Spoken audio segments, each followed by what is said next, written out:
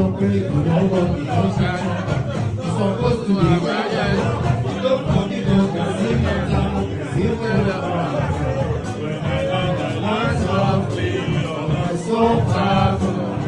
far, so good.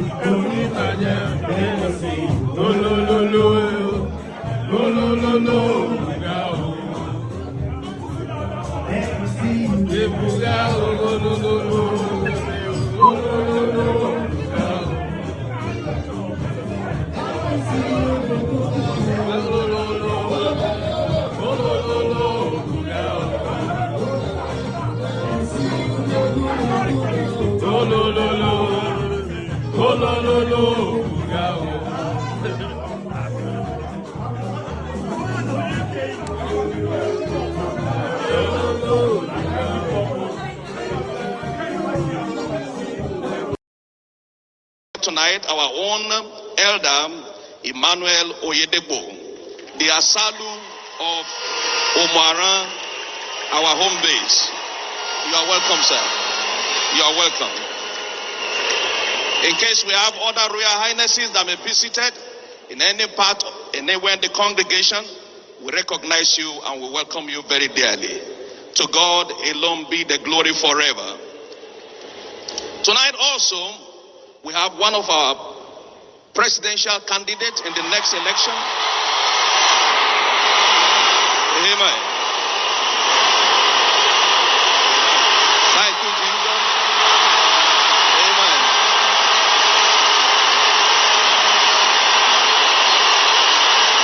Let's have some silence.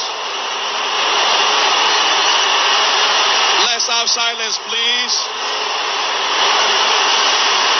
Thank you, Jesus.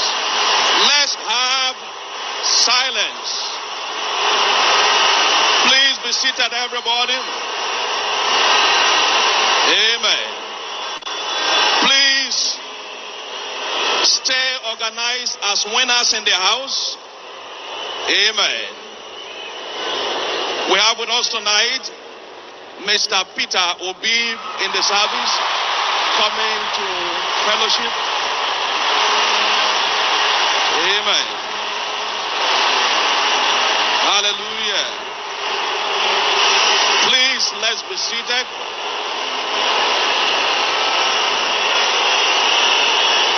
Hallelujah.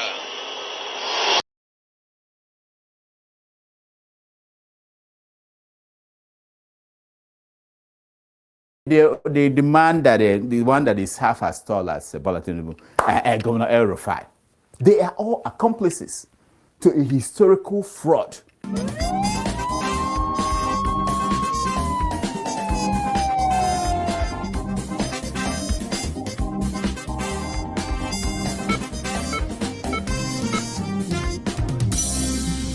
Introducing Dr. Welcome to another special edition of the show. My name is Dr. Damages. As always, we're coming to you from the greatest city in the world. New York City. Yes. New York City is so great, but it's in London that we are starting today. Oh, yes. It's not just anywhere in London. It is at Chatham House, where Nigerian presidents are made. If you don't go there to speak, you are not going to be the president. Ladies and gentlemen, the British people have rigged the 2023 election in Nigeria. Yes, I said it. What happened at Chatham House the other day was pure election rigging. Take a look. Guys, are we ready? One more time. Sasha. Why are you like this? Relax. I'm just introducing the story. Let's do it properly. Anyway, shame on you, Chatham House. Shame on you. I feel disgusted. Okay? I'm just kidding. Hell no, I'm not. Something like this is happening right now, 10th of December 2022, at opposite Colliery Hospital, Ngo, New Market, beside our adjacent Ajip police station. Unknown gunmen numbering about 10 were shooting sporadically on the air Iha police hilos bihe na agba ọkụ ya ha mụnyere ọkụ live. Police hilos bihe na agba ọkụ now at about 6:25 a.m. this morning, 10th December 2022.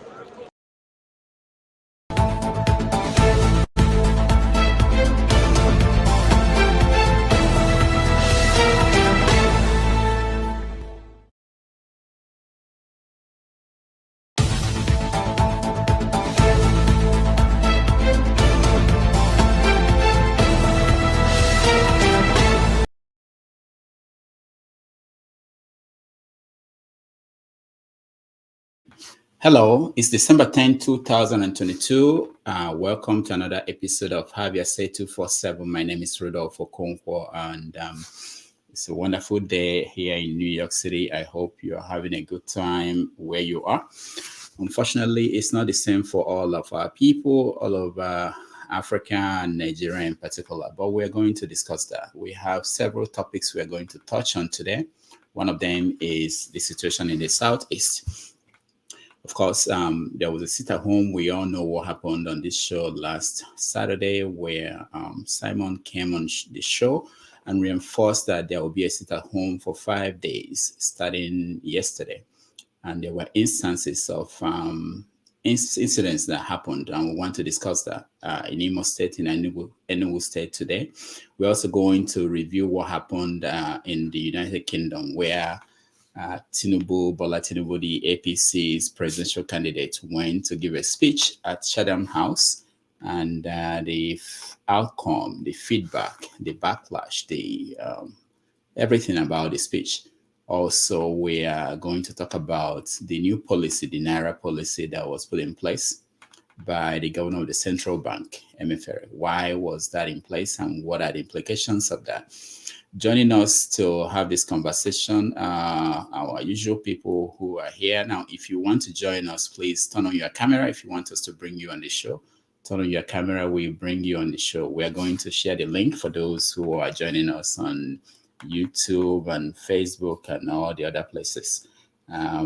Stand by. We will welcome our people and begin the show.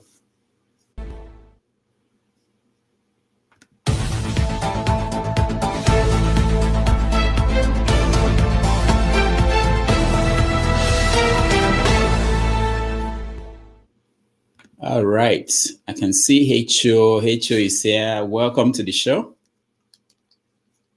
Thank you, sir.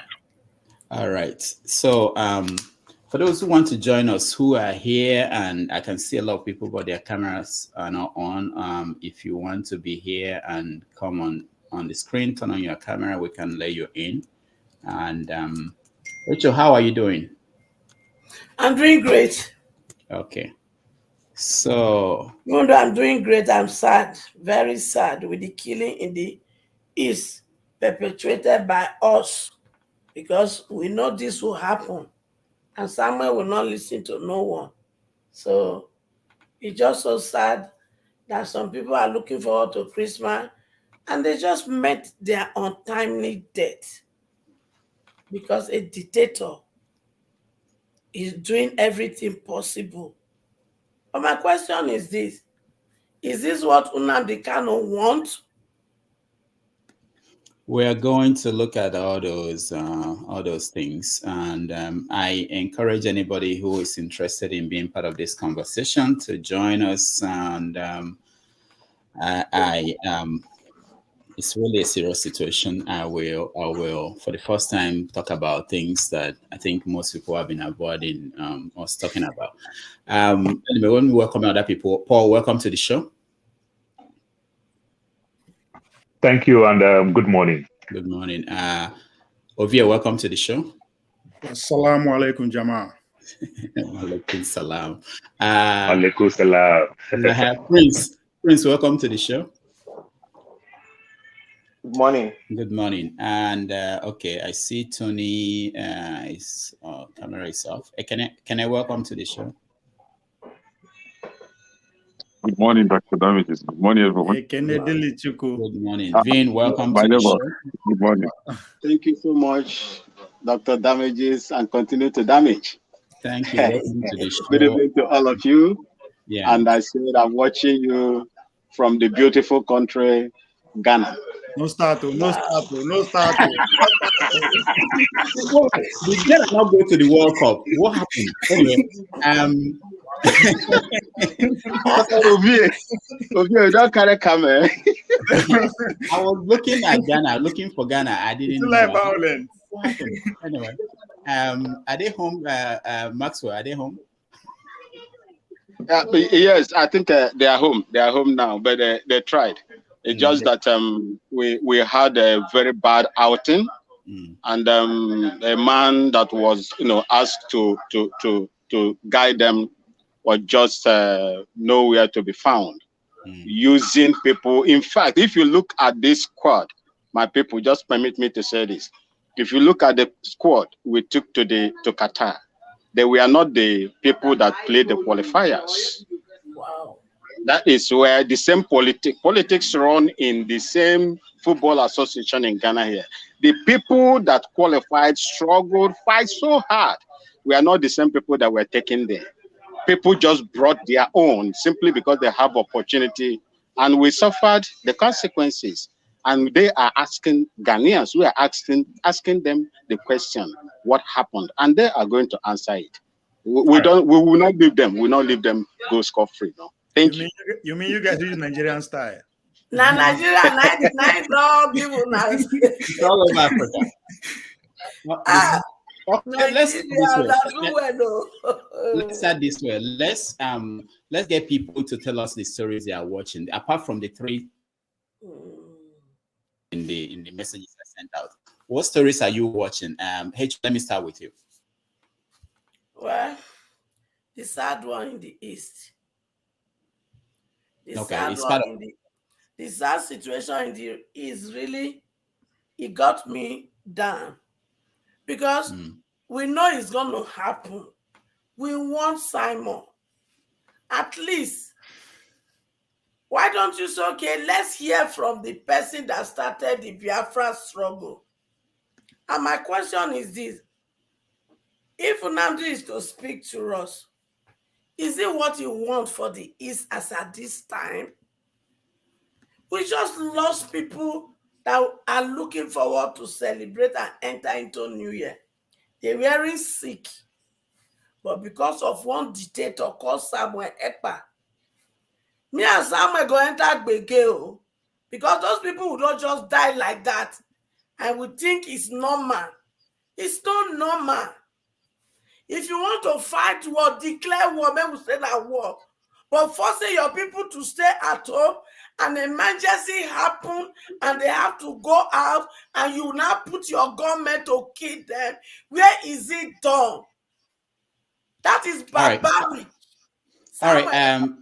You go Hecho. Go sit down, make we fight for Biafra. Thank you. Hecho, thank you. We're going to get into that topic. I wanted the Tinubu situation Tinubu's to be the first topic, but I think we are going to make the Southeast the first topic. But let me hear from everybody what they are looking at, so the stories they are watching, so that we know if we miss anything and there's something important we are missing. Paul, next. Just like Esho said, the Biafran thing, it's the Southeast thing. Let me correct myself. It's so painful. It is callous. It is barbaric. Because even though Nnamdi Kanu lawyer even come out to say Nnamdi Kanu does not support this. Yeah, and so what Simon Ekpa is doing, I feel for him, because I strongly believe that he himself will come outside and say he knows nothing about it. But he should understand that people are going to take advantage of it, because when protests, riot, things like this come up, it benefits so many vulnerable people. You understand? That is the poverty capital of the world. So people can take advantage of anything. So you being a leader, you must be very, very careful before you take some step, because it's going to come back on you. You understand? It's hard for him now to deny, to say he knows nothing about what is going on. But I really feel for the people of Southeast. These are very, very hardworking people, struggling people. These are people who do trade for survival. You know, putting them at home at this time, I don't think it meant well. He should re-strategize. All right. That's all I will say for now. Yeah, thank you, Paul. Prince, you're next. Okay, thank you, Dr. Damages, and thank you, the Madam Hecho, and then the male that spoke. The other day when I saw the notice, or would I say, when I saw the caption, and I saw Simon Ekpa come on it, though I missed the actual live show, but I was able to pass some messages. It's so disheartening that kind of a thing is happening. Number one, who is Simon Ekpa? Who is he? Why am I saying this? First, if he is aggrieved with what happened, between him and Nigeria, that is him. That is his personal problem.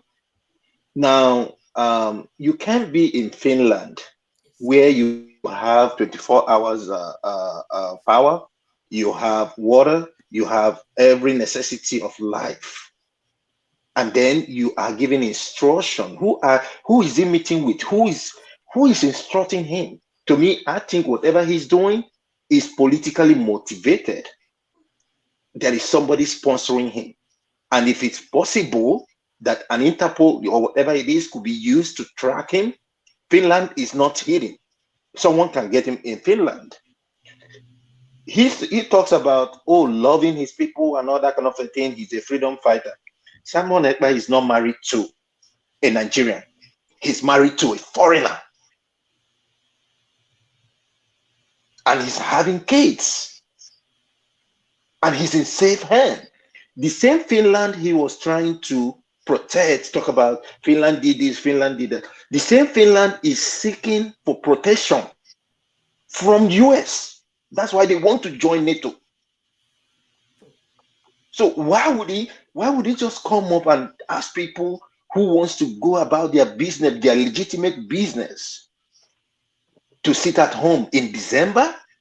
That is heartless. But I'm glad. I'm glad. Yeah. Oh, sorry, just 1 minute. I'm glad some places that I called yesterday and today, they were not observing it. Aba is full-fledged business. They're going about their business. And I told whoever that cares to hear, thumbs up to them. Period. All right. Thank you. Thank you. On the politics of here. Well, I'm following the election that is coming up 25th of next year. Is it still happening? Ovie, hold on. Is it still happening? Oh, what's going to stop it? Nigeria, we in the zoo. We in the zoo are going to have election. Chief of Defense Staff said that the military, they're under pressure. They're under pressure to do something to compromise this election. We get to that. That's one of our topics. But go ahead. Yeah, so we the Konkosi are making headwaves. We are in Chatham House yesterday to open an office. We are officially kicking off our campaign on Monday in Abuja as the official start of the campaign. So everything we'll be doing so far, just going around every local government, make sure our office is intact. So we did that in Chatham, and it was very, very successful. And from there, we went to see the Oni of Ife to pay a courtesy visit to the Ududua Nation, and that was a very successful outing too. So that's the story I'm following so far. As I said, we are officially starting our campaign in Abuja on Monday. So yeah. All right. Very good. Very good. Kene, what are you following? What story? Unmute yourself, Kene. Sorry, I wouldn't want to start talking about what is in today's topic, but it's obvious some people could not, wait until when it's time to talk. I took that as some of those baseless speculations that we carry around to, disturb ourselves with. However, what I heard about, Nigerian military carrying out illegal abortions, some human rights activists in Nigeria are accusing Nigerian military of carrying out illegal abortion to Boko Haram victims, especially from the northeast of Nigeria. So according to them, more than 10,000 victims, young girls and married women that were being impregnated by Boko Haram terrorists. Nigerian army, the only thing they could offer them was to forcefully conduct illegal abortion on them. I don't know if that is a way to fighting terrorism. So this is something that I found it to be very disturbing. So okay, we'll put that in the conversation. I also know that the military came out and denied that it is happening. But anyway, we'll talk about that. Vin. Thank you so much.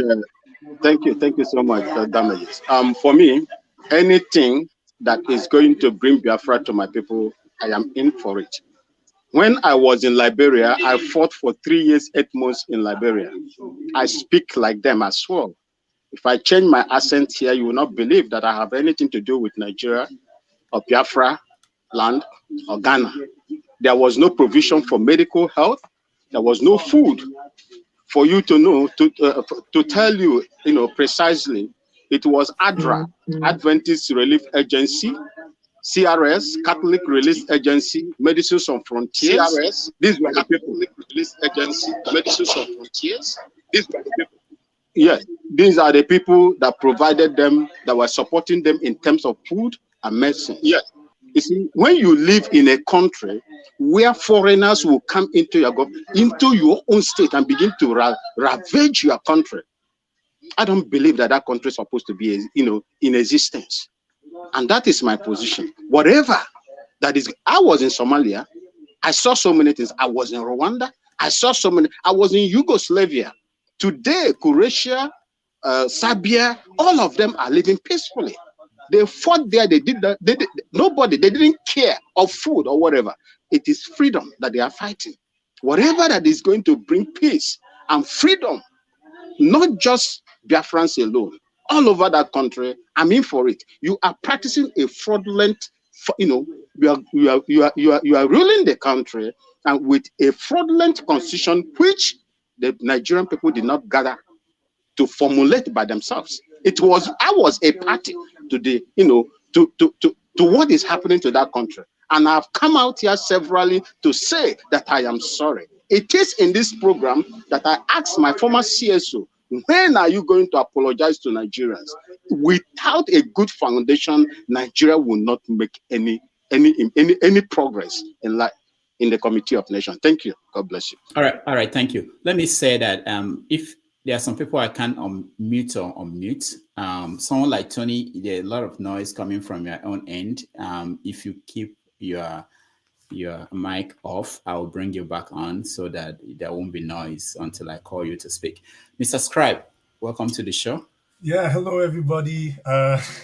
What a week. I'm following our interaction with Simon Ekpa. For me, I look, it's a disgrace. Simon Ekpa, is a disgrace. I just don't know why somebody like him, I'm sharing the same ethnic group with him, and I strongly criticize what he's planning to do and what he's trying to do. However, I assert my own rights when I defend his own rights. That yes, the Biafran cause, it like I said to him, it's a metaphor. It's a metaphor for sovereignty and citizenship rights. On that basis, he has the right to agitate for structural or policy reforms or governance reforms, constitutional reforms. I also align myself with what Vin has said. These things are what has happened with everything that Vin has said is something that I happen to be close to someone who actually fought in that same war. That he's now departed. He was a Nigerian soldier, and when Vin was saying it, I just remembered exactly what he was saying. And so it's what Simon is saying. What Simon is heading, where he's heading to, is where many historical figures have headed to and have regretted. Hence my call for caution. I used Oliver Cromwell as an example. I used the Finnish-Russian war as an example. Everybody has to come back to the table. So my suggestion is, please, my brothers who are of the Biafran agitation, yes, it's justified, but let's learn from history. Let's try and look for methodical ways incremental, methodical ways. Why don't we try by trying to vote people? Why don't we form a caucus, a political caucus, and vote those people who you feel will effect these changes into power? I think that's a methodical way that you should follow. Thank you very much.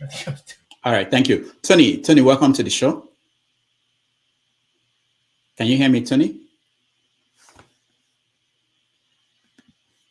Tony, if you can hear me, unmute yourself and tell us where you're joining us from. Looking at the background, I see a calendar behind you. I'm assuming that you are joining us from Nigeria. Okay, Tony is out. Rohan, welcome to the show. Thank you, Dr. Damages. Okay, Rohan, we're happy to have you. So we're going around trying to look at stories. What stories are you looking at? What stories are important to you this week?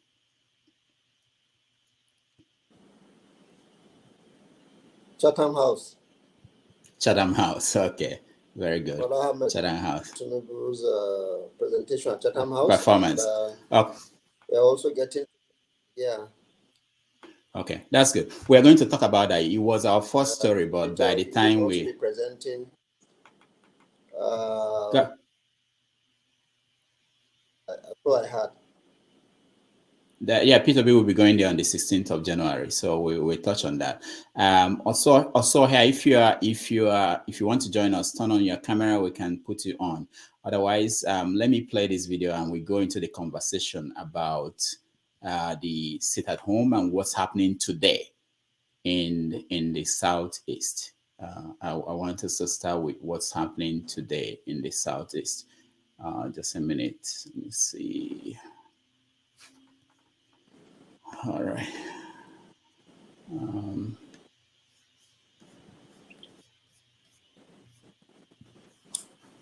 For some reason, okay. All right, I don't have the video I wanted to play. My computer is frozen. Let's begin the conversation about, I made a call to people just like everybody else here. Some people here said, I made a call to people. Also, welcome to the show. Unmute yourself. Thank you. Okay. Also, here where we asked our people in the panel, what stories are they following today? What stories are you following? You can share one of them. Just watching a presidential candidate dancing in London, and that is now a qualification to be president in Nigeria. Go to London and dance, and then that's to prove that you're healthy and well and healthy. So we're just I'd like to hear from the panel what they think about that. That the criteria to become president is you go and dance to show your health and health. So I just want to hear from the panelists. All right. Thank you. All right. Thank you. So we start with the situation in the Southeast. To begin, let's watch this video.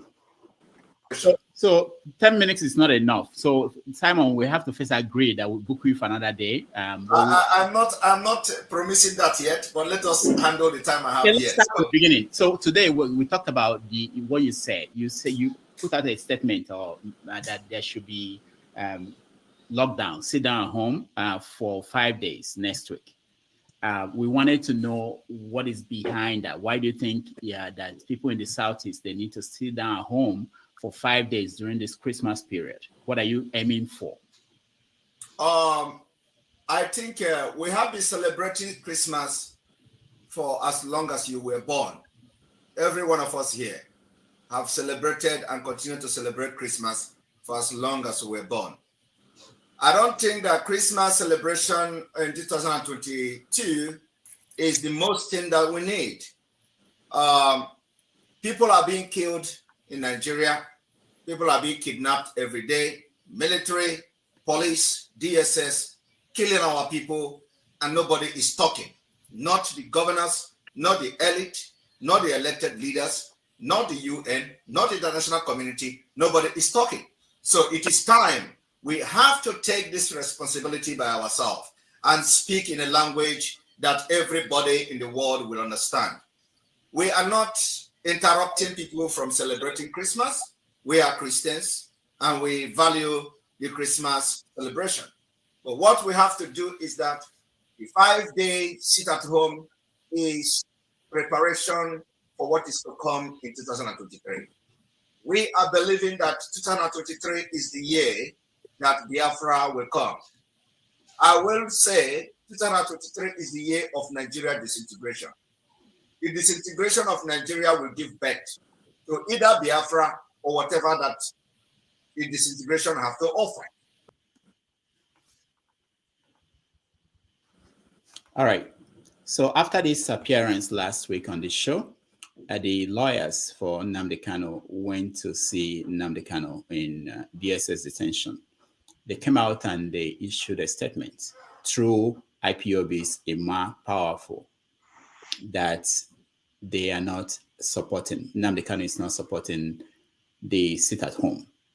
Of course, the people who are supporting Simon came back to say that they don't believe that Nnamdi Kanu issued that statement or gave that instruction. I heard from many of them. All right. So yesterday, there were incidents in Imo State where people were killed because they failed to abide by the sit at home. Today in Enugu, people were killed. I can't show you the video because YouTube will not let me, or Facebook will not let me show videos like that. But there are some videos without anything graphic that I can show of what happened in Enugu today. Let's look at this. This is happening right now, 10th of December 2022, at opposite Colliery Hospital, Ngo, New Market, beside our adjacent Ajip police station. For non-government, numbering about 10, we are shooting sporadically on the air. Here, police helos behind our walk here, Hamunyeri Oko live. Police helos behind our walk now at about 6:25 a.m. this morning, 10th December 2022. People should be careful.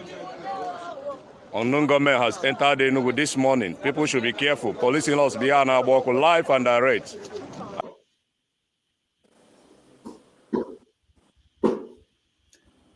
All right. Obia, what are you saying? Are you talking to me? Are you talking to us? Obia. Oh, okay. All right. So that's the situation today in Enugu. In other parts of the east, I spoke to somebody in Onitsha. They said that the market is open today, but that there were no people were not coming in and going because people were afraid. In other parts of the east, the same story. There were activities in some places and people were afraid. So let's talk about this. Who is responsible? I actually heard from people who support Simon Ekpa this morning, and one of them said to me that this is why we said people should stay at home.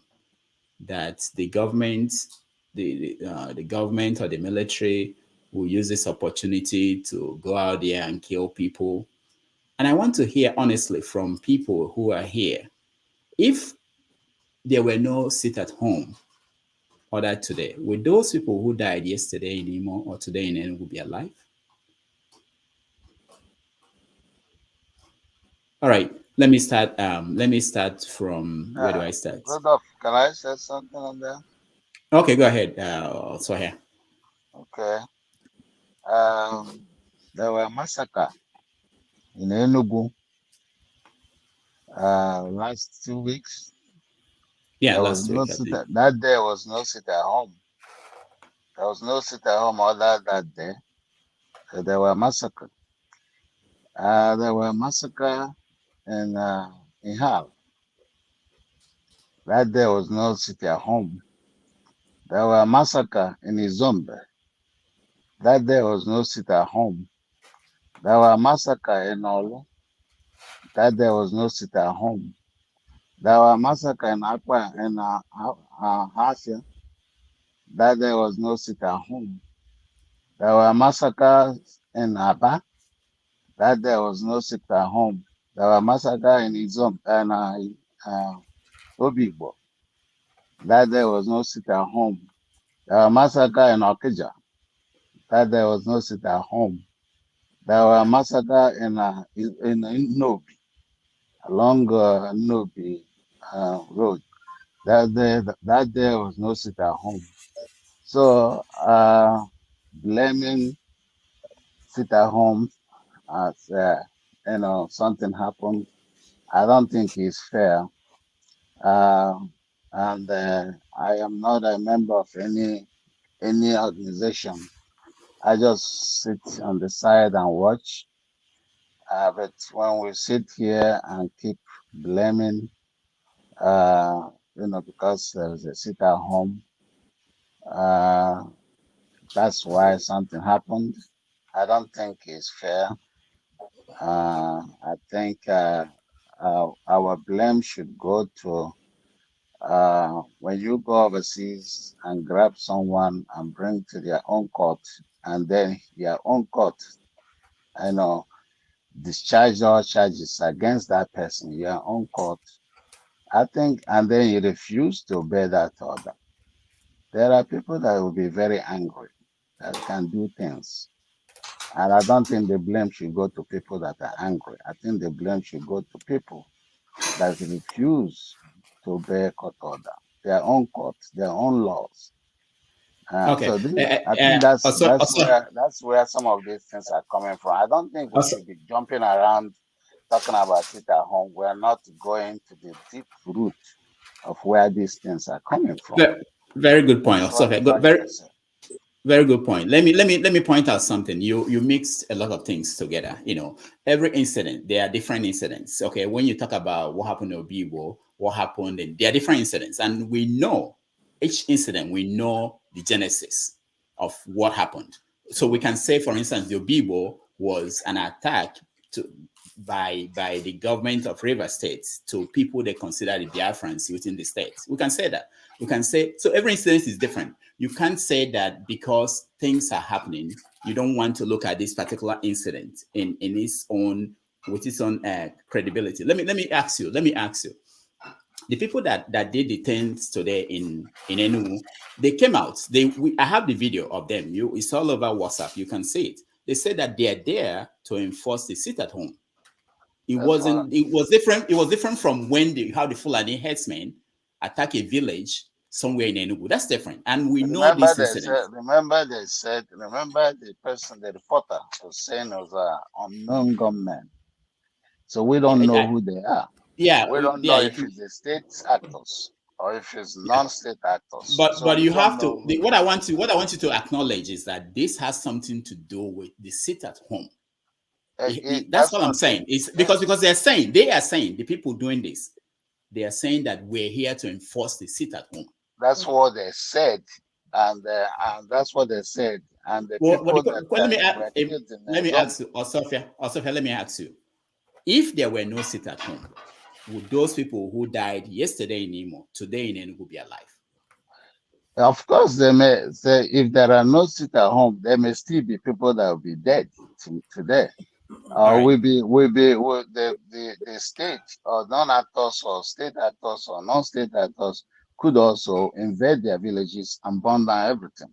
So it doesn't have to happen. Today happened to be a day that was officially announced by some people that today is a sit at home.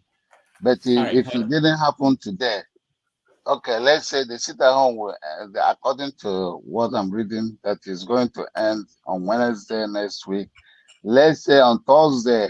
From Thursday, we will all maybe wait another 2 months and come back here and count how many days, how many invasions happened, how many villages were burned down, how many after that sit at home, after this sit at home. So the thing is that it's going to continue after they sit at home. So it's not the sit at home that is creating these problems. The problems are taproot of when you hold other people, when you go into villages and killing people, and then destroying homes and you also said Also, he also said, I want to correct that, because he also said that people who are angry should not be blamed for what they do. I don't know where in the world that you say that, because people are angry, they won't be blamed for what they do. But anyway, we'll get back to you. Let No, me get on if the state, okay, if the state creates that kind of atmosphere, that's what you get. States, some people may Yeah, not handle. I'm They not may saying you not don't be have like. the right. Yeah, they may I'm not not saying be you don't like have the you and rights. I. Me and you I'm and not saying. I and your panelists that will come to TV and write in newspapers and do things. They may not be like that. They may not be like you and I that will be civil about way of expressing our own feelings and pains. But They are does not. that We are justify not the same. their action? Sophia, does that I don't. justify their action because they're Justification. angry? Justification is relative. All right, let me get Yeah, other people it's involved. relative. Stand by. Justification is relative. I'll come back The to way you. I handle my situation Also, may not Sophia, be the hold on. same way another person will handle it. That's the Sophia, difference. thank you. We'll get to you back. Let's hear from. Let me go this way. Rohan, go ahead. Rohan, Thank can you, you hear me? Dr. Rudolph. Okay, I good. wouldn't have much to say, but the only thing I would like to point out is that remnant of proliferation of weapon. These are some of the. Hello, can you hear me? Yeah, we can hear you. Hello? Yeah, we can hear you. Go ahead. We I know can you're in hear you. Malaysia. We can hear you. We can hear you. Yes, yes, All right. yes. Okay. From the angle I'm looking at it is the proliferation of weapon in the society. These are some of the remnants of those kind of weapons in the society. And at the end of the day, we'll be trying to use our own discretion to try to fight a cause. And at the end of the day, if the society is not careful, we'll end up creating warlords, and which will not be good enough for the society. That's just all I have to say. Thank you. All right. Thank you, Rohan. Vin, go ahead. Dr. Rudolph, you see, most of these things that is happening is as a result of leadership failure in that country. If there is good leadership in that country, good foundation in that country, most of the agitation that you are seeing today will not happen. There will be no proliferation of small arms, automatic assault rifles in the hands of non-state actors. The Nigerian government, as it is now, has made the environment so fertile for most of these things to happen. And those people that are badly affected are the ones that wants to go out of that system that has allowed other people to come into the country and begin to massacre people. I was in Kaduna and I saw what happened there. I think my brother Rowan here, I stayed in the north for 18 years, and I know what I'm talking about. The agitation you see today in Biafra land is as a result of bad leadership and let me just say inhuman treatment of the people from that side. The Oduduwa nation that are agitating to live today is as a result of the same thing. Is it better for them to now pick up arms and start killing people? Where is the government? Where is justice and where is equity in all of this? I will speak on experience. I have taken part in so many peace enforcement and peacekeeping operations. I know what I'm talking about. When a government fails, you create an enabling environment for people to begin to take up arms to defend themselves. You see what is happening in Enugu? I saw it, and the place I saw that, splitting a pregnant woman open, brought out the fetus, was in Liberia. And there are some cases I defended and killed the perpetrators in Liberia, especially the MPFL operators, the National Patriotic Front of Liberia rebels headed by Charles Taylor. I witnessed a lot. And I saved a family. A 15-year-old boy was, was about to sleep with the mother in the presence of the father the two younger brothers. If I tell you most of those stories, it is not going to be easy. We took pictures and videos, but it was seized when we were coming back. When you see these things happening, it's as a result of leadership failure.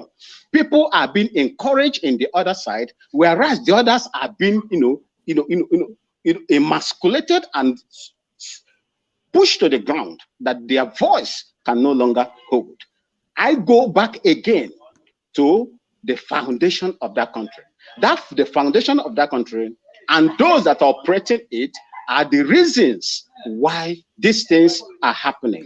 And I will support anybody that will say, I want out. Whichever way they do it, I will support anybody that says, I want out. I cannot continue, living in a country where those that you have elected has no modus operandi of, safety to the entire citizens. Thank you, sir. Okay, let me ask you, because I want to, this today at least, give follow-up questions to everybody. So when you say, I hear what you said, is the solution, how do you see the solution in terms of how do you get what you want? What cost is acceptable to you? Like I said in so many places, Liberia is what it is today because of rebel incursion. Yugoslavia, a republic, is what it is today because the people said we were not going to, and they did everything. If you were with me in Liberia in 1991-92, you will see what happened there. Innocent people will always die in things like this. And innocent people will continue to die, even if you use cheap guided missiles or whichever, innocent people will always die. And wherever we are staying today, we live there today because the environment is very clean and good, conducive for people to express themselves. No intimidations. That is why we survive and enjoy wherever we stay today. Even here in Ghana, the environment is good. People came in here to attack us in our land here. But if there is nothing my president did for chasing them out, so many people were killed in Agogo, in Ashanti Kingdom. So many old women were slaughtered in Ashanti, Agogo village community in Ashanti Kingdom. The president did what he ought to do. And that is what is lacking in Nigeria. If the government fails, I will not blame any individual. If you decide to sit down and fold your hands and they come for you, the government is not ready to come after you or to help you. This is the reason why these things are going on. If not, you won't see these things going on. The Mazen Nnamdi Kanu and IPOB you see today weren't there 2010. He was busy in London campaigning for restructuring of that country. And they failed. And you can see the results now coming out. It's not just Biafrans that are opting to leave that country. It is a calculative, let me just say, how do I put it? Long leadership, bad leadership in that country that made people to begin to take laws into their hand in order to protect themselves. Whichever way, whichever limit they go to it, to go as far as obtaining that, I don't think that anybody will fault them because they waited for a constituted body to help them, and they are not helping them. Thank you, sir. All right, thank you. Let's because we have a lot of people, we have to make it. Let me try to narrow down the conversation so you don't start from where everybody has been going to. What do you think happened here, where the lawyers of Nnamdi Kanu came out and said this is not something we support, and we are saying that people should ignore it, and then this is happening? People are going around enforcing the sit at home, and people are dying. What do you think happened here? Okay. Personally, there are some things I wouldn't want to say, but this is what I see there.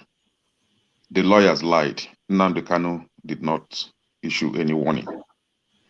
And this is my reason for saying that. The Biafran agitation isn't a family business for Kanu's family, right? It is a collective responsibility for the Igbos, especially. So it is not a family business. So whereby some people decide to be paying themselves salary through the contributions that have been made by Biafrans. It is a no-no. And these lawyers, in collaboration with those people that are now being paid salary, the likes of Mazi, Chike, Doziem, those that call themselves DOS are receiving salary. So they are actually fully employed, working for Biafra. Is a no-no. And this is what Nnamdi Kanu will never support, right? So Nnamdi Kanu, he himself instructed that whatever you will be able to do in order to make sure that we gain Biafra, you should continue to do that. And that is exactly what Simon Ekpa is doing. So Nnamdi Kanu did not issue any warning. Nnamdi Kanu is in captivity. So whomever that comes out and say Nnamdi Kanu issued warning, you should ask that person, how will somebody that is under captivity be able to say things on his own volition? This is like somebody saying something out of duress, right? So let's assume he did say something like that, but I don't believe he said anything like that. They are just liars. Okay. They are criminals. Okay. They are just deceiving Biafrans. Okay, Kenny, thank you. Let me say this before we continue. Let me say this. It's important to know that I spoke to Nnamdi Kanu's lawyer, one of the lawyers, to come on this show. He's still thinking about it. I reached out to Edoziem to be on this show. He said that he will not do any show other than Radio Biafra until Nnamdi is free.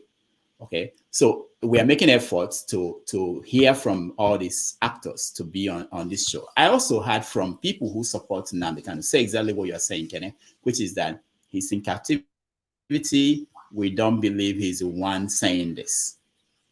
We believe that some people are just attributing things to him, that he's not the one saying this. Let me go to Ovie, and we'll come back and continue the conversation. Ovie, go ahead. What's your take? Yeah, sorry, while I was waving, it's not that I was trying to distract everybody. Somebody actually saw the show right now on TV and called from London. It happened that the person, our senior colleagues, when I mean senior colleagues, as I said, me and Ekpa don't do sport for Nigeria before. Somebody was ahead of us. So he's just telling me that, say, if you don't join IPOB, why you did IPOB TV? I was like, so that's what I was explaining to him, that this is what is happening. He was shocked because they are not going into details because he knows Ekpa very well. You understand? If I went from Nigeria, when Ekpa left Nigeria to Finland, he actually take a stop. He stopped for where the guy, stop for where they and you know. But that might just be a personal stuff. Well, for me, I said it before. I've been saying it for the past 3. I mean, since the first day I come on this platform, say. All this thing is for me. It's just somebody's put it in a very best way to put it. That is, it's a cheap way to live for power, right? And I think that's where that my phrase comes from. That honor politics, right? I understand it by a businessman. It's unfortunate that you know, when I hear Oswald talk that people are dying. No, people are not dying. Igbos are dying. Put into context. You understand? If you are angry with Nigeria and you decide to kill your own people, guess what? The Nigerian state will just leave you. But what is I'm more particular about the oncoming election. Obi was in Taraba, where he visited the emir of Muri, and the man spoke concerning exactly what is happening. He say that is unfortunate that even though Obi qualified, possessed everything, but a situation whereby Obi younger brother would tell me not to go and do business in the north, in the east, is a no-no. You understand? I think that is what I was trying to point out here the last time. Contrary to what people are saying, well, I don't know about the Biafra land or the Oduduwa land, but the zoo is going to have an election and it's going to be very peaceful. That's one thing we should notice here, because that's what the guy is trying to do. In an attempt not to make election where we are killing your own people. It doesn't make sense to me, but I'm happy that he has supporters and I'm rooting for them. Let them keep going. Kill as many as you can. That one will be, if people believe that is a good thing to do, carry on. But as I said earlier on, we are focused on the election that is coming up in the zoo. So we are focused to make sure we elect the best animal to rule our zoo. And I think that's we have seen this from. All right, thank you. Before I come to you, Prince, let me show this to our audience. Tomorrow on the show on 90 Minutes Africa, we have Dr. Franklin Obunweze. He's coming on the show to talk about the insecurity in the East, the case of herdsmen attack on Enugu, communities in Enugu. So we are focusing on some of these things. He is a very an expert on human rights, civil rights, genocide, and things like that. So we're going to zero in on that particular aspect of what's going on in the Southeast. But there are other things going on there beyond the conflicts that we see. Okay, Prince, go ahead. Prince, unmute yourself. Okay. Dr. Damages, thank you once again for this opportunity. Let me start with Vine Maswell. I would say that first and foremost, let me thank him for his service to humanity. You know, if it's in US, we always tell people, you know, those who are in the military, thank you for your service. Thank you for what you did in order to protect humanity. Yeah. One thing I just want to make very much clear. Two wrongs never make it right. No matter how you feel about whichever side you are on, two wrongs never make it right. Why the kill of the innocents going about their business, looking for what to use in feeding their family? Why the kill of those policemen? They are paid to work, they're working. And then my thing is, why is it that it's almost election period that these things come up? Somebody have a hidden agenda somewhere. And why I'm saying all this is when we talk about, oh, we want freedom, what structure do we have in the Southeast? I'm from Delta State, but I was born in Onitsha, raised in Enugu, so I understand Igbo land very well. What structure do we have? What are the things, like every other country, we use in order to govern their people? What are those things do we have in the Southeast? I give an example of Central African Republic. I give an example of South Sudan. South Sudan is suffering today because of lack of planning.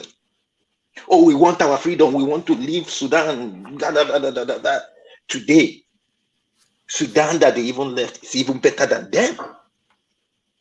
Because the person who took the mantle of leadership, the two people who are supposed to be leading them, are now at each other's loggerheads for selfish interests.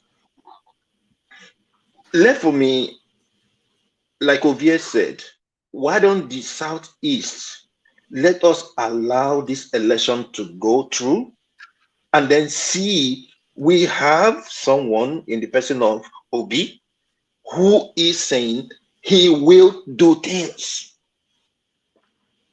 Other tribes are supporting him.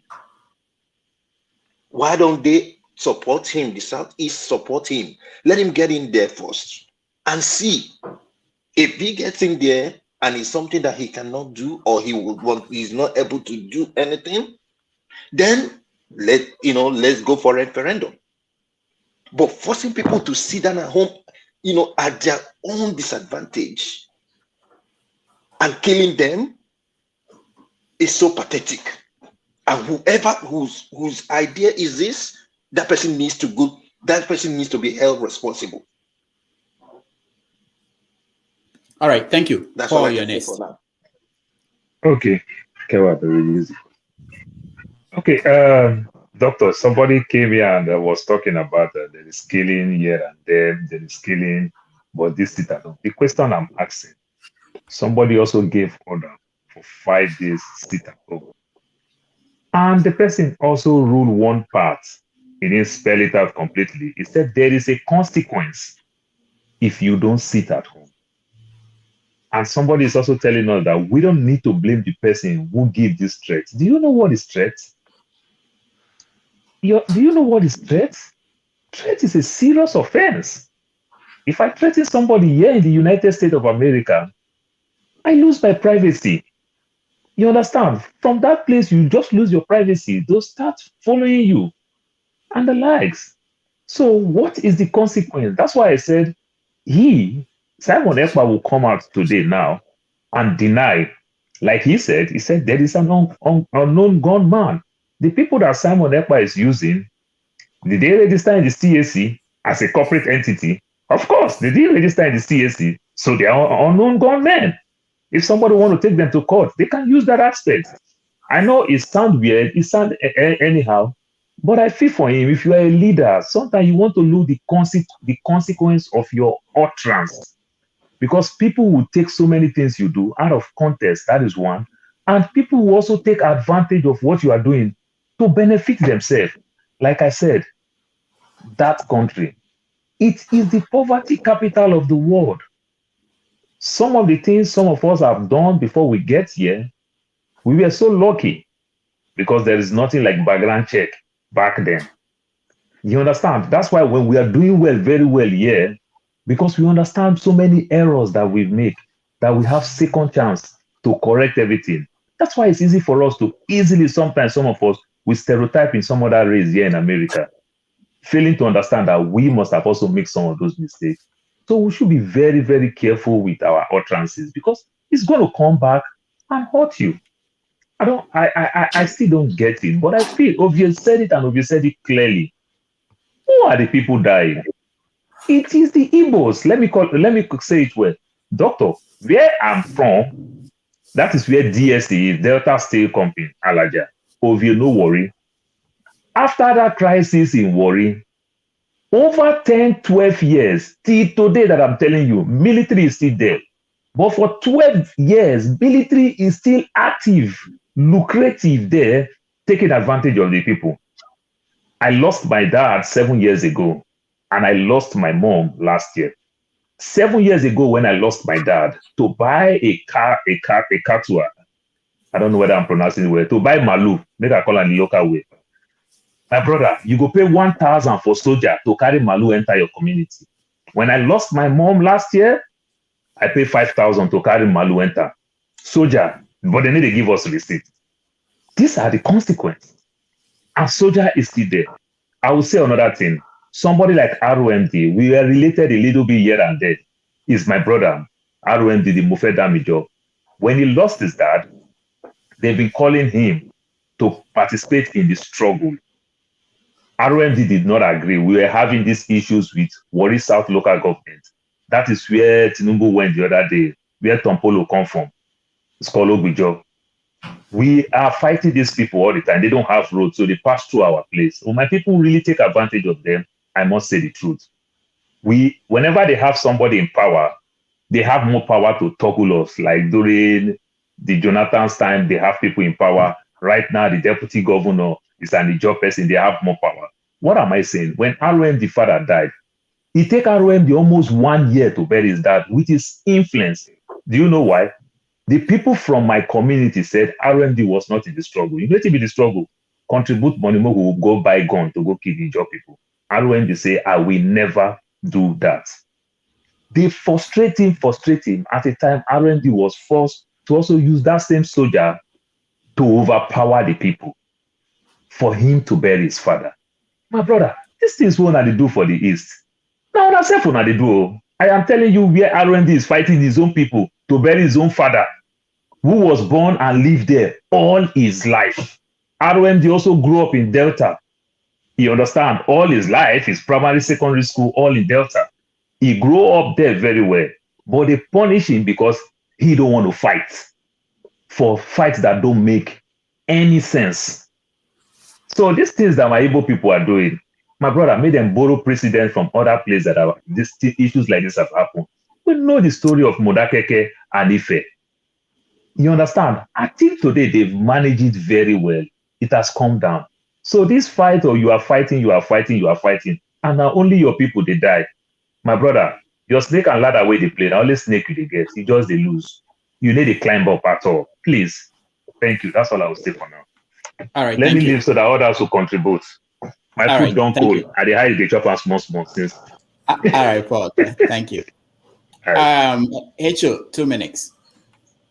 The truth is this: you can't be killing your people and you think that is how to get freedom. When you are even crying about the injustice, the people you call minority, are they not still facing the same injustice? And killing your people will make the Nigeria government to listen to you. Is it what Nnamdi Kanu wants? Is it what he's fighting for? To kill his own people? Please, we know everybody are hot. The atmosphere is charged for fight. 2019, I have been telling people Nigeria is sitting on a time bomb. And if we don't manage the situation, the time bomb will blow. And us that are here, that are safe, we are the one putting fire at home to kill our own people. How do we justify that? Those of you think is right, please pack your load from where you dey. Go sit down for Nigeria, make you join the fight. If you can't do that, what the people are doing is callous, is wicked, and those blood of those innocent, it will haunt you and your children from generation to generation. Simon Ekpa, if you don't stop this madness, and that Mogo Charity will come after you. Did you hear me? We will come after you. You can't be killing our own people and think what you are doing is okay. If you want fight, pack your no government, go to Aso Rock and fight. Not in the East, not our people. Enough is enough. Thank you. All right, thank you, Hecho. Scribe, you're next. I think Prince Akwachi has already mostly said what I want to say, and look. I just feel we should find this is not right. What and I don't support it. I mean, I can find the strongest terms, but the thing is, they are hell bent to follow this path. And from what we've interviewed, when we interviewed or asked Simon Ekpa questions, he kind of tacitly accepts and acknowledges that he understands that the consequences that will be down the road. So there's nothing else we can do. We can only just say, look, we can keep talking, or we can find other ways. I'm not a diplomat or anything. I've been scratching my head. How can we bring all these guys? Anybody that knows, how can we? I think the solution, we should be looking for a solution. How can we stop them?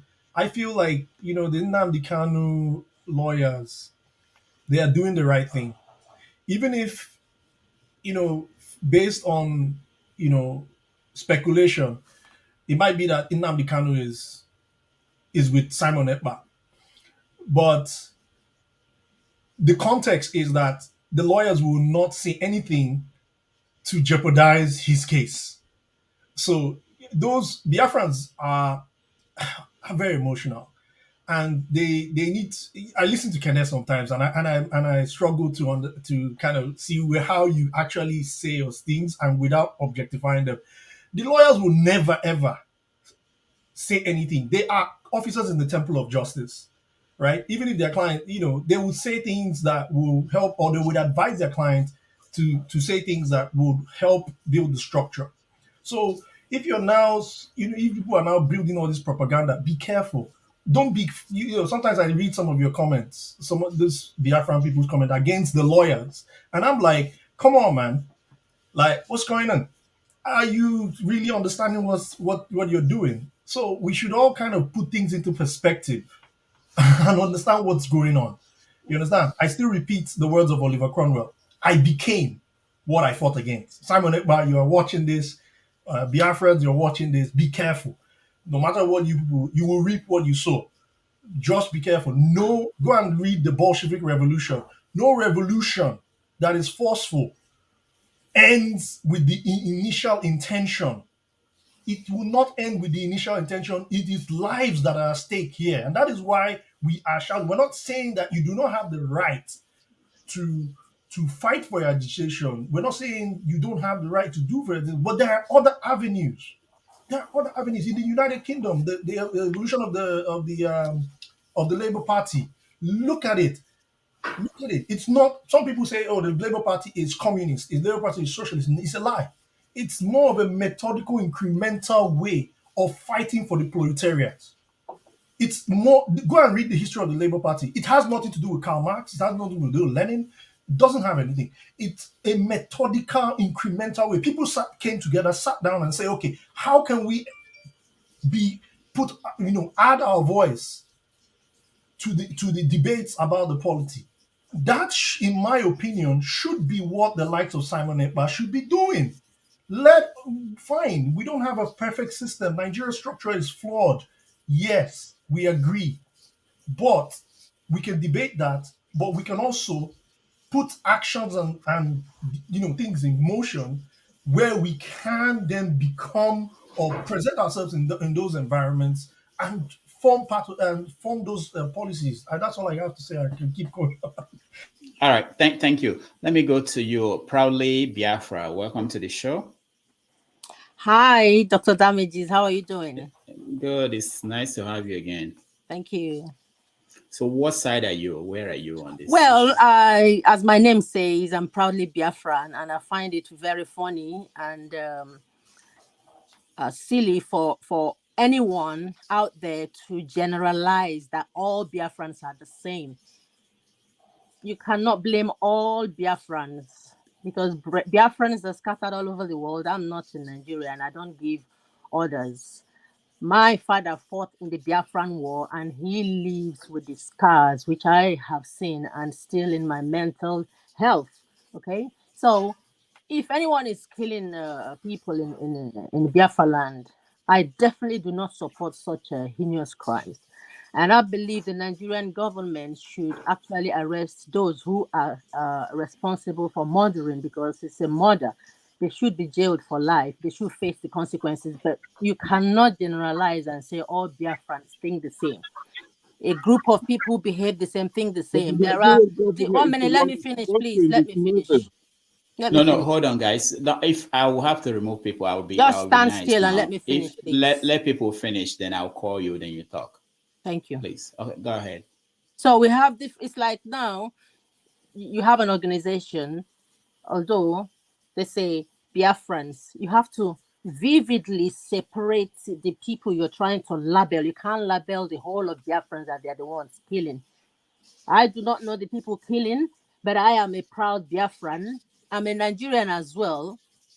So if Simon Ekpa is out there causing havoc, he should be held responsible. But for someone to come and label all Biafrans, that I do not accept. And I have not killed anyone, so I'm a Biafran. So please try and coin your words carefully so that you do not, stereotype every Biafran who are absolutely innocent. I definitely condemn this act. And I believe that people who are committing these heinous crimes should be punished severely, be it Simon Ekpa or whosoever that is involved. I do not support violence, and I support freedom. If people are fighting for freedom, there are many ways you can go about it, but not by killing your own people, your blood. That is absurd. That is wickedness. That is evil. I totally condemn that. That is my stand. Thank you so much. Janaba, welcome to the show. Thank you, Dr. Rory. And thank you, fellow panelists. You don't look like you're a Biafran, but what is your take? What's your take on what's going on? On which one now? We're talking about the sit at home. We are trying to figure out what is actually going on there. Politically, it's good for me. So politically, it's good for me. How is it good for you politically? You should know that. Politically, you know it. If the camp of the so-called people who have their own brother who should have a say in Nigerian government now will fight themselves, and somebody calls himself a coward in another man's country, who will give a small naira or whatever to his people to go and kill themselves. Politically, it's good because it's Politically, I don't want to go there for now. I want to go straight to whatever I have here. But politically, summary of it is good for me. If they would choose to be fighting themselves, that is good politically. As a Nigerian and as a human being, I don't want anybody to die because there will be election in any nation.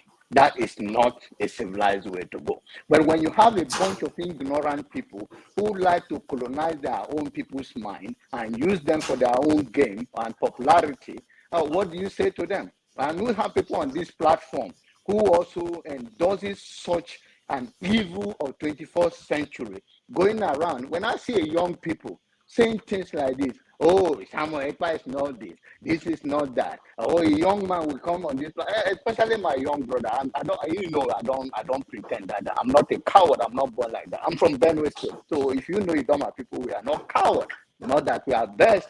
But when you see people like Kene will be going around and you see so many of them, some of them even put masks to come here and talk all those rubbish. Go to Nigeria, go do anyhow. We all treat ourselves anyhow on the street. If you want to abide by the law, if you have learned something from the Western world and you think it's the best way to live, then we settle. If we think we are a fellow citizen of the world, I'm talking about being a human being that whether you are a black or white, if you see your brother or your sister, you treat them with dignity. Then we talk like that. If we're going to talk about politics of, okay, Igbo people need their own freedom, fine. Then go through the political way of doing it. But the way of somebody call and be telling people on this platform, and no, I'm not going to answer you. The other day I was so disappointed that you do not remove Simon Ekpa right away when you say, I'm not going to answer this person. Speak like this. Speak like this. Who are you? Are you feeding somebody? You only get the mind of the ignorant people that you are using for your own popularity or for your own propaganda. Go to Nigeria. Nigeria is good for all of us. When the Bible says all things are possible, it's in Nigeria. They can go there. Let's go do it. All right, thank you. Can I can see you, but I won't let you speak yet. No, sorry. They've called me. You have to go. No, I know. Just remember it. Write it down. Write it down. When I come back to you, we have to get people who are here. They've not said anything to speak. Mohammed, welcome to the show. Much for giving me opportunity to be on your show this day. I've been your follower for so many times, and first of all, I'm coming from the face of love. Though I'm from the northeast, so to say, but peradventure, I have been following what has been happening, particularly in the southeast, due to the fact that I'm a co-follower of Ijile speaker, blessing them and heritage music, so to say. So I have the full knowledge of what is happening in the southeast, so to say. But it's very, very unfortunate that we found ourselves in such circumstances in Nigeria, particularly in Southeast, that non-state actors will be the ones controlling the so-called educated people in the Southeast. It's very, very unfortunate. I see nowhere or no how I will be sitting in Nigeria, suffering the heat in Nigeria, and someone will be living in Finland or America or UK or whatever he is, and be controlling me here in Nigeria, giving me orders to be killing my own people. It's very unfortunate, and I don't know what kind of propaganda or lies or utterances they use to corrupt the mind of the so-called people in Southeast or ESN also to say. It's very unfortunate. That is number two. They are fighting of the so-called Biafra. The question here we should ask them is that there are procedures and steps involved in getting a new country. Which of these steps have they achieved? It's the question they should ask their leaders. Which of these steps or procedure? I'm coming, please. Let me drop my point. You can maybe backfire me or counter-intuit me with facts. I'm saying the fact here. There are procedures and steps involved in getting a new country. Can these bingos ask their people or their leaders which of the procedure have they achieved? Can you just be coming online and be giving orders to buy anybody that is not against you? If that is being done to them, will they be alive to be talking this nonsense? They are calling Nigeria zoo, calling us zoo. At the same time, they are in another man's country calling for the killing of the same people. It's very unfortunate. And I tell you, if things go out of hand, I'm telling you, this South is going to be worse than what happened. That is the fact. The governors, the senators, the House of Members, the elders, the elder statement need. All right, Mohammed, I think, I don't know where you are, but your line is broken out. We can't hear you anymore. But I thank you for your contribution. Let me say this for everybody here. What happened last week didn't go down well with me. I know I didn't say it that during the... Please, let me complete my point, please. A simple okay, question was asked to Simon Ekpa last time. What do you have on ground? Can you hear me? What do you have on ground for the people you are asking to sit at home for 5 days? What do you have on ground? He ran away. He could not answer the question.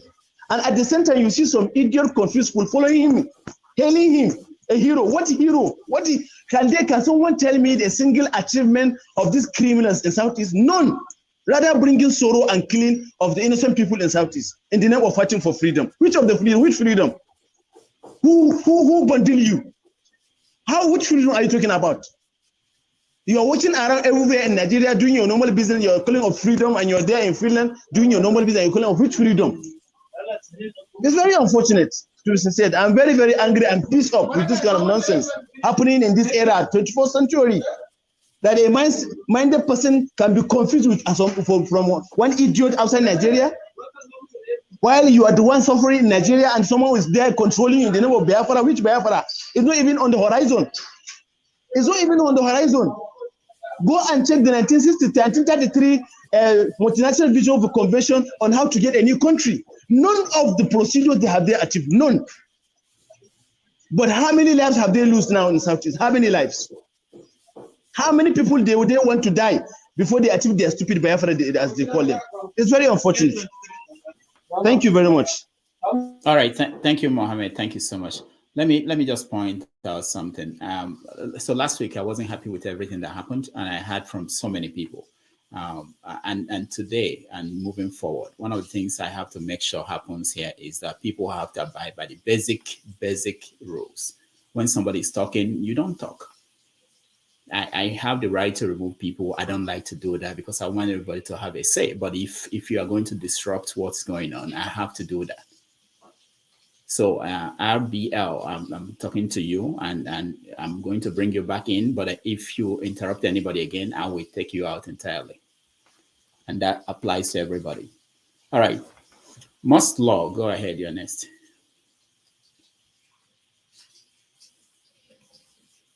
Must Law, unmute yourself, please.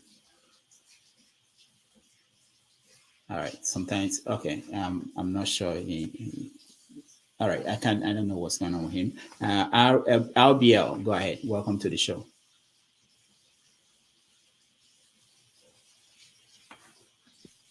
Hello? Yeah, good. Welcome to the show. Yeah, thanks for having me. Listening to some of these people on this platform is very hard. I'm telling you, it's a struggle. You have to get this into... Hello, you going to say something?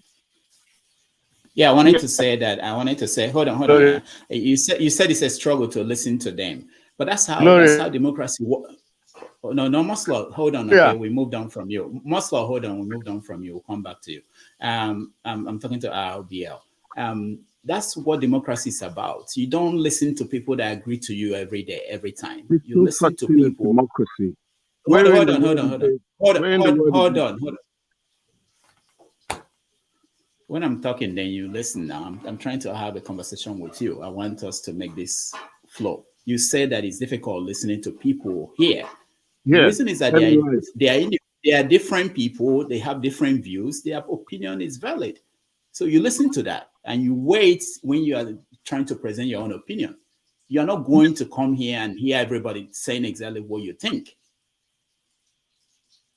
If you don't come here and you are not ready to learn from somebody, then you are in the wrong place. The public space is not where you go and everybody will sing the way you sing and agree with you. No. All right, go ahead. Yeah, a lot of people here seem to come up with this, that this Simon Ekpa is part of IPOB. He's not part of IPOB. He's not a member of IPOB.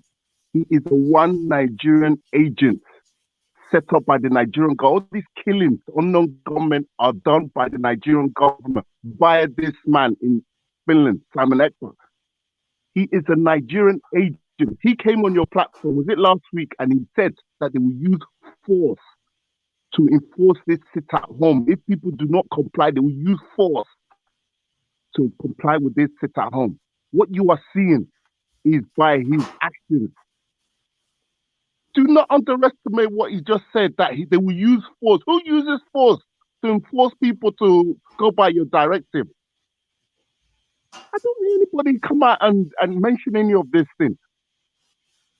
He is a Nigerian agent. Listen to me. This man is a Nigerian agent working for the Nigerian state. Okay, hold on, guys. Hold on.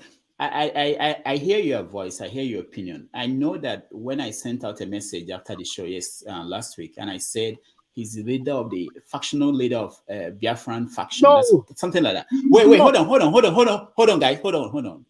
People were back at me saying that he is the actual leader of the Biafrans. You are disagreeing with Kene here, right here. You are disagreeing with Kene, and both of you believe that. Hold on. Wait, you said factional. Where has IPOB under Martin Amdekano has had a faction? There's no factional IPOB. He has never been a member of IPOB that was set up by Martin Amdekano. So why did you come out with this factional IPOB leader? So he's a freelancer. What is he? You just called him an agent of the government. Yes, by the Nigerian. All this killing is done by the Nigerian state. He's not IPOB. Stop this factional. IPOB has never split it. But did you hear him say that he is raising money for ESN? Did you hear that on this show? Yes, and he's. Wait, hold on, guy. Is he raising money for ESN? Hold on. No, he's not. Not for the ESN set up by Mazin Amdekan. The money that they are raising is to sponsor the hoodlums in Biafra land to stop all these killings, all these kidnappings. So are you saying he has his own ESN or his own whatever you call them? He has people he's he set up ESN with the same name as Mazin Amdekan in order to commit his crimes. When his hoodlums are caught, they will say ESN. Then the Nigerian government will go around telling the international community, see, these are ESN, these are ESN. Have you asked yourself, why is it that every time he sets up a group, it will always be the group that Martin Amdekano has set up? Have you asked those questions? Because whenever his people are caught, they will say they are ESN, IPOB.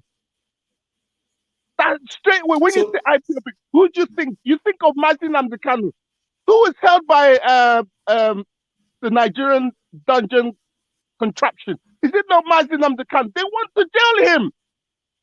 Are you not putting two and two together?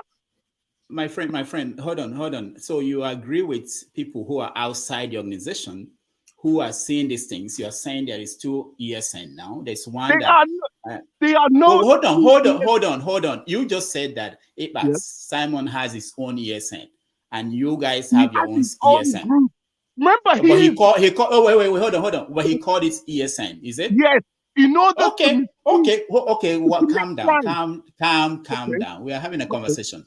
So for us outsiders, we don't know what you people are designing. All we know is that everybody's calling. Hold on. Okay. Everybody's saying I have my own ESN. I'm sponsoring them. I'm telling them to go do things, and that's what we hear. So as far as a normal person is looking at the situation, there's a faction. There's one supporting Nnamdi Kanu, there's one supporting Simon Ekpa. So you are not going to come here and force us to believe your story because Simon is saying, this is what I'm doing. I have my people. Do you understand that? Wait. So why does he call them ESN, not a name that he has set up himself? Why you calling? No, remember Simon Ekpa. Hold on. Remember Simon Ekpa was the same man that set up M Branch. Who has set up M Branch? Was it not Mazin Amdekano? He has set up Radio Bio. He calls his Voice of Biafra. Why is everything similar to what IPOB has set up? Why? All right.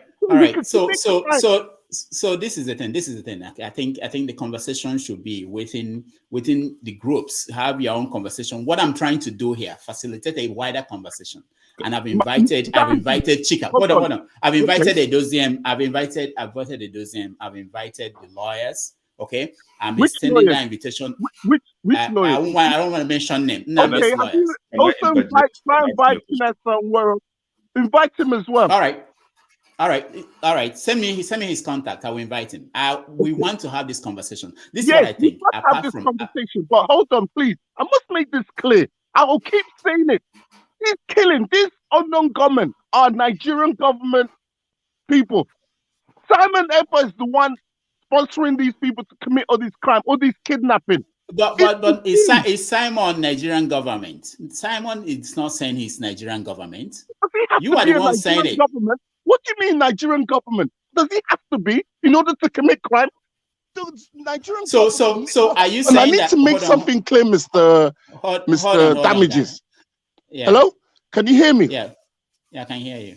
Mr. Damages. Go ahead. Hello? Can you hear me? Yeah, we can hear you. Go on. All right. Mr. Damages. I have to move out. We can hear you. If you can't hear me, then that's unfortunate. I cannot hear. All right. We can hear you. We can hear you loud and clear. Yeah. If you can't hear us, we go to someone else. All right. Mr. Damages, please let me clarify myself. No, you will. Kenny, you will. My body is hot. I know. I can see that. I can see that, but I want you to calm down first. Okay, so Mohammed is okay. RBL, hold on, okay, stand by. Can I we have a minute? What do you want to say? Yes, somebody was referring to Nigeria as a zoo. Nigeria is not a zoo. Nigeria is not qualified to be a zoo. Nigeria is a jungle. Now, it is quite unfortunate that a lot of us here lack, I have to use this word, critical thinking. We are accusing Simon Ekpa has been the one to form the unknown government. Remember, Mazen Nnamdi Kanu was accused of creating unknown government. Today, it is not longer Mazen Nnamdi Kanu. It is Simon Ekpa. A lot of us here are crying more than they breathe. If I have a wound on my body, I know how it pains me more than the doctor providing care on the wound. Some of us here, my big brother John Abba, in your state, Benue State, I think Simon Ekpa is the one killing people and putting them in IPOB in Benue State. My brother Mohammed in Southeast, where you come from, I think Simon Ekpa is the terrorist killing people and pushing them out from their ancestral homes, right? When we refuse to tell ourselves the truth, this is how we jump into people's business without having an in-depth idea of what is actually happening. I am from Anambra State. I have a root in Anambra State. I have my people in Anambra State. My parents, my siblings are in Anambra State. My relatives are in Anambra State. Should anything happen to them, I will not be happy. Every day I stay awake thinking about them, finding a way to get them out of that place. So I know more than you think you know. You only come on social media, on Nigerian news, garbage newspapers, and Channels television to listen to their nonsense, concocted nonsense about our people. We are feeling the pain. Now, let me tell you, Simon Ekpa was here last week, and he made it clear, and I believe him, that ESN cannot kill Biafrans. ESN cannot kill innocent people. And I will swear to that, ESN cannot kill innocent people. What ESN is doing is to go against Fulani terrorists that are being imported to kill our people, to kidnap our people, to rape our women in the farm. Last time in Enugu State, Fulani S-men were being recorded. In short, it was the video was going viral, that Nigerian Army helicopter was used to bring arms to Fulani S-men. Nobody talked about that. Now, few weeks after, a whole community was wiped off in Enugu State. No Nigerian Army, police, DSS, nobody spoke about it. No Nigerian garbage newspaper or news media talked about it until ESN went against them and killed them. Nigerian Army chiefs, police chiefs, DSS, all of them are now investigating the matter. Now they know that they should condemn killing. I, for one, will never support shedding of any blood. I will never support killing of any innocent soul. But you see me, if you conk me on my head, I will find hammer and hit deep onto your head so that you know how painful it is. I will never support killing of any form, but I cannot sit in my house and crush my balls. No, you can't. All right. Can I to that? I have to thank you. Simon Ekpa is not killing anybody. Simon Ekpa is protecting our people, and the likes of me are supporting him to protect our people. Ebubago was created by southeastern governors, politicians, to go against anybody that is talking about freedom. So Ebubago, in conjunction with Nigerian army, can I thank you? Let me hear from other people. African Queen, welcome to the show. Thank you, Dr. Damages. Please, I would love you to skip me for now. Let's hear from Blessing. I think she's more on ground. Yeah, exactly. I wanted to say that. Blessing, welcome to the show. Good evening, everyone. Good evening, everybody. Yeah, Blessing, where are you now today? I'm in Onisha. Oh, okay. You move around every weekend. Okay, so what a peaceful country you live in. What a peaceful country you live in. I don't know what you're talking about. Kambalati, your country, free of charge. All right. Blessing, give us an update. What's going on in Onisha today? Are people abiding by the sit at home? People everybody is out and about. I mean, I stopped at Opiweka. Opiweka it's Christmas season. It's the Opiweka I used to know. Everywhere is just bustling. So unless they are observing it in any other way, I don't know. Everywhere is just bustling. Okay. Are you aware of anything that happened in Enugu today? I haven't heard. But yesterday, was it yesterday, right?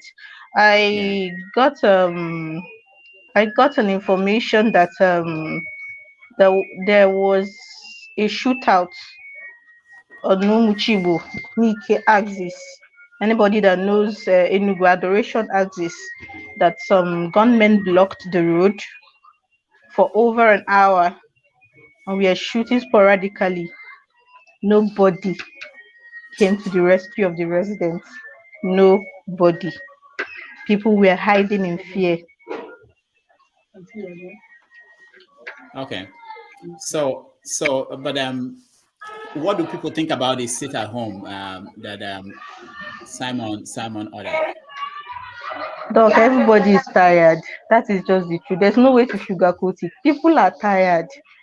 People are tired. At this rate, I am just scared that it will become a case of do your worst. People are tired. We've been having this year has not been good for people that do businesses. So a lot of people will know that this has been a difficult year for business owners. I have a couple of friends who run small businesses and they've been complaining bitterly. Now, anybody that knows the Southeast knows that the Southeast comes alive during Christmas festivities. Money no day, no before Christmas for Southeast. People go commode that money enter markets. So for you to now come out of the blue, market no day, season don't come. You tell people say they sit down for a house. No, you have to do something else. It's not going to work. And I was actually scared when I heard the sit-out. I was supposed to leave earlier than today, but when I heard about the sit-out, so I had to postpone my trip until after the first day of the proposed sit-out because I need to weigh the ground. I was supposed to go from here to Enugu direct, but I decided to make a stopover at my sister's in Onisha to see how the place is, because when you have family in these volatile areas, you have to do your bit to make sure they are okay.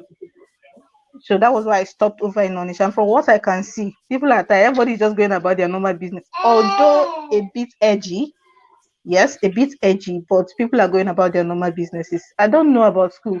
Did these children go to school today? They didn't. My sister said the children did not go to school today. People are a bit skeptical about sending their kids to school in case anything starts to happen. Her kids have not been to school. All right. Thank you. Thank you so much. African Queen, are you ready? Yes, Dr. Damages. I'm gonna be brief. Good day, everyone. I just came here. I just came on because I needed to make my comment. You know, after watching Simon here last weekend and seeing what's happening in Igbo land, and I see some of my brothers throw the support behind him. I'm very, very disappointed. And I just see it as a level of ignorance that can actually be destructive. How can you possibly support a leader without empathy? If a leader has no empathy, do you think that leader is qualified to be a leader? HO asked a question here, and this guy could not answer it in a decent manner. He has no empathy for his people. Even if you're leading a struggle, you must have the love for your people, the love to protect your people at all costs. That is when you're a leader. That is when you're worth following. That is what makes you someone that we should follow. You cannot be callous. You cannot be callous. He is a callous man with no empathy, no care. Even, let me tell you something, even Nnamdi Kanu is not even this bad. Listen, let me tell you something. This guy is very callous. Even if you're fighting, you must protect your own. So when you decimate your people, when your people are all gone, what are you left with? A graveyard of Biafra.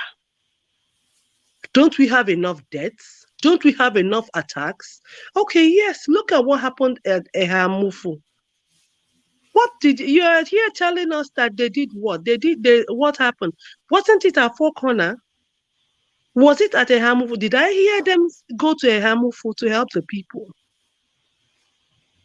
If people are being attacked, no, don't nod your head, Kenneth. No, they did not. They did. I can send you the video. I'm telling you, don't forget what you're saying. They did not. Please go and investigate and don't stay there. Please don't stand there. Don't stay there and just sipping everything you see. Please dig deep. And please, today, you see what happened in Enugu today because they are trying to enforce their seat at home. How can you? There are people, a lot of people, look at how bad things are in Nigeria. You in diaspora should know how bad things are. How many people, even the people that usually will not ask you for anything, they ask you for funds now. Imagine the woman that depends on this little season to feed. If you don't do it now, if you don't do that sit at home now, won't you do it again? Why do you want to hurt your people? Hit your people where it will hurt them most. Why do you want to inflict the most pain on your own people? Are you inflicting pain on the politicians? Do you think it's their business? Do you think they're not still sharing the money? Even if they have to print it? Even if they have to print excesses and share among themselves? Do you think you're stopping them from anything? Do you think you're stopping Abuja? Who do you think you are inflicting pain on? And you're here supporting this guy. Let me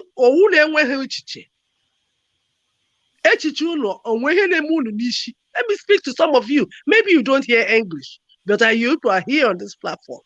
Kedu otu nwoke a ga-echi mgbe ndị be anyị na-achọ ihe a ga-eritu ndị agadi anyị na-enwe ihe ha ga-eri ọgwụ ọ ga-asị ha nọdụ n'ụlọ onwere ihe ọbụla kedu the plan e nwere tu inyere ndị aka kedu otu how different is this guy from the so-called government that hit the palliatives now? Even when America had their people sit in here because of the COVID, do you know that food was shared to everybody?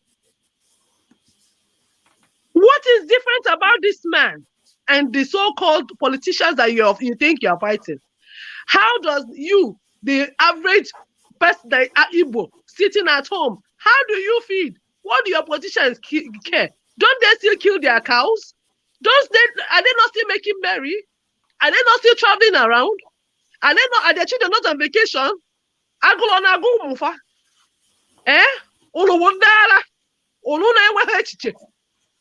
Kedu ka ndị agadi esi anwụ n'agụrụ?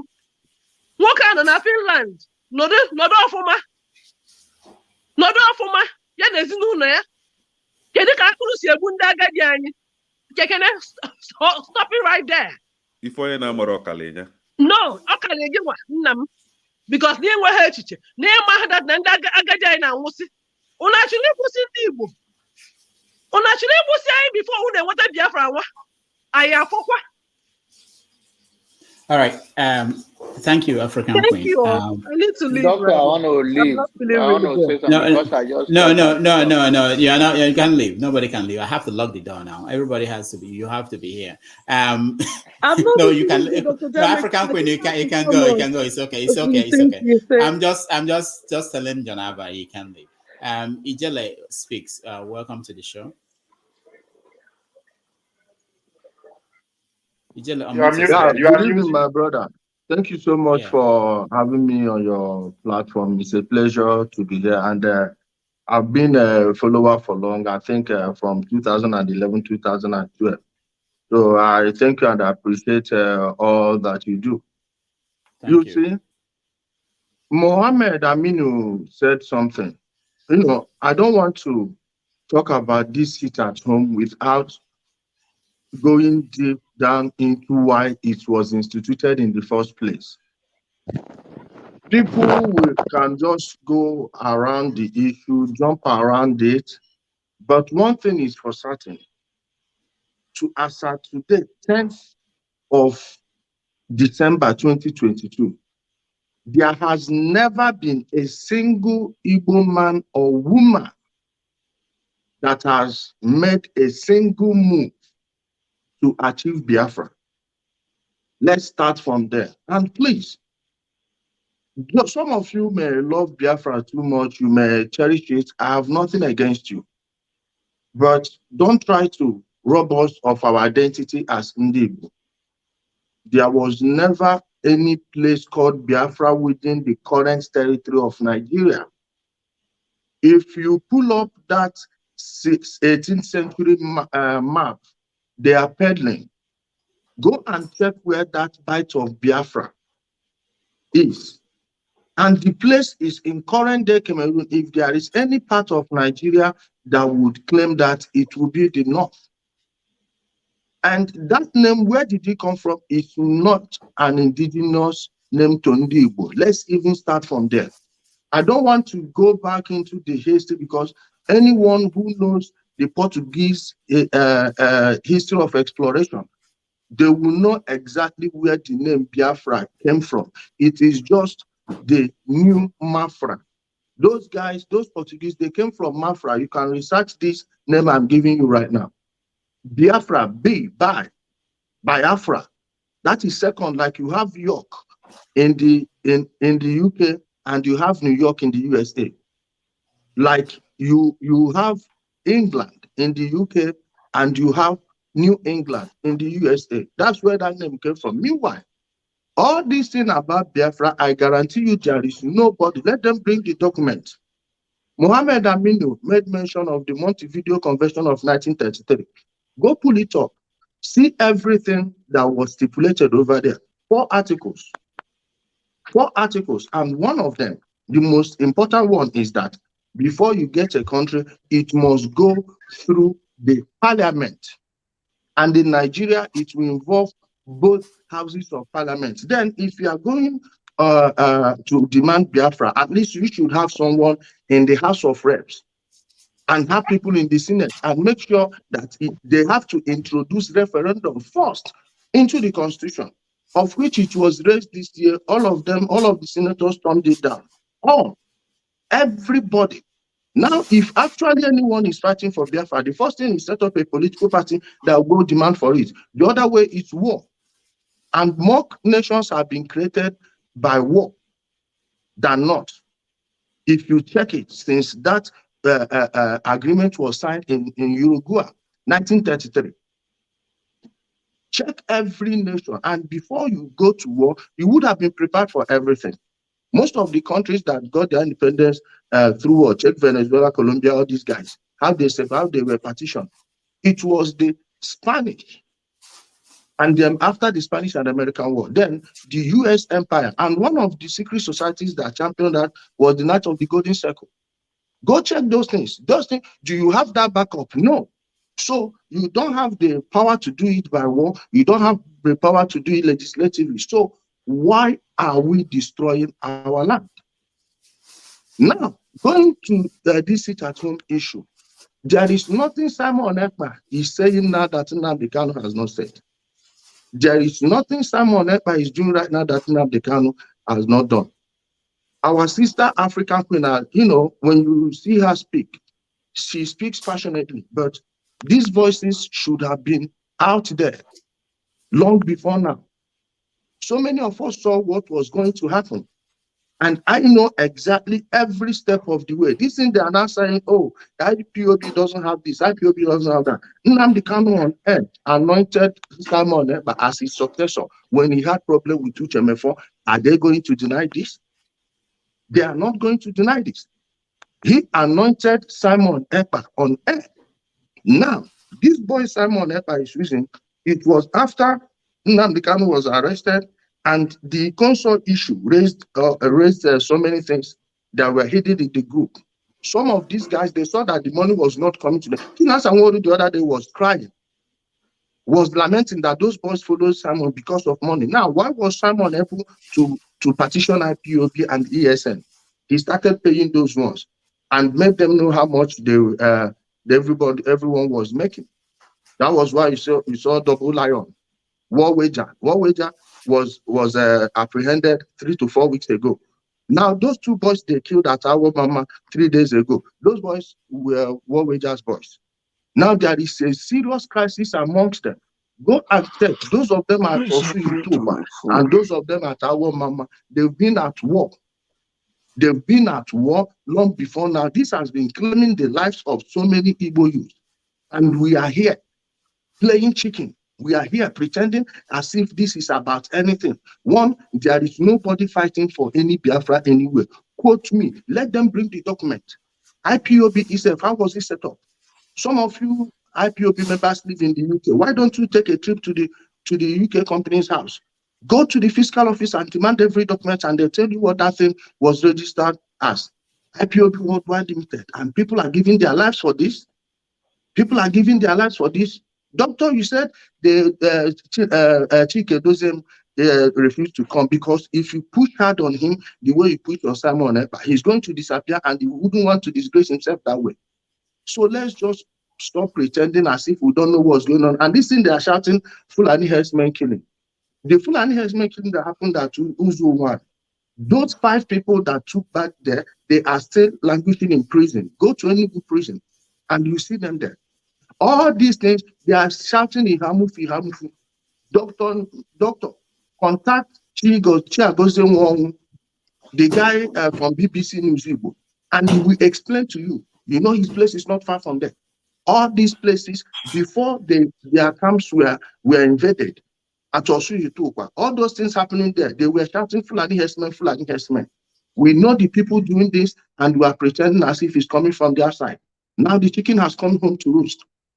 The politicians are now divided. Don't you know that Simon Ekpa is laying stake? He's taking his claim to the throne. With this action now, do you know how many politicians that will be making arrangements to use his voice to work in the next election? And somebody here is saying that he was paid by the Nigerian government. So the Nigerian government will pay him to destroy the Southeast. To gain what? To gain what? You now want to give him a bad name. Quick question. You want to extricate him from everything about IPOB. When this guy was anointed on air by Nnamdi Kanu, what are we saying? Don't we know what these people have done in the past? Have you checked about? Have you asked your question? What made Clifford Iranya leave IPOB? What made Omi Uchenna Sebu leave IPOB? Why did those people leave? Did you get the real story, or you just got what the people who sent them away told you? Just like the Igbo history of today is built on lies, starting from what happened between Ifajuna and Ojukwu. Damages, can I debunk Why these was lies? It's getting too much. pardon? The lies are just No, hold on, everybody. Let me. We are here. I'm going to come to next week. Where can I meet you? Please, the lies are just getting too I much. can't hear him well. You guys are just not paying attention. Just listen to me. Let me. I see you. Put your hands down. I think I will have to change my device because I can't hear well from this phone. Okay, like change and come back. Okay, I'll wait for you Pardon? to come back. Now, to come back again. Change your device and come back. Okay. Damage, can I ask a quick question?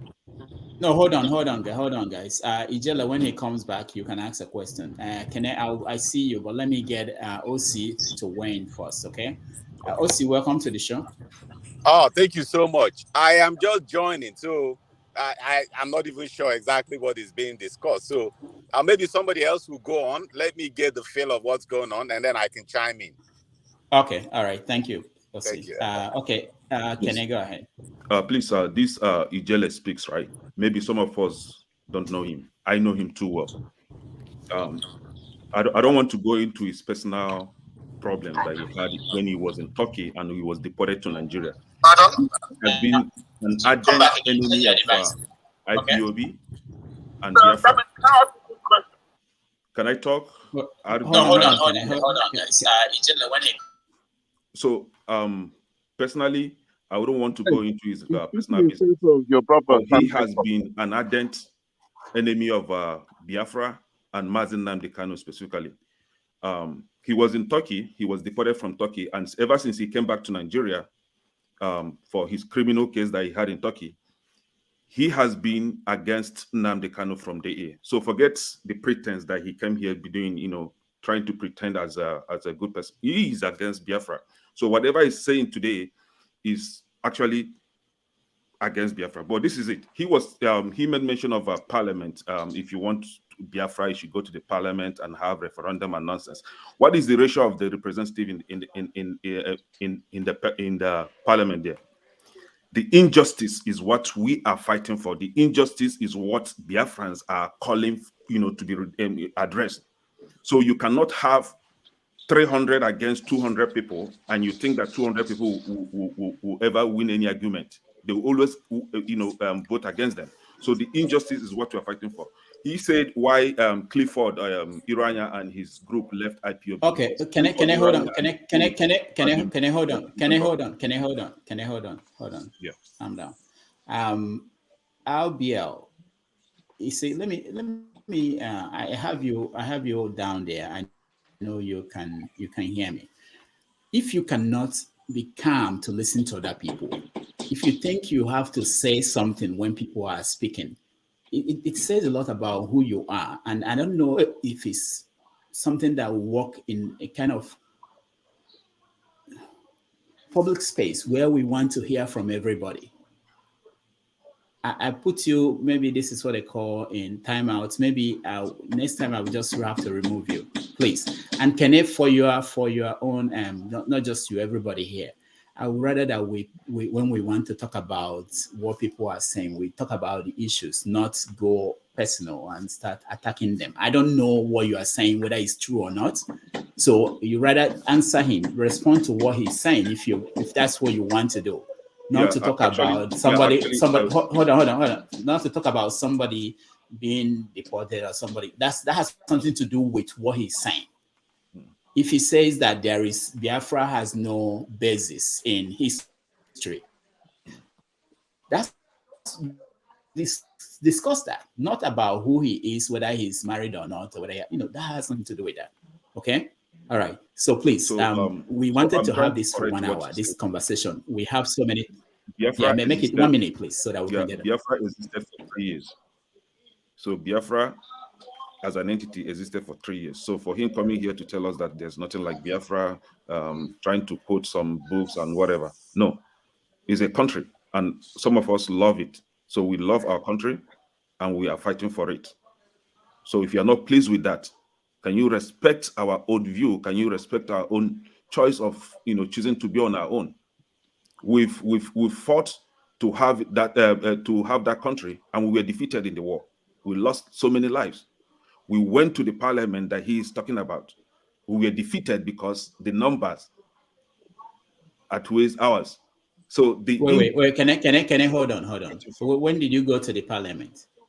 We have the likes of Abaribe trying to address the issue, but he was always shut down in the Senate. That's parliament. Well, hold on. Can I hold on? That's parliament. You can be sure that somebody can say we oppose you. The question is this. If all the leaders, all the people sent to National Assembly from the East, if they all go there and say we want Biafra, that would be a different conversation. Even if they don't have the numbers, hold on. Even if they don't have the numbers to make everybody to vote for them to have Biafra, that would be a different conversation. So that's what I want you to address. Wait. That's what I want you to address, not to say that because Abaribe says something, I don't even know what you said. Abaribe said this is it. That's why you shouldn't think that that's an option. Biafran agitation isn't leaving our leaders, the Southeast leaders, out of the equation. We are fighting them as well. They are not representing us. For example, in Imo State, the people of Imo State voted for Ihedioha, right? That is their choice. But Ihedioha was removed and was replaced by someone that came forth. So our choice are not being given to us. We are being denied of our choice. We are being denied of the people that we want to represent us. So the people that are representing us now are not actually working for us. The other time, we have other people. I could actually take issues with you on this because you are right. What happened in Imo State, you're right about that. The question is, are you saying you have to first acknowledge that everybody representing the Southeast in the National Assembly are not the choice of the Southeast? So you shouldn't be saying that people that Biafra were presented to the National Assembly and they lost, because the people that are there are not even your choice. So why don't you first get your choice to go in there? That's a different, let me not take any position. But the point is this, what I'm trying to make is that let's discuss the issues instead of throwing this attack on people. The guy raised some issues that are important. All right, let me, Osi, I don't know if you are ready. If you're not ready, let me hear from those here. Let me go before I leave now, my brother. Okay, hold on. Let me free John Abba. John Abba, what do you want to say? What's that important that John Abba? Are you going to pray for us? Today is Saturday of all days that a pastor prepare for Sunday, and I come here to honor you, honor your platform, and you're gonna thank you, John Abba. Thank you. My wife will think offering will not come. I appreciate John Abba. Go ahead, John Abba. Thank you, my brother Ken. There's nothing personal. What we want, and what I'm trying to say before I leave, I want you to know, love conquer hate and every agitation. I love you. I don't want you to see anything different. If you want to talk to me about Benue people and what Autumn is doing, you talk to me. Go tell Autumn, before Fulani henchmen, before Boko Haram, before bandit, whatever the political language they are using to form that what is called talking point, tell him to go and pay his people, because they will be in better position to fight whatever is coming to after them if they have even food to eat. So for you to come to this platform to tell me, to remind me that, it's Fulani is attacking Benue people, whatever and whatever and whatever. That is the message I'll give to you. I know you are not up to there. You are a young man. I'm older than you think if I know my date of birth. But where I come from, our date of birth is written, it's written on the wall. And when the house is burned down, your date of birth is gone. So I'm older than what you think. So whatever. What I was trying to tell you is that, my brother, the issue, you are entitled to agitate and all of that. The last time I heard you say, even your own children, you will not talk to them about racism or issues. I'm a racist in this house. That's what they believe. But it's okay for them to believe that. based on me. My second daughter, my first daughter was crying in school. I live in Denton. Denton is north of Dallas Metropolis. Dominate is it's all white people. My first daughter went to school. Please, Dr. Damages, excuse me, please, for 1 minute. And he was crying because one person told her that she's a black in that school. And they called me from the school that your daughter is crying, my first daughter. And my second daughter went to her. I said, what is the problem? And said, they call me black. And my second daughter told her, her name is Michelle. And I said, yes, you are black. And you are a proud black. And you are very intelligent. So what is the problem? And she stopped crying. And the teacher said, don't come again, because I always go right away. I work in this place and I attend every meeting of my children and I go everything. The point I'm trying to tell you is that my brother Ken, I love you. I would like to have a dinner with you when you come here and all my good friend here. But brother, relax. Dallas, right? Like, Dallas. Dallas. Okay, I mean, I'll come very soon. Don't worry. please, This week. my brother, I'll be no, in Dallas this week. don't come very soon. If you come very soon, you will not see me. Okay. Dr. Dame, don't come very soon. But the point I'm trying to make is that my birthday is coming next year. We're celebrating. Dr. Dame, this when I say my birthday is next week, that man is trying to have audacity to tell me like I'm like Tinubu. Say everybody have birthday on every year anyway. I say okay, but I say I'm celebrating it. It's different. My ass is gonna be old. Excuse me, I'm a pastor. I don't want to say my ass, but I want. All right, Janaba, thank you. Please, what I'm trying to say is that I'm rounding up now. We are one people. All those propaganda, all those agitation have been there. But the message I want to tell you is that tell Governor Otun, and you are trying to tell me that Benue people are suffering. Even if they are suffering because when you can't get the person you are looking for, you go after their interest. Let him also tune down all this rhetoric, and Benue people will be fine after he leave in May. He say he's 62. He look like Tinubu to me. God bless. All right, thank you, Janaba. All right, so let's go to Dozie. Welcome to the show. I could see you. Thank you. Osi, are you ready? Oh, no. Okay. Osi, step by. Okay. Eugene, welcome to the show. Good evening, everyone. And Femi, welcome to the show. Good evening. I know, Eugene, I know you've been trying to join and you come in and come out. I don't know what's going on. Where are you? Where are you joining us from? I'm joining for Italy. Italy. Okay. Okay. So I'll let you speak because I don't know how long you'll stay. Okay. Go ahead, Eugene.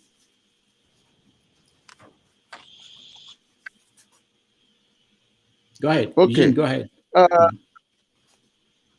I want to say something. What I want to say is that we may and someone have argument concerning this blaffer of a thing.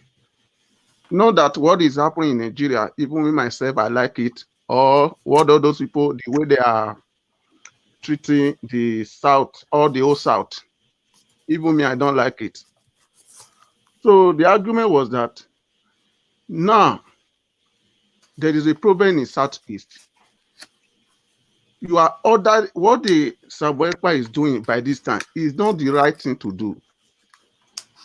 No matter how you are fighting for freedom. If you want to fight with freedom, you fight with brain. Know that even if that's okay, is the army killing people or the police killing people in the Southeast. But even if they do now, maybe for instance, so I've just said for instance, they do. Is what you are doing, what you are opposed on your people, that is what they hide on under, be doing what they are doing. You cannot impose something on people as Nigeria is hard as it is now. Because for these 5 days, there's people that are going to give birth. They will be afraid. There is women that will go to maternity to go and treat themselves. There is people that are very sick. They want to take to hospital. So you impose, so you are killing your people by yourself already. Tyrant. That is tyrant. Killing your people by yourself already. Okay, now everybody are from Edo State.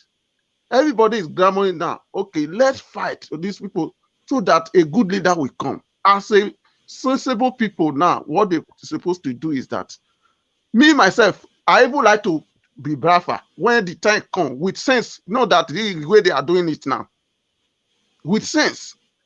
Now, election is coming. We are fighting. Okay, now they say they did not give Star East power ever since. Okay, somebody stand now, of which almost all the Osasat, they are supporting him. Almost everybody are supporting him. And your people now, the Southeast itself, most of them now, they are fighting against the person that evil coming out. This is where, this is the fight they're supposed to even fight for the person that's come out now, that will even bring freedom to everybody self. When they do, maybe when something wrong, the person win, and they try to manipulate things in a wrong way. This is where will bring really division in Nigeria. But they are not using it, they are just doing anyhow. Use it, they are not trying to use sense, use common sense. This is not the right thing. Let's support this person that even in the Southeast first. Let's see. Let you people vote for him massively. Let him try to win. We know that he really win. This is something that will be freedom easily. Because it will not be only Igbo. It will not be only Igbo that time. Almost all the Osasat, almost many people will be joined that time to fight this fight. The freedom will become easily. But they don't have that say. They are just doing anyhow, this one we talk, this one talk. How will you be killing your people by yourself? Impose things, people that want to go freedom, do things, pregnant women go hospital for this season that is hard, very hard. Nigeria that is very hard. Nah, it's not good. It's not good. That is not fair. All right. Thank you. Eugene, thank you. I just heard that Morocco just defeated Portugal in the World Cup, so that's really big story. All right. Welcome to the show, Austin. Welcome. CM, welcome. Good morning, everyone. Good afternoon. Good evening. Welcome. Yeah.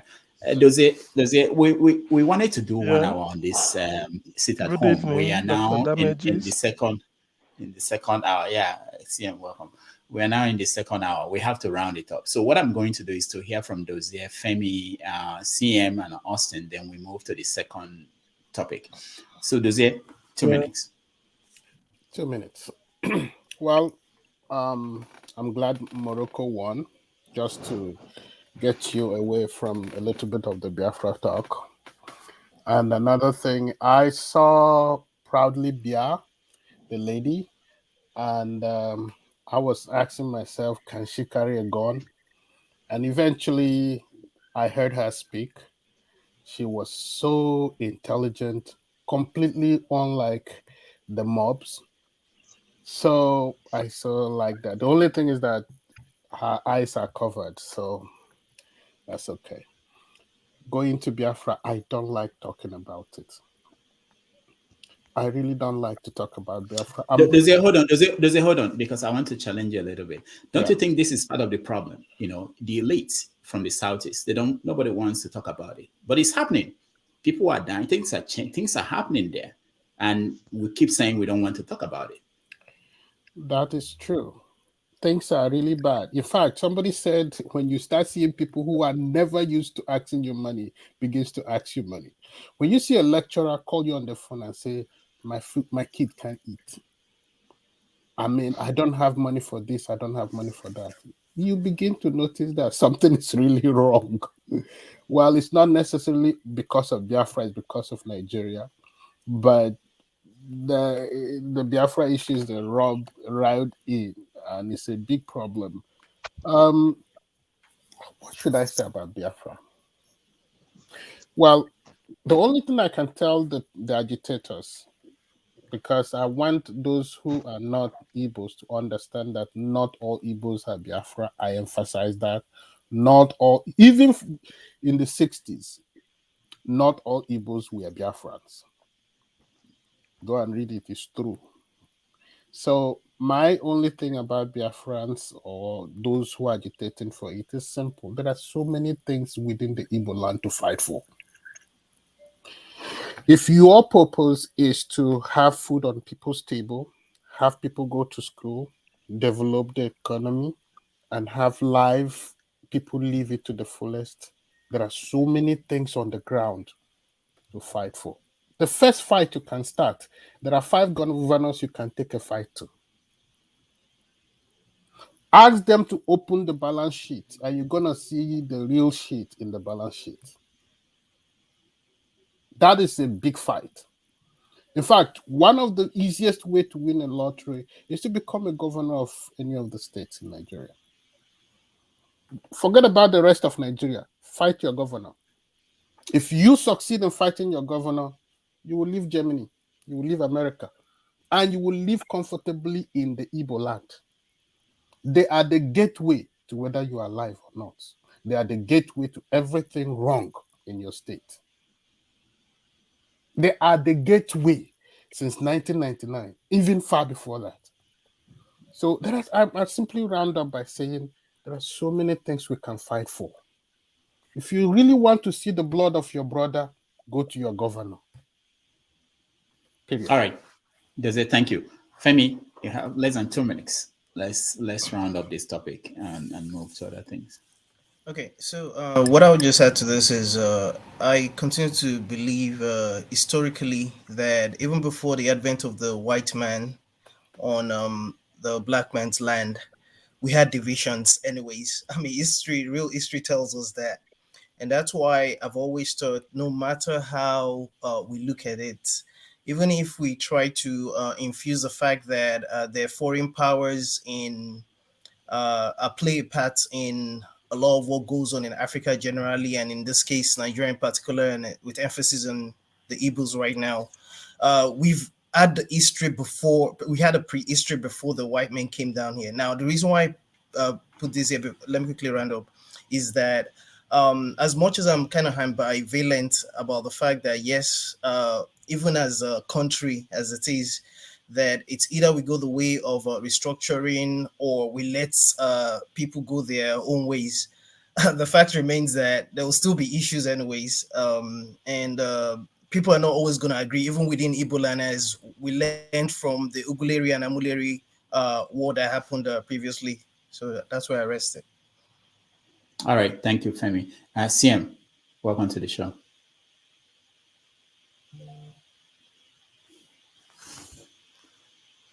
I thought we prayed enough that CM's line will be good this week. And what else can we do? CM. Yeah, I get a better network on my composer in Maiduguri. You know, I don't know. This is obedient network. It's always like that. All right, let's forget about CM. Augustine, welcome to the show. Good day, everyone. Really, I don't know. I want to say that when I went for youth service in Bauchi, there was this. I stayed in the Catholic family house. I don't know. Is it the one's place they call Fada Mamada, somewhere like that? There was this time, that was when Boko Haram was very strong, when Buhari just took power in 2015, 2016. So some military men were chasing somebody they suspected to be a Boko Haram person. This guy jumped into a particular house. So the military men entered the house and said they should produce him. But the residents of that house vowed that they didn't see anybody jump over the fence. Even me, who was there, I saw the guy jump inside. They said they did not say that you cannot search our house. I started thinking, if the Boko Haram then thrived, it's because some people supported them and they thrived very well. That means if you need to fight any war, those beside you will need to support you. And that is where these Ipop agitators are going wrong. Some people know the fighters. There's no way you tell me that people in the villages don't know the Ipop fighters. If you start killing your brothers, there will come a time where the military will say that, who are these people? And I'll point that is where they stay. This is where they are located. Because everybody in the community surely know where one person is staying. And that is why I criticize the way they are going about it. I just saw, before coming to this show, I saw a status on WhatsApp, one of my friends, where a KK driver was killed in cold blood because of the sit at home. He was killed. I just saw it now within the past 5 minutes. I don't know the town, but I am sure it should be in Anambra State. So tell It's Enugu. It's Enugu. Okay. Yeah. So if that's the case, If that is the case now, you tell me that tomorrow the military or the police are asking about these people, and I know where one of the fighters are, I will not point it. So if they go this way, what I'm trying to say is that it will not stand because the indigents will be against them. And once the indigents are against you, you cannot make it.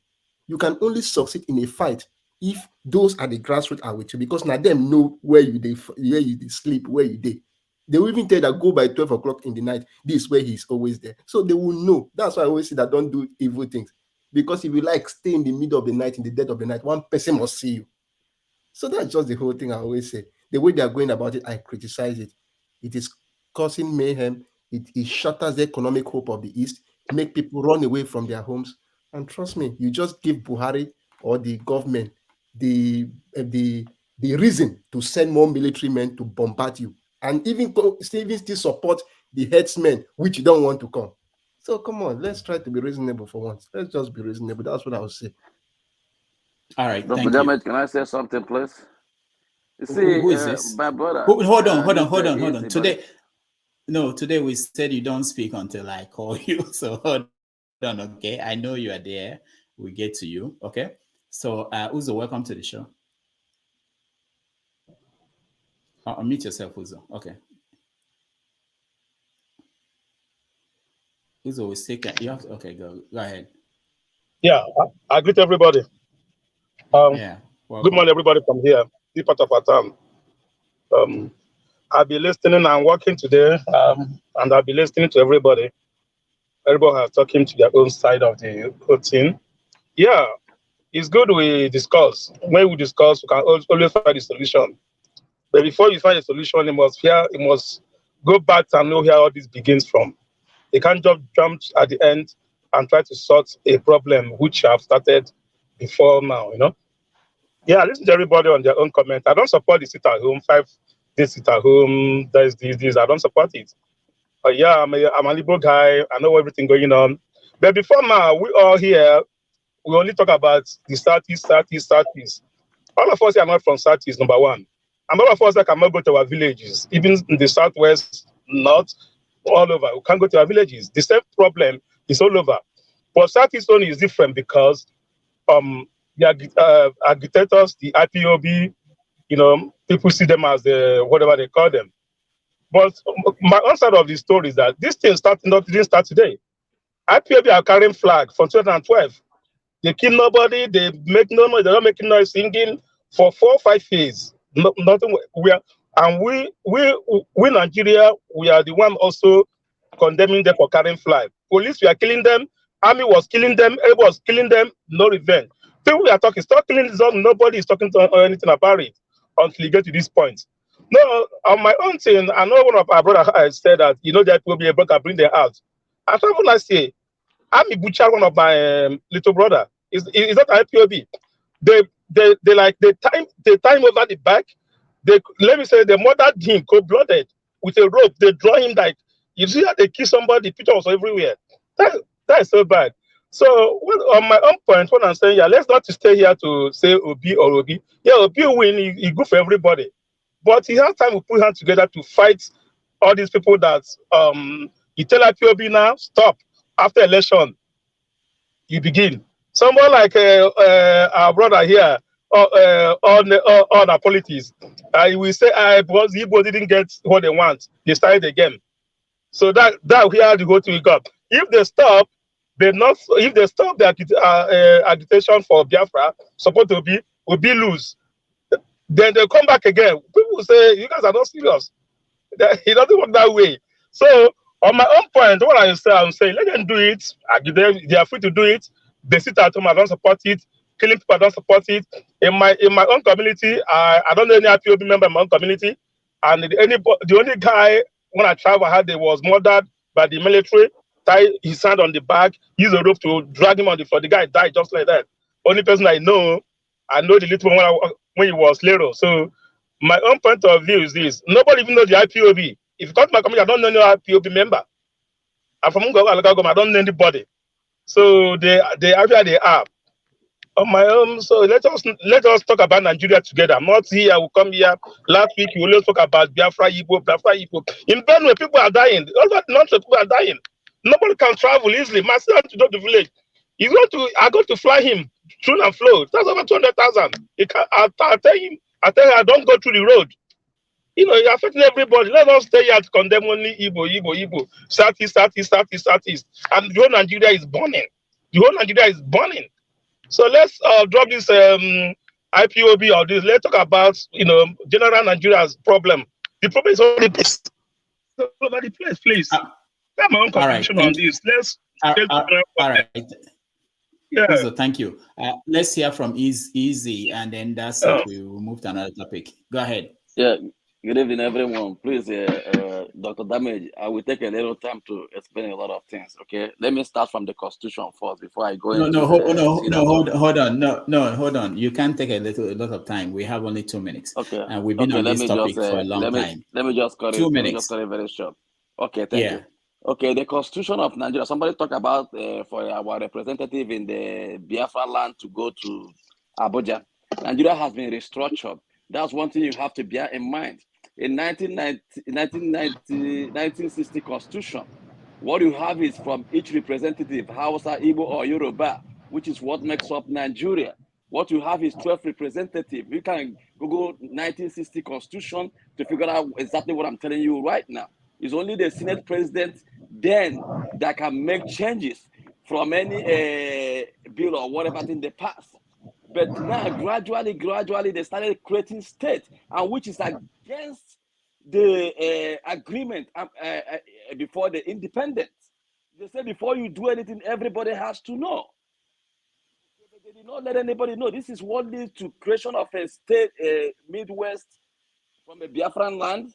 Before they create, when Ojukwu tried to succeed the first time, they create the core state. Go on say if he tried to succeed, that he will create core state.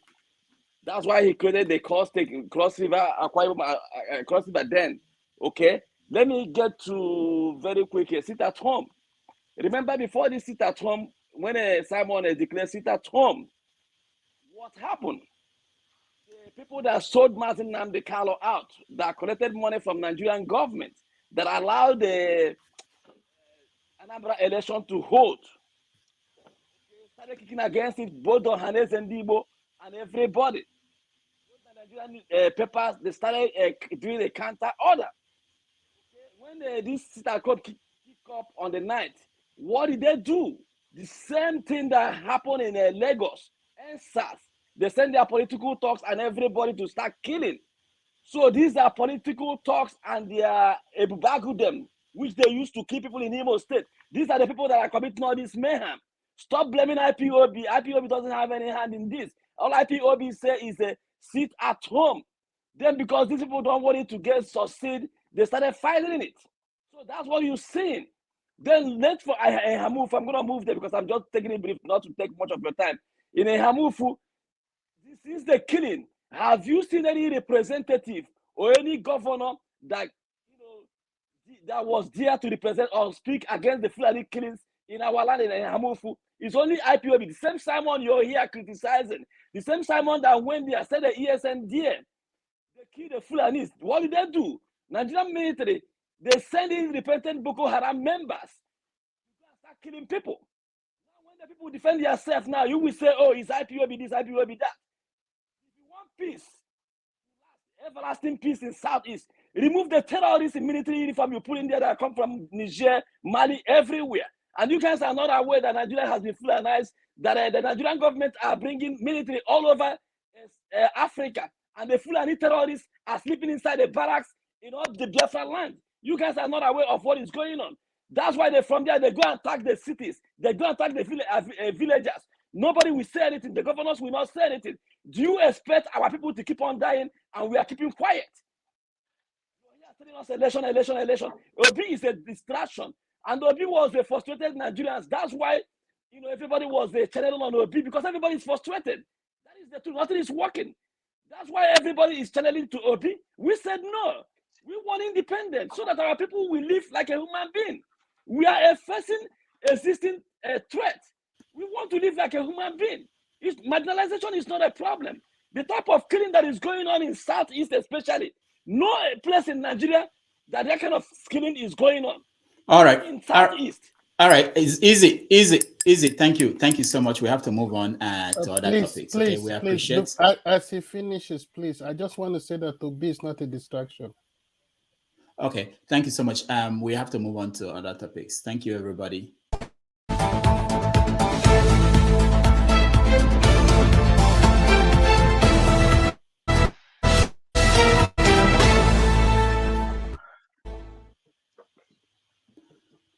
All right. Let's see. How do we introduce this topic? Just a minute.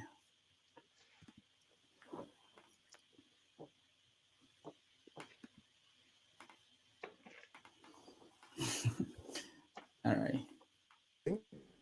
This is going very well. I'm very, very confident that this election, free and fair, I'm the front runner. And that is why I'm getting many arrows.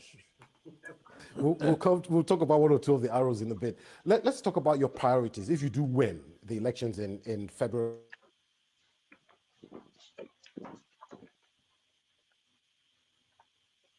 and you're sworn into office.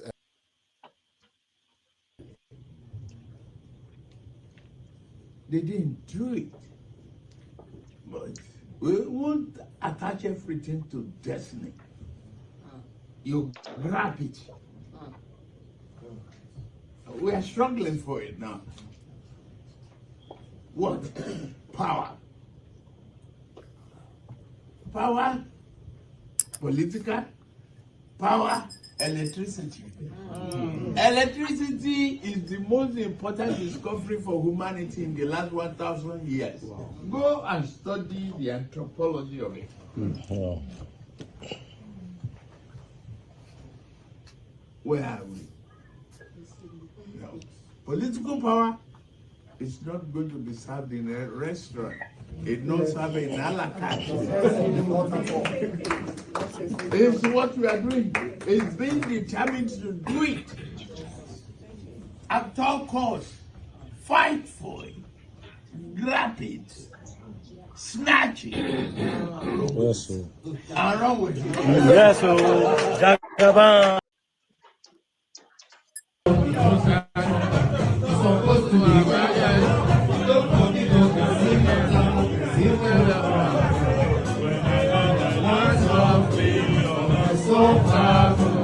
So far, so good.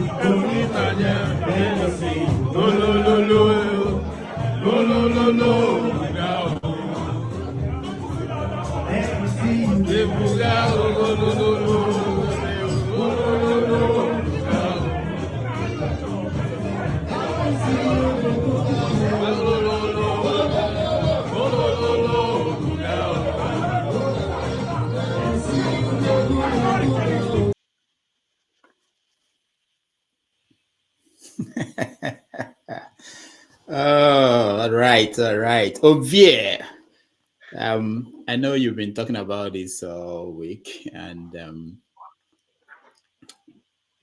so that's the front runner in the election.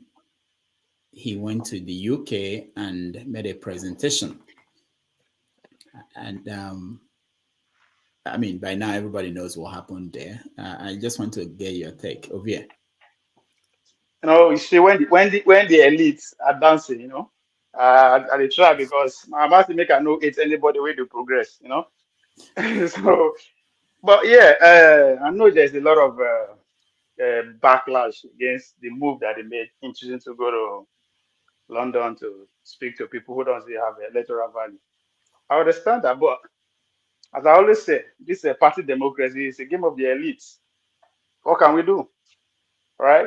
And when any of them decide to be innovative, I can only watch and say, oh, let me see the end of the result. If this man is still win, guess what? Everybody will applaud that move.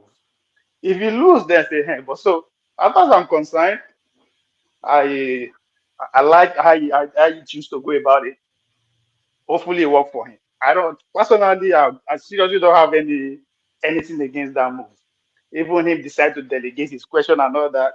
It's a teamwork. I personally I don't really care about who the number one person is, but what are the forces that is bringing that person to power? That's what matters to me.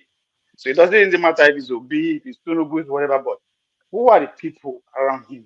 Who are the financiers? Because those are the most important people. Because this is a multi-billion dollars business to become a Okay, president. Ovie, who were the forces that brought Buhari to power? Oh, of course. I mean, you cannot take out. You can. If I should narrow it down, the class of citizens as they call them, they are still very much in charge of the country. Now, So that's who just are one. they supporting? Who are they supporting now in this current dispensation? This current is essential. I mean, the four front runners. They are the front. They are divided among the four front runners. But now at this point now is about who is in a better position to beat their bid, right? I'm not just talking about the military now. Let's look about the business elites, the likes of a Dangote, all the billionaires. They are not saying anything. Do you think that they just keep quiet and allow the riffraff of the street to determine who becomes their president over their billions of property? No, it doesn't work like that. So I can't say if I want to go one by one will say, okay, Obi. But the truth is that what is happening in the South is it is going to be very, very difficult. And with the same thing that's happening in the Southwest, it is going to be very, very difficult for you to take power to these two zones. I don't know, but I'm not. I'm not making a final call. You understand? They can still do it, but it is going to be very, very difficult. You're at this junction. But again, if you look at the other two now who are coming from the northern zone, the question you ask that why is it that for the past 30 something years that Atiku has been running, they are not looking inside, right? So there's a lot of things to look at there. So if I want to focus on Tinubu, yes, it's the front runner, whether I would like it or not. Nigerian party in power. And I think I said it here before. There's no part of the country you will go today. If there's one human being or two, you will see PDP logo or APC logo. That's a fact. So that's why when they claim front runner, you have to give it to him. They have all the apparatus at his disposal. But is Buhari going to go out as a hero? I want to believe that until he prove me otherwise. So that's why the All right. Tinubu thing is shaking. But as far Okay. as he went to London to do his career in Shenanigan, I mean, it's interesting to me. It brings more fun to the game because as I always say, we, not we go determine the president. That's why I don't follow it, the emotion and all that. It's beyond that. In as far you are not among the primary, like the delegates. If you don't have a say among the delegates, because those are the people who actually elect the president. They select the president, they push them for us to vote for. Whoever comes to power is a win-win for them. It has nothing to do with me and you. It has nothing to do with us. Because the All right. question you ask yourself, how much are you putting into the process? Now, only noise will they make follow them. So those who are criticizing Tinubu, we can only criticize him. The man has made his move, and let's watch how it's going to play out. Okay. Thank you. OC just joined us again. OC, are you there? Are you frozen? Okay.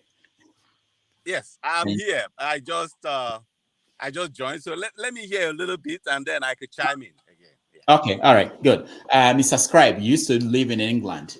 What happened there? What can you help us understand? Is that how you? I don't know, but like I already said most of what I wanted to say last week. It's not a surprise what Tinubu did. I actually was a little bit kind of nodding my head when I was watching it and seeing how he was distributing the question. His handlers are clearly thinking, so they're working his way around. His medical staff are doing amazing, I must say. And his outing, I think it is what it is, right? So we'll leave it for the people who are going to the polls to decide. But my position has always been that the agenda, whoever is going to rule Nigeria, has to fit with inwardly and outwardly. You know what I mean? Like, so it's most important. I genuinely feel okay, the obedience, everything, it's emotional, I get it.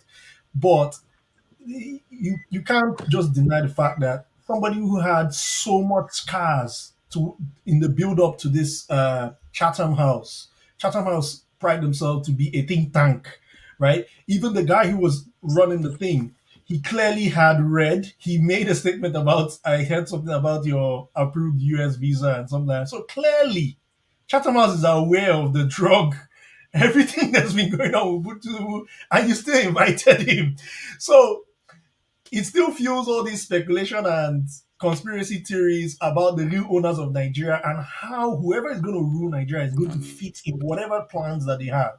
I was reading something yesterday and said, look, the most recent coups in Africa, about 6 of them, are as a result of the post-Obama military setup, right? So what are we? Why are we actually? Where are we going as this thing? Let's, it still goes back to this thing I said with the IPOB people. It's high time, and this is the reason why I normally don't come to forums like this, because I realize one thing, that moderates like me are the problem, because we're not coming out to talk. Dr. Damages knows me very well. I mean, this is the only platform I contribute to, and then, so like I found out one thing, that moderates like me don't talk, and that's the reason why something like the Biafra thing is falling apart, because we allow people to we're not joining that conversation. We're not making it heard, our voices and our disdain for what is happening. So that's one of the reasons why I decided, what, I'm going to be trying to chip in my own side. Howbeit, very, very, in the people in the comments, I'll leave it to them. They like to say what I'm saying is rubbish. But however stupid, please just accommodate my opinion and how I look at it. Mr. Scribe, you're still you're still new to the business. That's why you are worried about no, Rudolph, calling your names.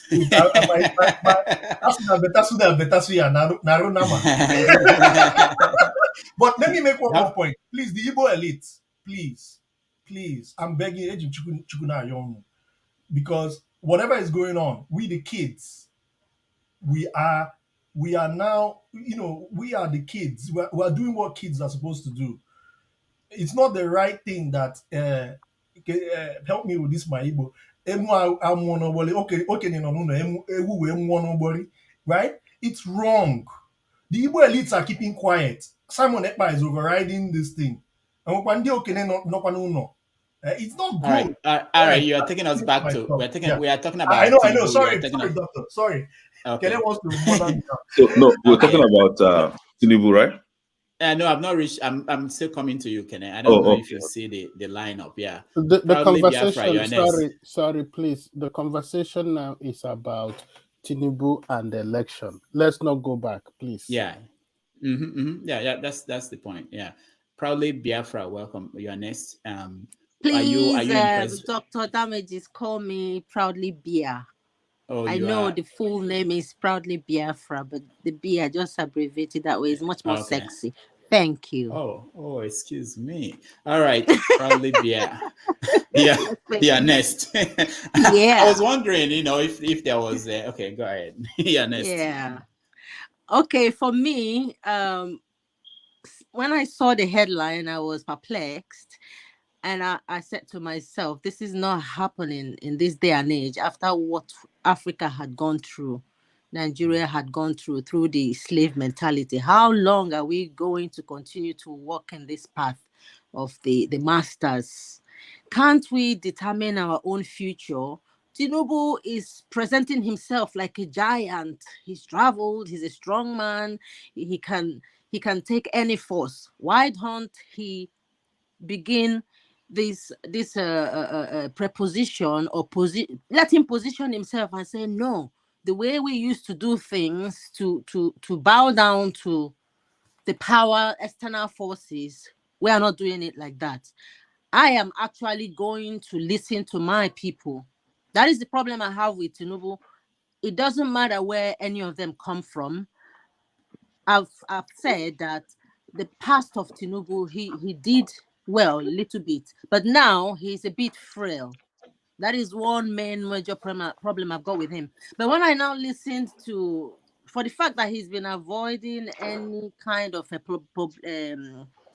questioning with the media in Nigeria, he played them down, he looked down upon them. It's like, for me, in the eyes of the world, he's actually made Nigerian politics to be belittled that, oh, I want to serve my country, because what he's going for is a job application. He hasn't gotten the job yet, and he's already, I know that you can dream big, try to fit in the shoes of the kind of shoe you want to wear, but he needs to humbly fit into those job descriptions by going to the media just like any of those other candidates and answering questions. And then when he went to the Chatham House in London, trying to disrespect the media in Nigeria, his people, the voices of the people in Nigeria that cannot even access internet to watch that Chatham. I don't know why he went there, but it's not for Nigerians. Basically, it's for business. And one minute, when he got there, the questions addressed to him, he kind of sublet them to El Rufai on insecurity, and insecurity in Kaduna is nothing to write home about. El Rufai did nothing. Then he now seconded another question to a communication personality of APC to answer on oil theft. I'm like, do they know who is stealing that oil? Does that person into communication knows who is stealing those oil? Why is he delegating questions? If he actually wants to be the president of Nigeria, it is a job description to serve the people. And one of those qualities, or one of the characteristics he needs to fulfill in that role, is to go through the processes of answering questions. And then when he gets the job, he can now appoint people who are going to do all the bidding for him. He can now go and rest since he's getting, frail. That's the only problem I have with that, Thank you. All right, thank you. Kenneth? Go ahead, Kenneth. Yes, we were talking about Tinubu's visit to UK, right? Yeah. But just give me a minute. Let me respond to my brother Ovie. He asked that I should join the struggle for Biafra. Now, this is it. Somebody like me, if I'm to head the struggle. No, I didn't say you should join. I say you will do a better job if you lead than Ekpa. Because you are more sophisticated than Ekpa. I've met you, I've met Ekpa. You have more substance than Ekpa. Yes, Ekpa actually, I will do a brain. better job. And this is what I will add to it. I will not only go after the Fulani terrorists, right?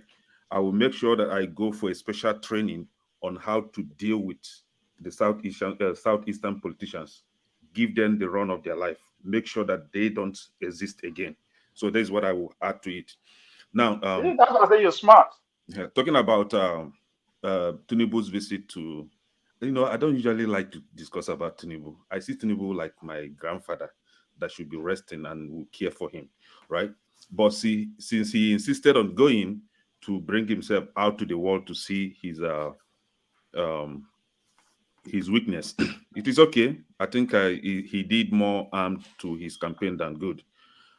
Someone that could not attend to any one-on-one interview in Nigeria to tell the people that he is aspiring to lead, what he has for them, but he's quick to run to the UK to stand before a teleprompter to pour out garbage, because as far as I'm concerned, those things that he was saying doesn't make sense. We've had a lot. Buhari said sweet things more than he is telling us now. So to me, I think he's good. In as much as a lot of people would disagree with me, his visit to UK did him more harm than good, and the world is now seeing the kind of people that Nigerians, are rooting for. It's so unfortunate that a well-thinking person will be rooting for somebody like Tinubu. All right, thank you. Doze, you next. My first point is that those who are, not that we're going back to the point, those who are agitating now, if it is not for extortion, they should simply get serious with the politics that exist. What they are doing is not politics. The politics as exists now is you are either going to go for your Biafra, or you simply keep your AK and simply go for the campaign and make sure that Toby wins. You cannot be for both.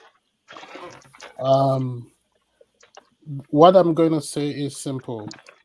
If the BVAS is going to work, if the BVAS will work this time, Obi has a very good chance of winning, in spite of the Chatham House, in spite of the Buga nonsense that old man is doing there.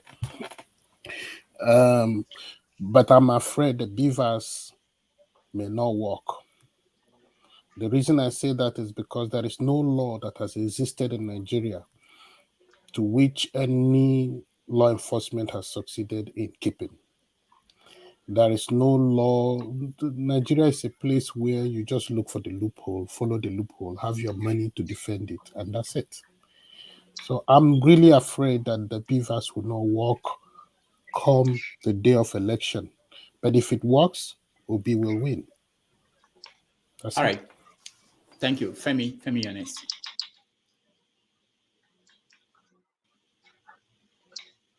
Okay, Femi, can you hear me? so yeah, I was just struggling. Yeah, so according to Tinubu, he said he asked us if it was for Eba or for Gary or for beans and Dudu. At this point in time, I think I have the answer. It is for Tinubu. So there are some talking points really that I found quite interesting. He spoke specifically, and I paraphrase about the number of continuous years of democracy, 25 in total, that we've had, and he sort of tended towards what some people would consider as though it's progress, just because we've been in democracy, as if there's anything really worth celebrating. Now, I found that kind of interesting, especially when you juxtapose it with the fact that at some points, he now mentioned the fact that he said something about the diaspora votes that was put to him, whereby he had alluded to the fact that there were some things that were complicated by the system and so on and so forth. And I found it kind of interesting because we already know that we can't vote in diaspora, but yet you prefer to go and address the people that are going to vote from diaspora.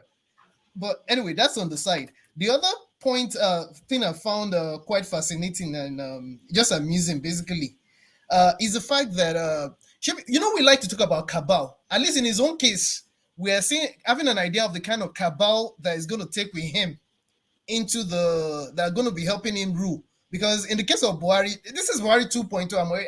I can't emphasize this enough. We've seen this before. So in the case of Buhari, it is during Buhari's time we started hearing new terminology, not necessarily new terminology, but became ingrained in our dictionary. The presidency, meaning what's his name, Femi Adesina, and the Garuba Shehu, and the rest of them. No, so very soon, Nigerians, prepare yourself. I guess all I'm saying. Not only does it look like they're going to put him in there, whether we like it, maybe whether it's a combination of our masters, our so-called masters, and the owners of Nigeria, like you like to say, prepare yourself for the second coming of the presidency. I'll keep it there. All right, Austin Yones. They will say that the greatness of any nation lies in its people. If you destroy the people, that nation is on its way to doom. Look, I always said these celebrities and politicians are behaving like that because we allowed it to be like that. That's just the truth. Why am I saying so? He did that, and people rose to the occasion to defend him. He went to the Chatham House. I'm a teacher. I give my lectures, and when my students want to ask me a question, I bring another teacher to come and answer the question, and others will hail me, "You have done well." Now, I want to say this. If everybody, let's say on social media now, criticize what he did, he will have a rethink. But some people are there jeering him. So he knows he has followers. If you ask me for good governance or a change of government, you should shut up. And people jeered. One thing we fail to understand is that once the people are angry about something and state their mind categorically, the leaders can't do anything about it. They must do it. I'll give you a very good example. When they were talking of beavers, electronic transmission of results, they wanted to remove the clause when they were passing at the house. People rejected, civil societies criticized, and they allowed it. But when you see I will not always blame Tinubu because I remember my grandmother. When we go to the farm, he will say that cut the lichens, those crops from the ground, it will die up. Don't go and start removing it from the cassava. You break the cassava. That just cut it down, it will die up. So I used to blame the people who always jeer at him. I wish there was a way we can test water. You know, when you won't bath that time we cold day, you put your one leg. If it's cold, you know, if there's a way we can test the presidency, come, stay for 2 months. You test them, you know, works, you know, go. Could have been better. So that we could have tested Buhari. But one thing I always look at it, I always say, let's all of us try to be matured. If I commit a crime or I do anything wrong, I'll tell myself, nah, me do am, and I'm sorry about it. You see all those people who are supporting Tinubu, all those supporting MLB, all those supporting this. When he enters there and doesn't do the right thing, beat your chest and say, yes, I made a mistake. But you go waiting me at the talk and say, when this will be over, Tinubu becomes the president, you will see those supporting him crying. You will see those supporting him now crying. So please, Nigerians, we are not ready. And one thing I want to tell you, please, we all studied history over and over. Go to the 1840 revolution in France. If the oppression keeps on going and people become more hungry, there'll be more insecurity, and there will be a day we go take matches, light and burn the country. Let's stop all these things now. If we don't want, history repeats itself over and over. When you read other people's history, you know what happens. When people become so poor, so hungry, and the rest, trust me, they will one day get so much angry that they will move into the palaces and they will do things which are despicable. So if we know what is right now, if we know that we know what is good for ourselves, make the best choice. Let the person go and give us even small food on the table so that there will be peace. Because if you like, bring your so-called, how they call it, cabals and the rest and put it. If those are the grassroots are still collecting money, because I know that some people support because there is money to collect. Collect the money, do the wrong thing. You will burn yourself at the end of the day. That's just all that I'm going to say. So if you want, my Reverend Father will always preach after preaching. He will end with this last sentence. You do good, you do for yourself. You do bad, you do for yourself. So that's just my own point. All right, thank you, Austin. Rohan, you're next. Well, I don't have much to say. Rohan, you have to say something. Let me help you. So we saw El Rufai in a video, an old video, where he was saying in Hausa that Tinubu, they confronted Tinubu and said, "Look, you are getting old. You are not feeling well. Can you let a younger person take over?" Of course, Tinubu said no. He wanted to go and run. And El Rufai is dancing beside Tinubu now. He's one of the team that Tinubu is presenting to us. If things go bad, if they win and things go bad, El Rufai will Sorry, come Dr. out. What will Damaji. he say? Dr. Damaji, Yeah. that video you're talking about was not a complete video. The full video is not actually talking about Tinubu. It was actually talking about him. They wanted to hold him in position. He said, no, that is too old. He can't do that. But they were able to cut the whole statement out. So, yes, I think if you go to Aisha Yusuf, the lady that is No, no, taking no. your I watched that video, Elvier. I watched the video. it is not the full No, video. There's it's more to not the the video full before I video. play. Yeah, Not it the is full not the video. full video, but he was referring to Tinubu. No. Yes, Let me explain. Tinubu wants him on the cabinet. He said no, that he's too old. That's what Yes, he's saying. Aisha It's explained a it longer more. version. Aisha explained it more. What happened was they were Yeah. asking El Rufai why he was not going across the places campaigning with Tinubu. And then he said he's 62 years old, that he's too old to be running around, that he has people he can delegate to go and help him campaign. That is the point there. Yeah. Okay. All right. Thank you. It's very important. This is why we have this open forum where you don't know everything and people can make corrections. So, But Rohan Rohan. has to say something. You cannot. No, yeah, he has to. He can't run away. Even in that context, okay? Even in that context. So if Rufai is too old to go around and now he's following someone who is obviously tired and older than him, you know, I'm just trying to point out because we have videos of El Rufai saying things and when he was not in government. And he got into government and now he's He can't do anything. So Now, we go ahead. Mr. Konkwa, before Rohan goes, I think the point is that he's not tired. You can see him dancing in London. He's not tired. He's ashamed. He's very if he's ashamed, why will he go to London and dance?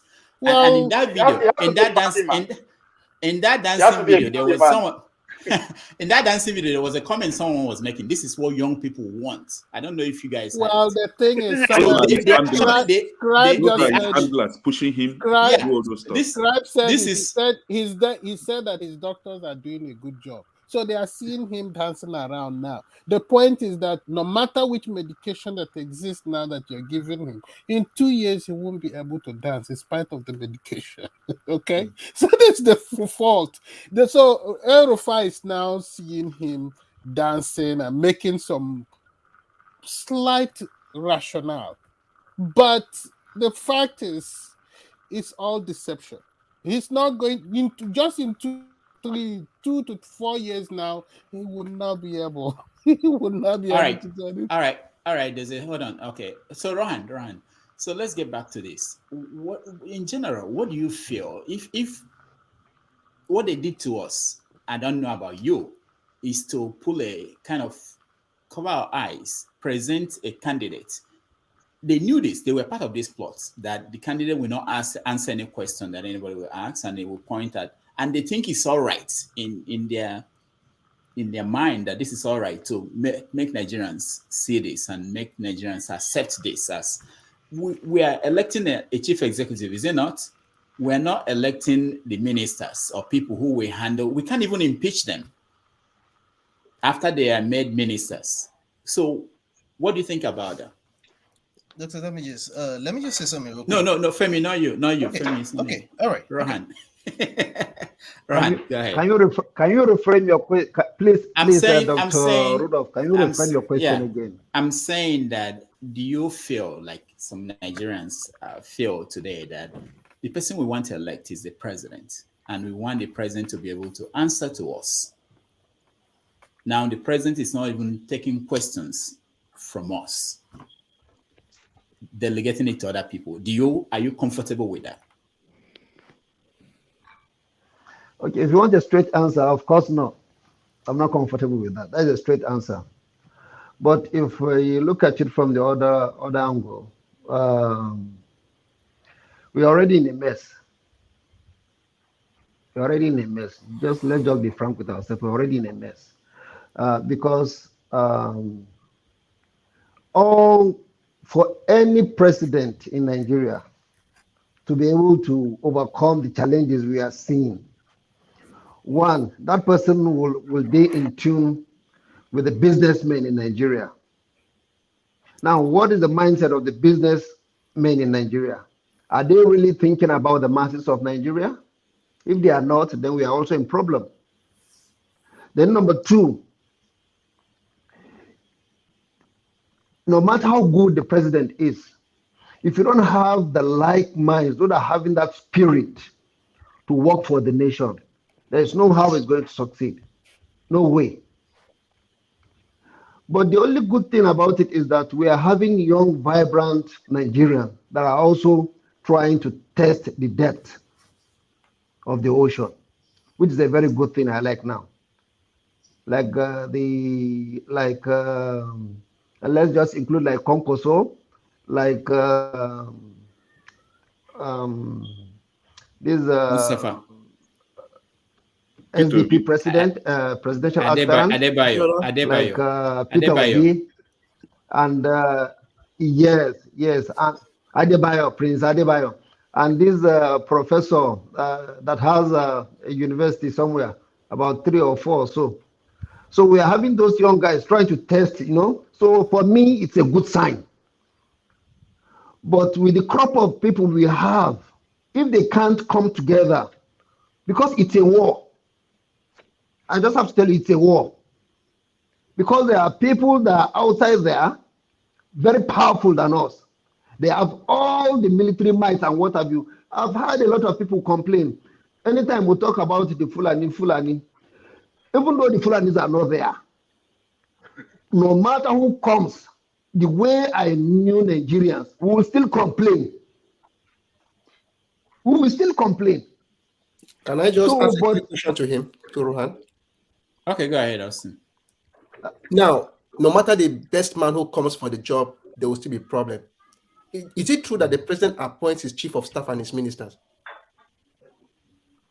Of course. I have no answer to that question. I'm sorry. Good. Yes. If a good president appoint good chief of staff and good ministers, don't you think the number of good people will start increasing? Sorry to interject you. If The you good is want me relative. to, Now. if you To want him, me, it's good. To you, they are not if good. you, if you want me to go in that direction, we'll be going into a thick forest that we can't find our way back. All right. Because all right, thank you. We don't yeah. Okay. We don't want to go to the forest unless we want to be able to find our way back. Osi, welcome to the show. It's okay. I'll meet yourself, Osi. I know you've been in and out, and go ahead. Osi, go ahead. You muted yourself again.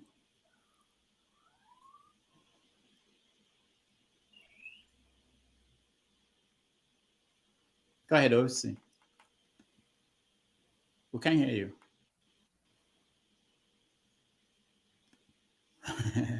Okay, there's a long thing someone wrote. I think we'll find a way to read it. Osi, what's going on? You're not connected? All right, we'll get back to Osi. Someone wrote, Tinubu was the governor of Lagos State for 8 years. He did very well. Tinubu has veered and organized, built the CNA, okay, it's not even what I thought.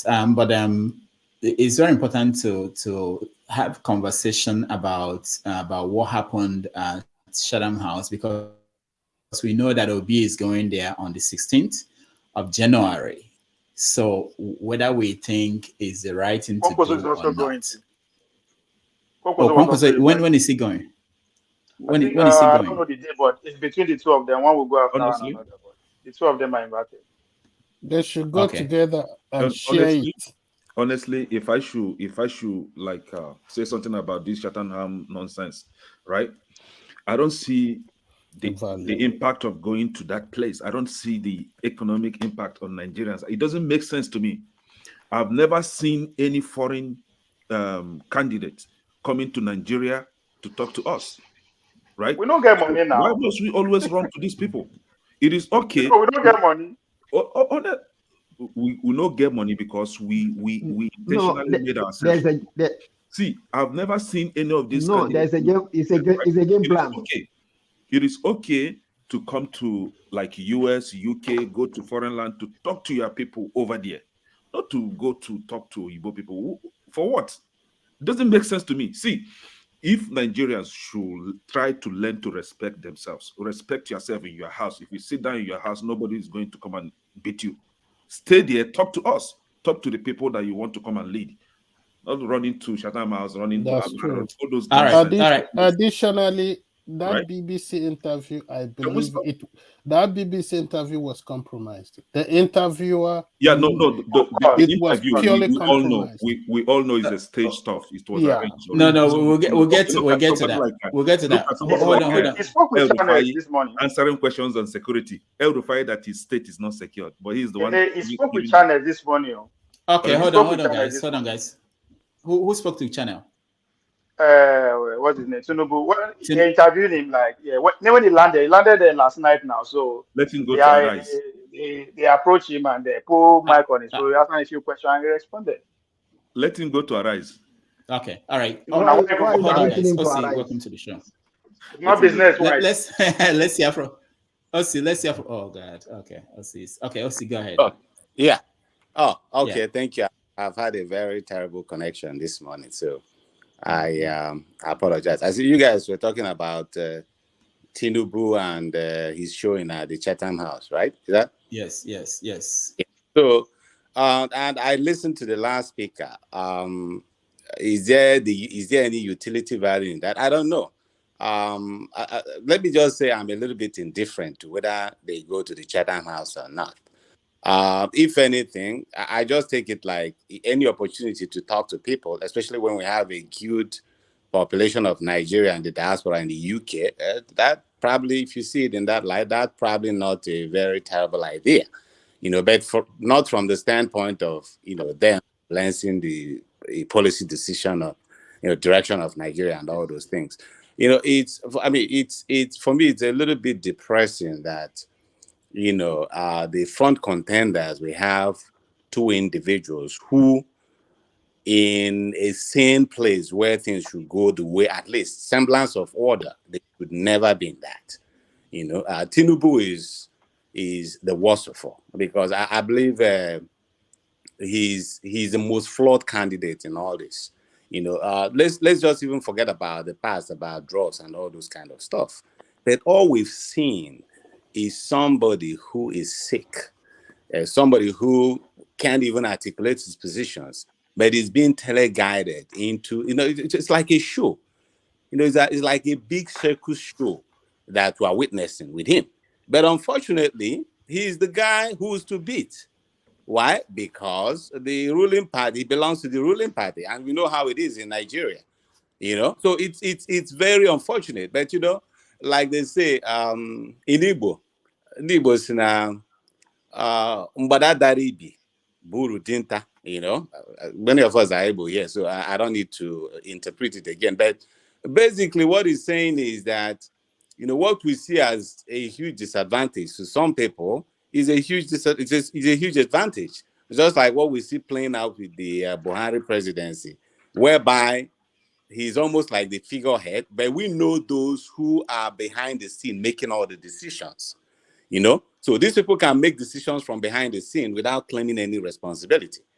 Yeah. So if you have to stretch some conspiracy, some are saying that, the North is supporting Tinubu because they know his state of health, and they know he has a Northern running mate, who incidentally is not even somebody who is favorably disposed to other parts of the country, especially the Southeast, based on what we have seen. So there's always going to be that enlightened self-interest going on. So this is a situation whereby some people will, behind the curtain, they will say all kinds of things.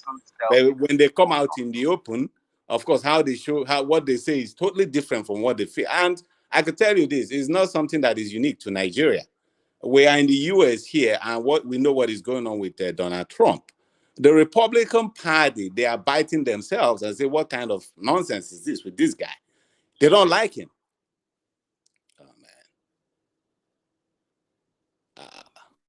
Keep talking. Hello? We're listening. Oh. We are hearing you. Okay, yeah. So they will say all those kind of stuff, but they know that they cannot come out in the open because of the same enlightened self-interest. They don't want to compromise. They don't want to say something against Trump for fear that the base may vote them out. Again, they are looking out for their own interests, even when they know that Trump, for example, is not good for the country. But first, they have to secure their position. And securing their positions means that they have to go against every norm of decency. They have to go against it. So that is basically the problem we're having with people who are pushing Tinubu and people who are pushing Abubakar. They know that Atiku Abubakar, they know they are not the best for the country, but it might be the best for them and their pockets. Now, for the rest of us, what I'll say is this. At the end of the day, people say Vox Populi, Vox Dei. I think there is a very big truth to that. Because at the end of the day, you have all those so-called power brokers doing all those kind of things. But if people can actually come out, be very determined and consistent and fight the fight, and that means everybody doing their own part in whichever way.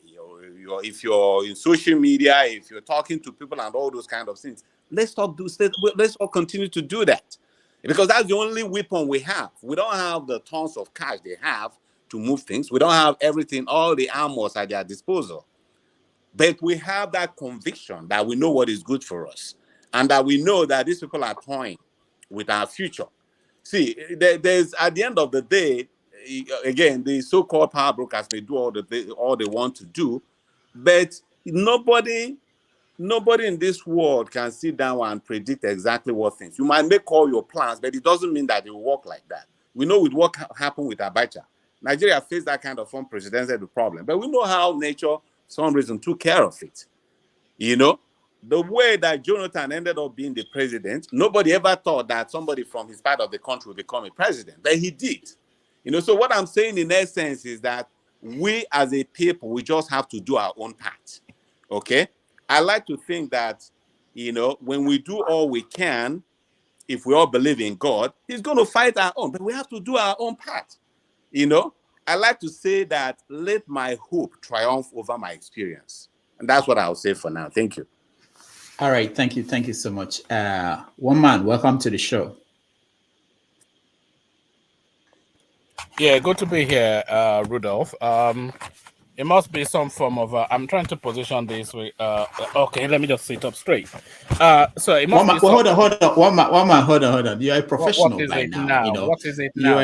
You are a professional. When you come on this show, you should be ready, and everything should be all. What do you mean ready? It's just a casual space where people. You know, hold on. When Dr. C is having problems with his connection, I know he's a doctor, you know, but you are a professional in this. You know, you should go ahead, one man. Oh, all right. Good to be here. You know, every time I come here, I just I say I'm using China phone or what? Well, I'm not actually using a phone. I'm using a laptop. Using an obedient network. It's a technology for the future we will come across very soon. It's called a laptop. Look out for it. Coming to a village near you. You know, every time I do come here, I think to myself, is it really worth lumping myself in? But then anytime I do listen, I find myself somewhat feeling the need to lump myself in. So I've lumped again. It's only really the conversation, and I'm not sure if you've seen the movie Groundhog Day. It's like Groundhog Days. Sometimes when I listen, with people just looping around in a circle wagon of you know, so ostrich type of. That means it was. Sorry, yeah, with people. So let me just go straight to it because really, I know you're pushed for time. It's all of this narrative around Tinubu, and I would invite people to actually look at the tea leaves, and rather than just stay within that narrow loop of the narratives that regurgitate, look at the tea leaves. Tinubu is fast propelling himself towards the presidency. The final hurdle, almost certainly, was that Chatham House interaction that he had, which a lot of people were expecting to be a stumbling block for him, but which he scaled excellently. So, as Ovia was just pointing out to you, these clips going around making the rounds of another interaction with Channels Television. So, you can abandon the Agbado now, and you can abandon the Buloba, or you can stay there. It's entirely your decision. So, but really, the narrative is propelling this guy to govern you for another 8 years. He's not going to die. He's not going to collapse. It will continue to make faux pas and gaffes because that has always been his speech pattern. But anytime I listen here, it's people doing all this tribal circle dancing around fire camps, bula balu all the time. So you have to get with it, though. You can't stop this guy if you focus on where he's propelling himself to. But if you continue to loop around just the bula balus and the bula balus, because it seems to entertain you, and that's just really it's like Groundhog Day, just looping around the same tired narrative. I'm getting impatient with you. Round it up. Sorry. No, please, there will be questions. Please, Rudolph, there will be questions. No, I'm gonna mute. Sorry, Rudolph, I thought you said you were going to be running a more disciplined thing. That's what you said. I muted them. I muted them. Go ahead. So yes, I just lost my train of thought. So yeah, just come out of the bula balus. That's really where you need to be, or you can continue to subsist in that because you cannot find a pathway out of it. But then of course, this guy propelling to be your president, and that's just the facts as obtained, independently, verifiably. That is what is happening. So you can continue to loop around in the bula balus. Thank you, one man. So let's give When people are we going chance to rant, Dr. Please, Damiji? let that's next. But I want people to question one man because let's question he him. has a wonderful viewpoint. I will start with Sorry, you. intelligent, no personal attacks though, because Yeah. I'm It's still about the smarting issues. from when Don't I be first scared. came in here No, and they were hurling abuse. You come on, don't be scared of the you've question. just spoken. Does it know? Please. I think everybody, what I want people to learn to do is to listen to people, whoever they are, whatever they are saying. You can't pick people you want to listen to and have them everywhere you go. So we have to learn to listen to people and ask questions and make it the issue. Whatever he presented, he likes what Tinubu did, the presentation. Ask him about that. Proudly bear, you're first. My question to you, one man, because your statements are highly biased and personal, but you are highly entitled to your own opinion. Don't you think, as a Nigerian, that Tinubu is not above all other candidates, regardless the game he's playing, to get to that seat? Whether he comes to Chatham House or not, don't you think he should go to the channel, the television, sit down like all other candidates have done, and let Nigerians question him? Yes or no, one man? Thank you. All right, it's thank you. hardly Thank ever you so a much. yes so can I address? It's hardly ever Yeah, a go yes ahead. or no. Yeah, it's hardly ever a yes or no anything in life. Life is in the gray areas, as I'm sure you know. So I'll ignore the first half of that space, but the second half of it, Tinubu is not above all candidates. It's the front runner though in this election. Whether you like it or not, whether it's your preference or not, that is what all the objective assessments tell you. Tinubu is the front runner in this election. Now, his interaction with the... let me go to actually a comment that was made by Kene or something earlier on, that he should go to Arise.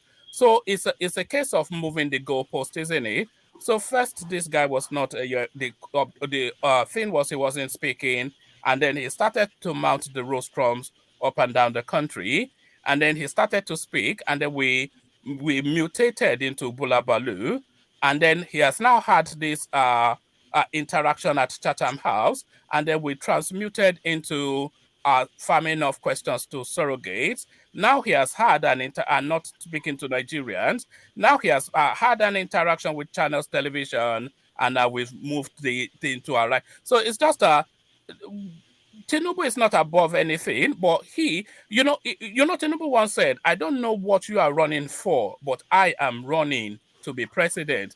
And this is what we see playing out. So all of this hooplas and brouhaha is entertaining, but it doesn't stop. Okay. One man. Thank you. What I would do now is to get other people. Hold on. Can I hold on? And I saw Dozier frustrated. Dozier, don't be frustrated. Come on. I wish everybody would be a lecturer. No, college reality and frustrates. listen to people. Reality You don't. One man. All right. So what I want to do, one man, pay attention, okay? Because we don't have a lot of time. So I want to get all the questions and then you respond to them. Okay. So it won't be one after the other. So Austin, you're first. So I just want to ask some first question. Number one, I like going to now on a scale of 100%. How will you want to rate Tinubu? That maybe you can note that down. The second thing is that what are the parameters of the rating? That's you are a professor. Your student are presented, and you're supposed to give him grades. I'm barely literate. Pardon? Yeah, carry on. So you are a professor, and your student. He said he's barely literate, and I see that. No, it's just giving an example. Maybe let me just go so that I want to be fast. Please. So just from what he said, everything, the question he delegated to people and everything, then just grading. How maybe which percentage? That's the first thing I wanted to ask. Secondly, he doesn't grant interview to the Nigerian media. Let's say tomorrow he wins and becomes the president of Nigeria, and something happens. He doesn't come out to talk about it. He doesn't address the nation. How will you feel after that? That's the second question I want to ask. Then the issue where he mentioned that he doesn't. Let me not paraphrase. According to him, he said that power is not being given; it must be taken. What do you feel about that statement? Those are the three things I want to ask you about. All right, you might well want to talk me through it again. But the first one was an assessment of his Chatham House interaction. Yes. I thought that was probably one of the most inspired things that I have ever seen politically. I thought it was excellent. I thought it was ingenious. I thought it was creative.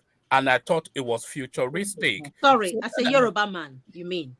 Oh, no. No, please. That means if I'm the professor, I can liken what you just said to about 90%, right? 90%. So if from your response, as a professor, I would say that you are talking of 90%. I am saying that what is done is the way of the future. You will see this repeat in the United Kingdom, in America, all over the place. Already happens in America, by the way. It gave a half an hour the keynote speech, and then he had a question and answer session. He took 4 questions out of 10, which he answered directly himself, and then he subordinated 6 questions to individual surrogates. So I'm not quite sure. If that is not genius, then I want to know what is. So the next question I had there is that he doesn't speak to the local media. I'm just trying to remind him. Sorry. Yeah. He doesn't speak to the local media. So when he becomes president, unless it's something happened like the flood, or maybe something that you expect the president to speak, and my big man is not there to speak, how will you feel as a Nigerian? Well, I wouldn't feel anything if the president doesn't speak, but I will certainly feel a lot if the president does not act. So I'm not, if I want to listen to oratory, I will go and listen to tapes of Wole Soyinka. He's the speaker. But if I want to see action, I want to see it. I don't want to hear words. I want to see action. So if I'm seeing relief materials being dropped in, if I'm seeing the army building shoring bridges to insulate the flood, and I'm seeing the Red Cross service going in to hold babies and comfort them, then I don't really care what the president has to say. Actions, not words. Okay, the last one. No. So here is my question. So he said I should repeat it. I just want to complete the last one. The last one, he says that power should be taken. What do you think about that statement? I think you need to go and rewatch that clip and remove your tinted, biased glass and listen to it again. Patently, power is taken. Who has ever given power to anybody? I mean, come on, man. This is the Agbado thing that stymies. This is the space that was inviting that you should leave. That's Agbado right there, isn't it? That statement you just made. Agbado and Bula Balu.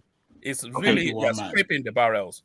So let's go to no, Kenny, not you. I'm not coming to you first. Dozie, you're next. One question, please. Make it one. Just pick the best question you have. Mr. Conquer, I'll do exactly that. Okay. One man does not. It's not. Listen, if it was Osibajo or any of the Yoruba gentlemen, I would respect that. I am not supportive of this. What's his name? Asiwaju. I'm not going to give Mr. Why so? No. I'm asking you a question. Yeah. So I'm not gonna give Mr. One Man this pedestal that he's standing on, taking our questions because he's being sarcastic. I'm simply gonna ask him one simple question. How long have you been in the UK? All right. Okay, so we're going back to your mini-me Nnamdi Kanu guy. I thought that was rich, actually. Answer the question. It's so simple. No, hold on, Dozier. You don't get to pick the question and the answer as well. You ask, and I answer as you delegate. You delegate. Yeah, yes, and I delegate. Delegate it to me. Delegate it to me. Let me just. I am one of your disciples. Okay. Can I just have a moment? Since you've opened that window, let me just walk through it just for a brief moment. I thought it was quite rich, actually, for a guy that has transmuted himself into mimicking and cloning another man for profit to accuse me of being pretentious. So I thought that was the irony was lost on the space, but it wasn't lost on me. The person that in both in tonality, texture, and mannerism, Ovie knows him. Ovie is here. Ovie knows him as an athlete. He used to be some lily-livered little Dami, this element, is but not he has answering something the to say. question. He's So, One not man, you're going answering the personal question. now. Grow up now. Come No, on. All right, just guys. answer the Okay, question. hold on, How hold long on. have you But been that was a all in right, personal Nigeria? question. That's a let's move personal on. question. Let's No, move hold on on, from everybody. there. Hold on, everybody. One man, hold on. Okay. Yeah. This is really an exercise that I enjoy because it's easy to think, and I see some people writing comments, and I want to make Kick it him clear out, to kick him out, people. Abby. Kick him out, Yeah, kick him out. no, not that. You know, I'm disappointed. Somebody is brought to the platform, and no, this is have your say. If you don't want to be listen to anybody, you can tune off. Go and watch a soccer. Go and do something. You know, people should be able to have their say. It's not everybody. I don't know the idea that you want people that you like, people who share opinion with you only to talk to you. It frustrates me. It'll be a boring life. Okay. Now the other thing I wanted to hold on, guys. This is an exercise in terms of, you know, sometimes we have guests and we interview them and people think they are saying the wrong thing and you are not asking the right question and all these things. You have the right to ask a question. The guest should say whatever they wanted to say and move on. There's something you can do. You can't force them to give you the answer you want. So this is something good. I think most of you potentially, maybe next 5 years, you are a politician, you are a minister, you are, you know, a big time writer, big time whatever. You face this, and this is something that I think is an important exercise. All right, can I be honest? Okay. Thank you, Mr. One Man. I don't know, you know, why One Man or how he turned out to be a guest here, but this is it. Okay. Let me. Can I hold on? One man, hold on. I know I said this that by next year we're going to have proper sections of this show. It's not going to be just free flowing this way. And one of the sections I want is this, where everybody can be a guest at any point. We do this, and you have opportunity to hear their view in full, ask them questions, you know, because you know it could be you next time. Go ahead. Congratulations, One Man, for being the guest. On this what? is it. Initially, I was thinking that you were very smart until you stated it here that you are barely smart. So I'll begin to wonder, I begin to like put things together. But this is it, right? You said that Tinubu is the front runner. So I want to ask, what parameters did you use to come up with that positioning? And secondly, we said one question. Yes, just they are connected. So you've been to, I think you are in UK, right, or US? You are not in Nigeria, right? I mean, no, you are laughing where I come from. Okay, so you went to the embassy to seek for visa. So when you went to the embassy to seek for visa, you were questioned. Who did you appoint to answer those questions for you? I'm asking these questions. This question based on the fact that you support Tinubu's appointing surrogates to answer questions for him. So did you appoint someone to answer questions for you at the embassy? Sorry, what was the first question? The first question: what parameters do you use to? Okay. So let me just disregard. Let me just cap off the last question. I've never had to go to any embassy to seek any visas for reasons of birth. But to the Tinubu being a front runner in the elections, you know, if you don't have an understanding that Tinubu, but you've been to a job interview, right? Why would I have been to job interview? Can I let him answer so that we can move on? We don't want to go ahead, one man. Yeah, but to Tinubu being the front runner in the elections, I'm not quite sure. I hope that was a tongue-in-cheek sort of question, because it calls into question otherwise. But obviously, patently, Tinubu is the front runner. Tinubu is the flag bearer of one of the top two political parties in the country. Tinubu is the flag bearer of the incumbent government within the country. Tinubu is the most widely known politician in the presidential race. So note those words so you don't conflate. Tinubu is the most widely known, not to say that he's the best loved or the most popular, but the most widely known. In terms of name recognition, Tinubu is the most widely known. Tinubu, in terms of propelling towards that, as Rock said, he has combined all of the presidential candidates, all 17 of them, he has put in twice the efforts of the combined totality of them twice over. So he did say to you that it's not, he doesn't know what you are running for. He is running to be president. But just to, sorry, I hate to be the harbinger of bad news, Kene, but you know, Peter Obi is not going to be the president. So and I think you know that. I suspect you do. It's hope over reality, isn't it? It's but I do understand the optimism, but I think in your private moments you do know that Peter No, I Obi. don't. Of course Okay. you do. You are not an Okay, idiot. one man. Okay, wait, one more question and then we're done. We go to rants. OC, Jonas. OC, go ahead.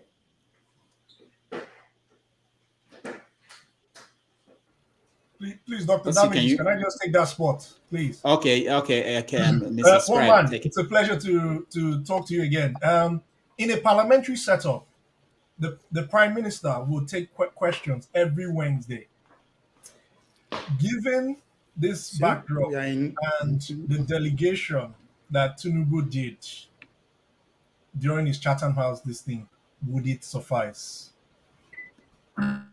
Well, I'm not sure if you watch the Westminster, when the Prime Minister takes the rostrum, he delegates to the Secretary of this and to the Secretary of that, which very much go and watch it now. So listen, I'm a British citizen like you. One Okay? man, you're lying. You're lying, one man. I've never seen that You're happen. talking rubbish. Well, I see it all the time. Yes, Listen, you're talking nonsense. No. So, You're sorry. not. All right. Okay, go ahead. Sorry for interrupting you. Go ahead. No, that's just that's really much ado about nothing. That's neither here nor there. What when I look, this is what let me just make this wider point, and I do hope that this wider point resonates.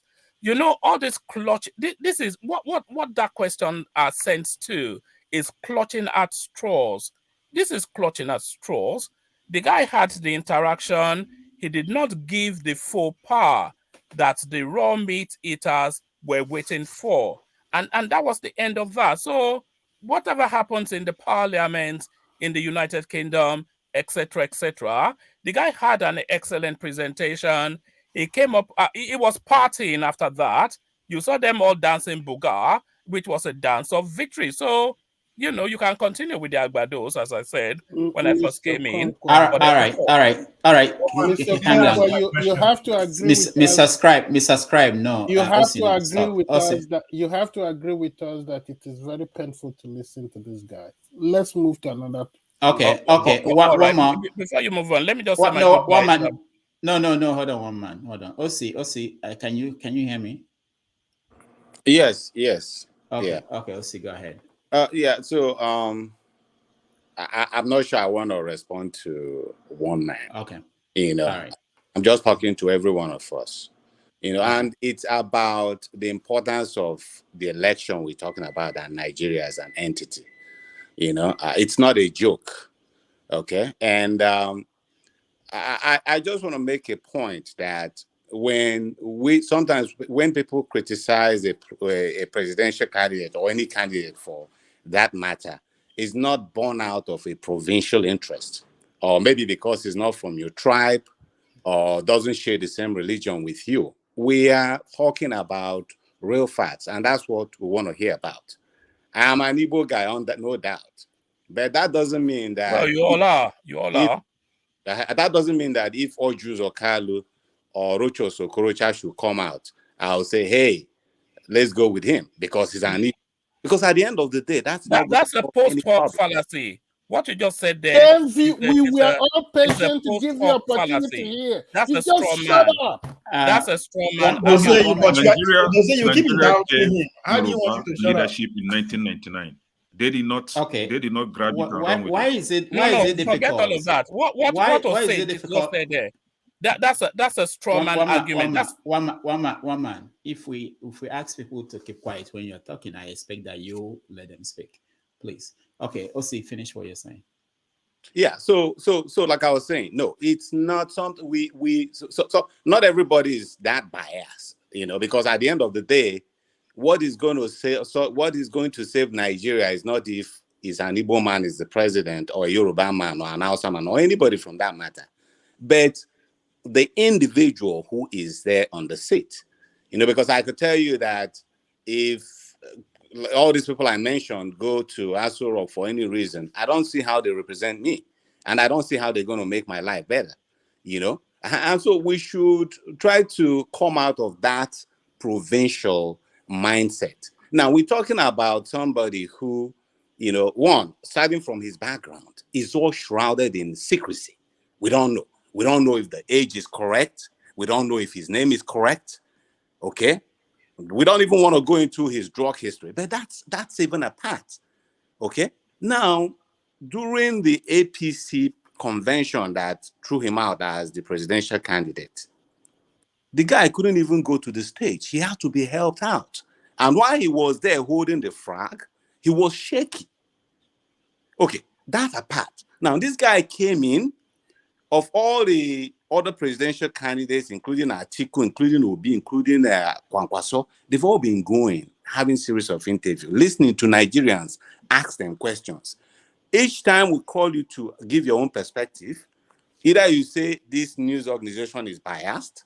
Okay, there was an interview series also done by Kadari Ahmed. I've been searching for Bola Tinubu to see his take on that. You don't find it anywhere. Now, what we ended up seeing is a guy who goes to London, choreographed, and then give a few things, and then ask others to answer the question, And then the whole carried about how he talks about the other presidential candidates, So, I mean, we can decide to be erudite and try to pretend like, oh, we're pursuing a jet, but see, we all know when you're genuine, everybody knows. I'm not trying to impute motive into what you're doing. But the problem with Nigeria is the enlightened self-interest. Because somebody sees, oh, this guy is from my tribe, or this guy is from this, I'm likely to benefit from this guy's government. Then he forgets about what happens to the generality of the people, which is the problem. And I expect that those of us, all of us in this world, most of us who are outside of this country, at least by God's grace, thank God that at least we're able to find food and shelter. That should unshackle our mind to those primitive instincts.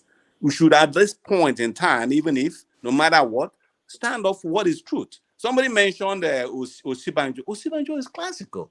If Osibanjo is in that shoe, many of us will vote for him. Because he has shown this guy has age on his side, he's mentally alright, he answers questions correctly and all those kind of things. So we'll follow him. So if this race were to be, we are arguing about P2B, Kwankwaso, and what's his name? And Yemi Osibanjo, that's a different thing. But for somebody to stand here and focus on the fact that some distractors are saying bola, bola, bola, and all those kind of things, those are distractions. There's nobody in this world that, you don't have innuendos thrown at you. P2B, they call him Mr. No Shishima. But we're not dwelling on that. We are dwelling on the substance. And that is what some of us expect you to say here. But if you come here and start spewing the fact, oh, people hate him because he's a Yoruba, because he's not from the other tribe, then we are going back to the same thing that we are condemning. That we are going back to the same problem that is. Sorry, I never said that. I never said that. Let me finish. My suggestion, Dr. Damages, is please let's not make this discussion about one man and the rest, because we cannot. I can sit here and talk all days. He has had his time. Let's move to some other things more important, because I mean we've heard him, and we respect his position. That's good. But let's move on to something else, please.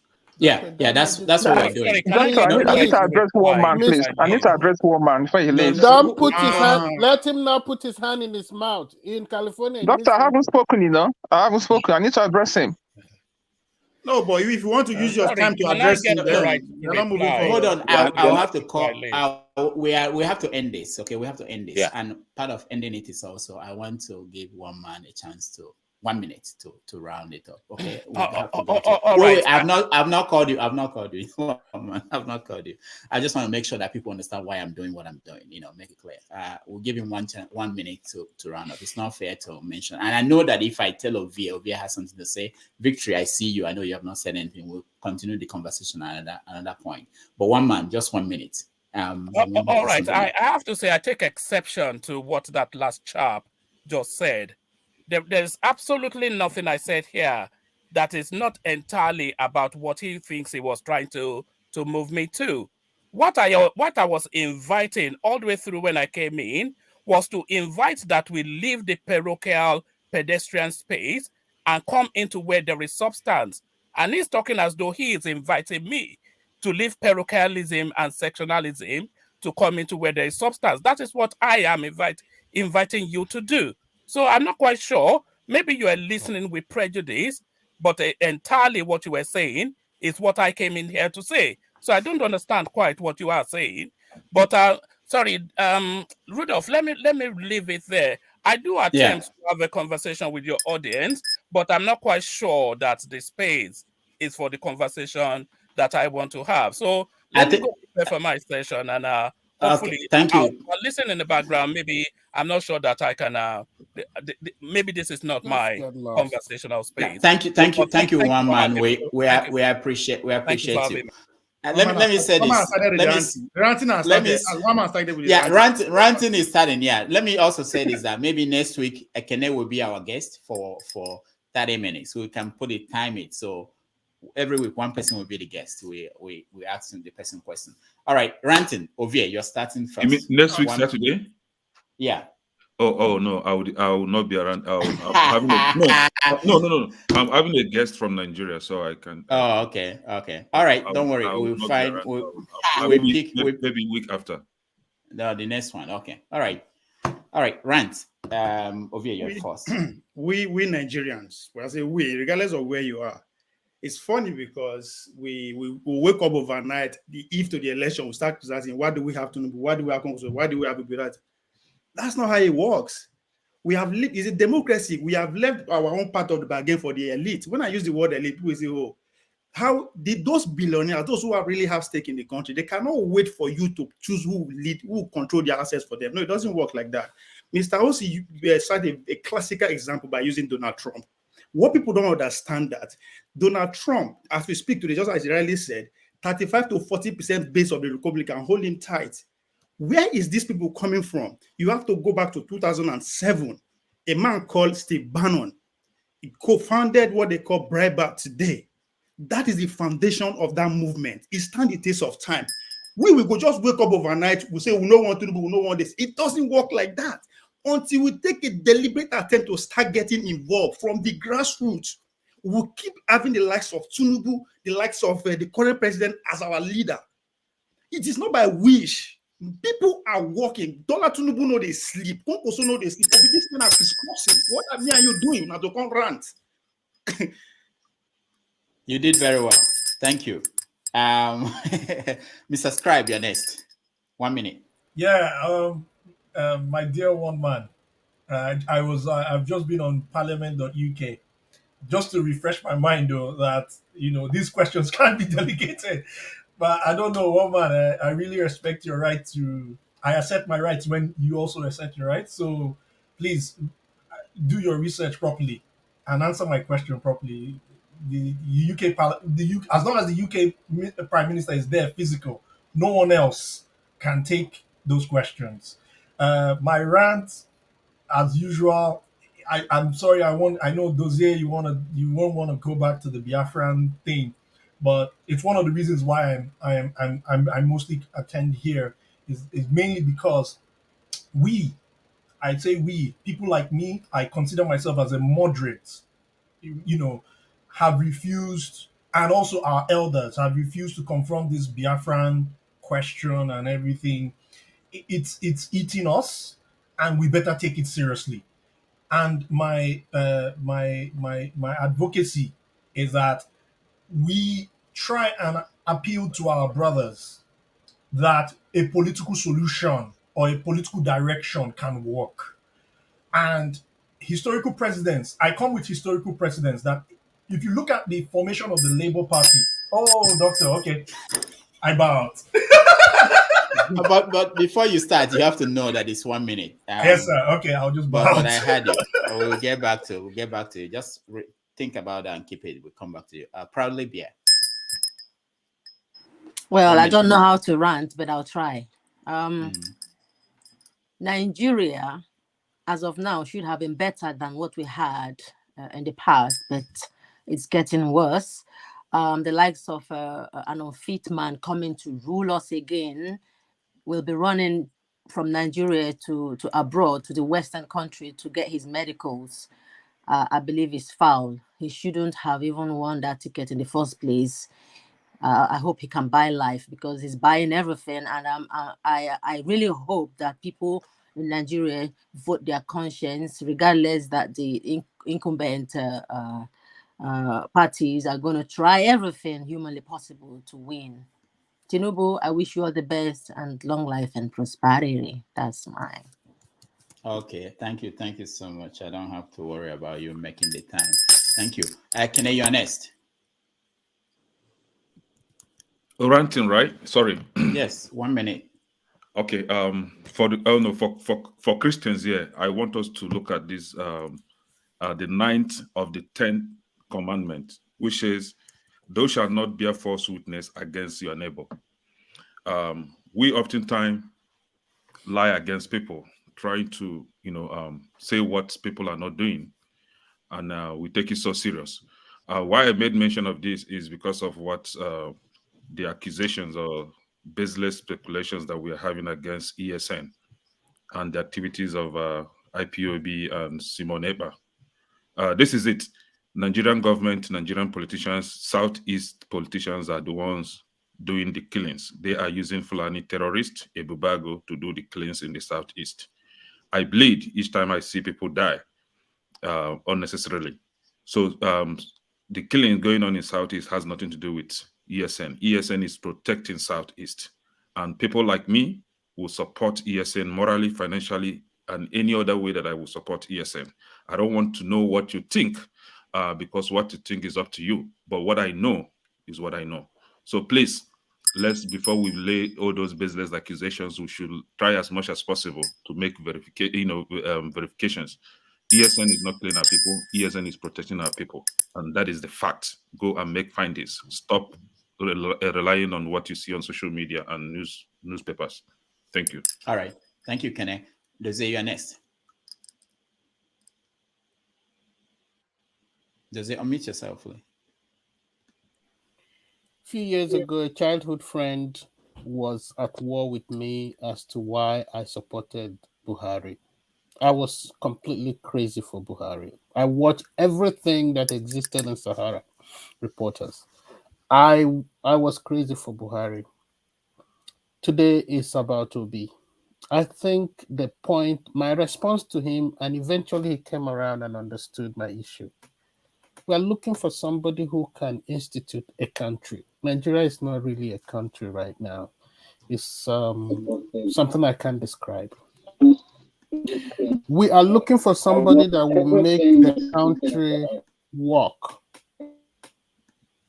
That's what we are looking for. We are looking for somebody who will make the country work. And I will repeat what I said during Buhari's tenure. And that is simple. Wherever the person comes from in Nigeria, the person is acceptable. Today, it is Obi. Let us be rational. Let us be reasonable. Let's give this man a chance. Point. For now. All right. Thank you, Dozie. Thank you so much for that. Austin, you're next. Look, what I'll just say is this. I'll always say this. Evil is always evil. See, if evil favors you today, you are happy. Know that tomorrow it will not favor you. So let's avoid all this issue of favoritism or this. We have presidential candidates to consider. Let's select the best. I will not force something on anybody, but let's not be sectional anything. Because one thing, as I said, if you do the good thing, you do it for yourself. You do the bad thing, you do it for yourself. If you think we can collect 1 naira or 2 naira and put in our pocket now, Later, after the election, the money go finish. And when it finish, don't forget, I always say we are teachers. When I don't train my student well, and my student become a thief, when I'm riding my Rolls Royce home, he will meet me on the road. Then I'll know that my action yesterday is coming from my head today. That's what I would say. Okay, Austin, you went the wrong way, too far. Your student could become a doctor if you don't teach the doctor well, and then the student will treat you or your family members. So you don't have to go Thank to you. the thief. Those are the many Yeah. things we can say. So do your job well. Don't say because they gave me money or this. Do your job well and do the right thing. All right, Victory, you're next. Yeah, thank you, Doctor. I think I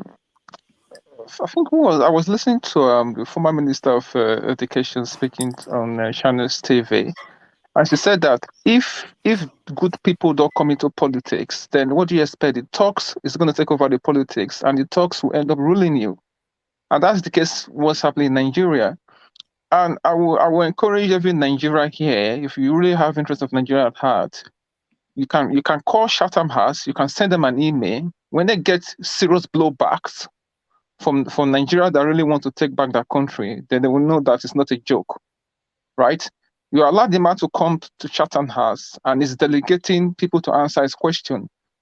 I was going to ask Warman, where has he seen in this world where a presidential candidate goes on stage and is delegating, asking people to answer questions for him?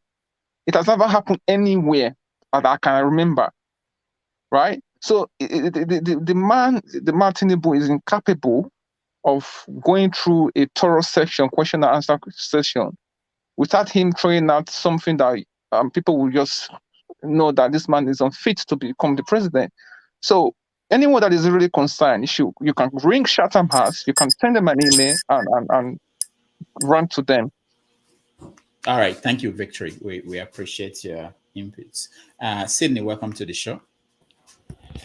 Thank you, guys. I'm just coming in, so but I've been listening. We are ranting. We are ranting all right, now. All right. You have a minute to rant about anything. I just have 3 things to say. Number one, the issue of the IPOB.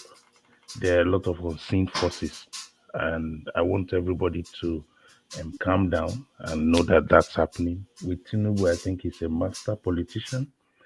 Basically, he wants to be in the narrative, and he has achieved that. Whether I would like it or not, he's the discussion of the week. And so we must give him that, irrespective of whatever we think. Number 3 is that, not that I support what he did, but I mean, that's who he is. And what he's telling us is that he doesn't really care. The third thing I want to say is that INEC is the dark horse of this election. Tinubu is trusting that the election will be manipulated. And if it will be manipulated, then he doesn't really care. But now it is either the Nigerian people rise up to the occasion. But INEC is the dark horse of this election. If INEC succeeds with what Nigerians want, then we'll see a new change.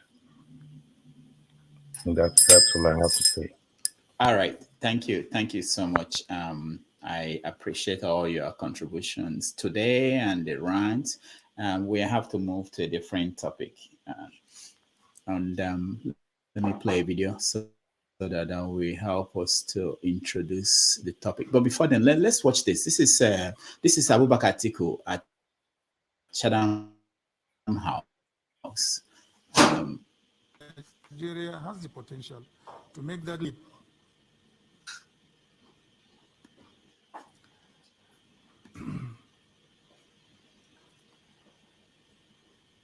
Is this 4 years ago?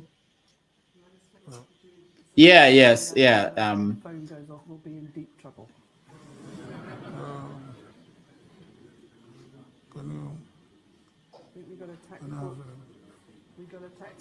Yeah, there was some interference.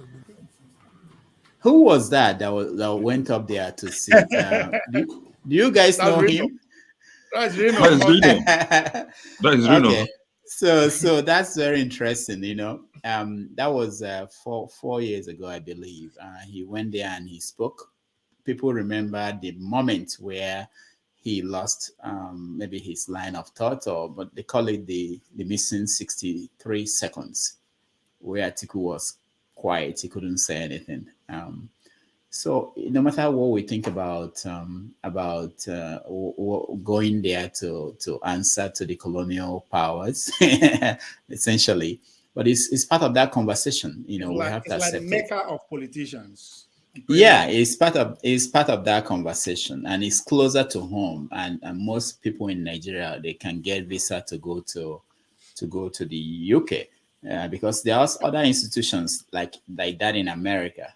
But I don't think that they care about Nigerian politics enough to make room for something like that. All right, my computer is not doing very well today, but let me welcome CK. CK, welcome to the show. Thank you very much. Felix, welcome to the show. Felix, can you hear me? All right. Felix is frozen. The other two topics we have today left is the military.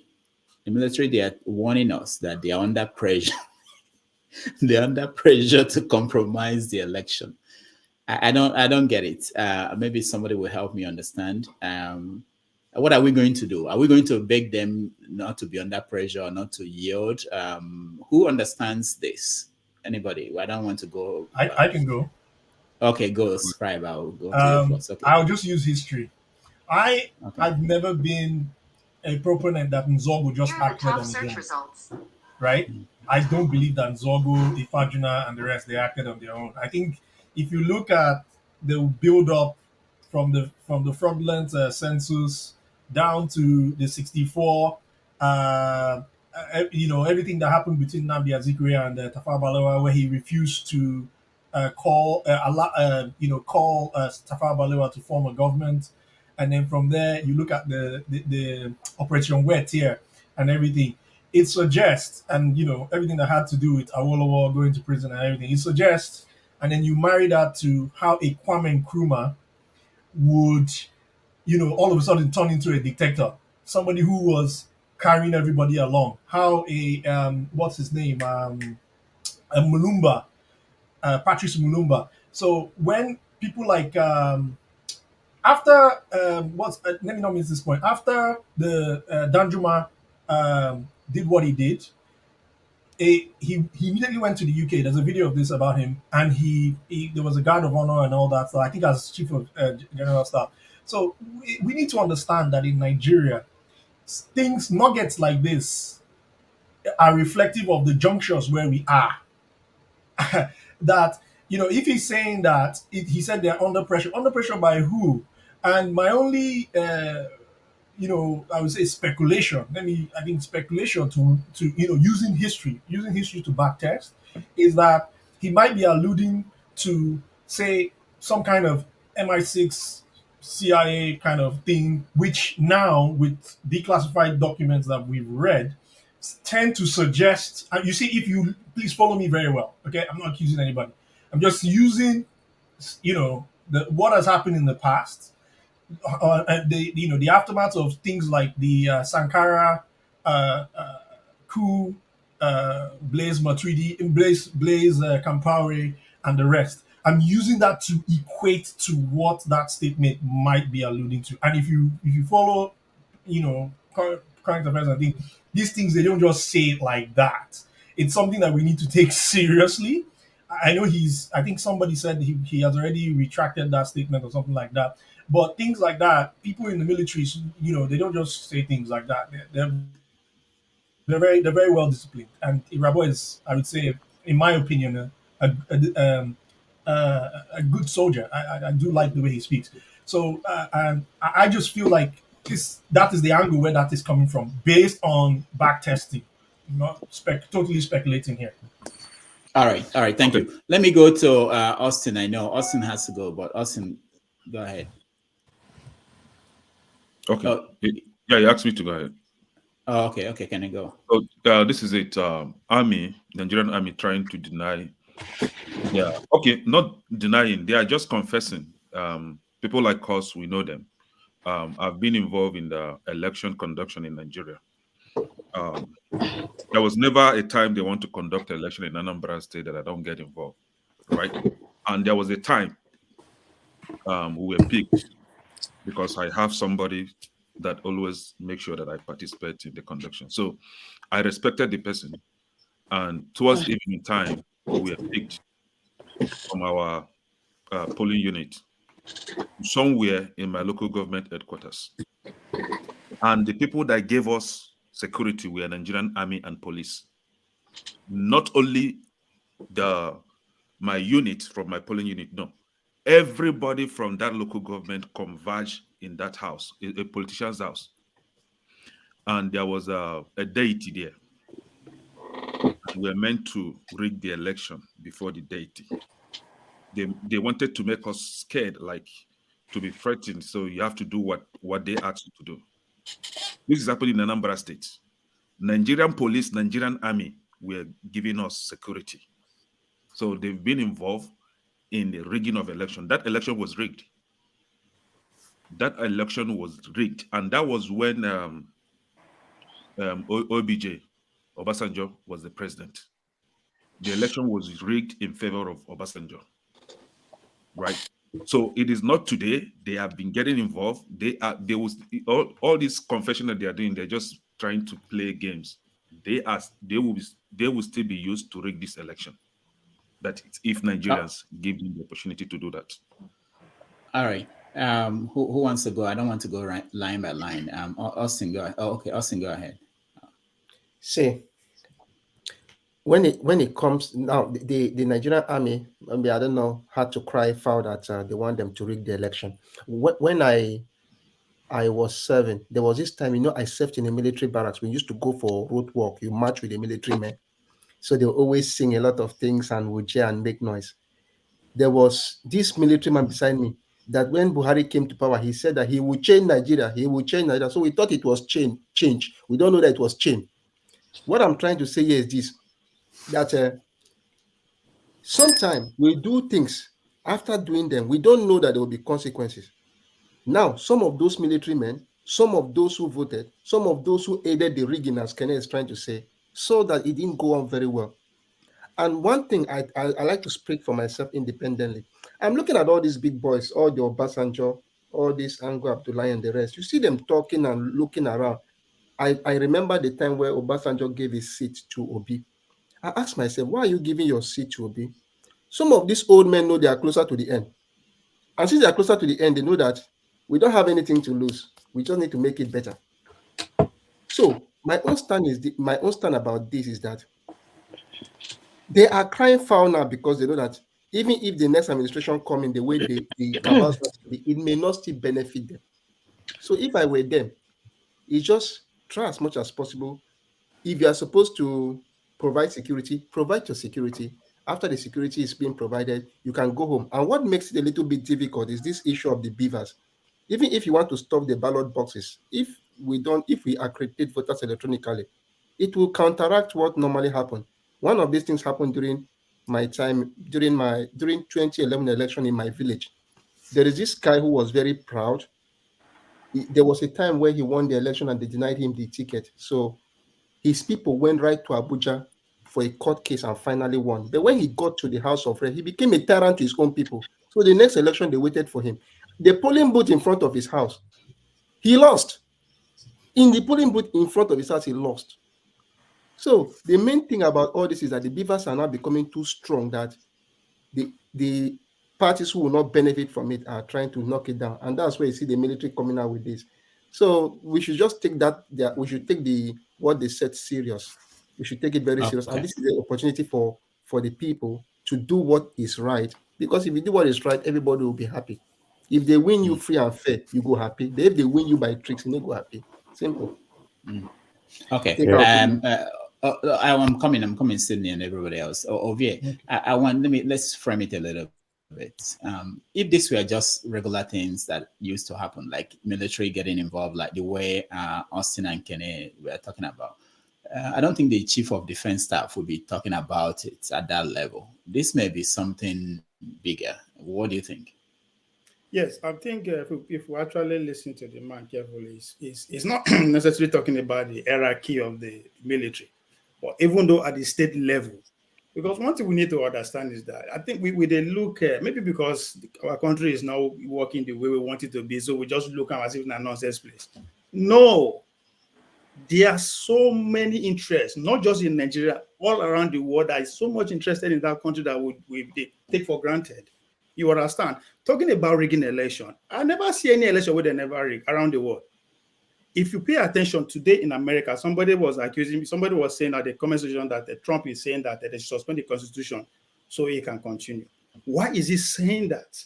If you pay attention, when Elon Musk take over Twitter, he was able to release the untabarded laptop that the Twitter suppressed it. And if you look at the permutation that is going on, even the Democrats, they are agreed that if they allowed that laptop to surface, the election would have been different. So they are seeing that too as election rigging. So just different way. Yes, beaver did there. No people make the beaver. And people go operate the beaver now. So let's forget this. I keep saying it. When I say it's a game of elite, I know what I'm talking about. It's expensive to become president of Nigeria. The question you should ask yourself that how much is your contribution?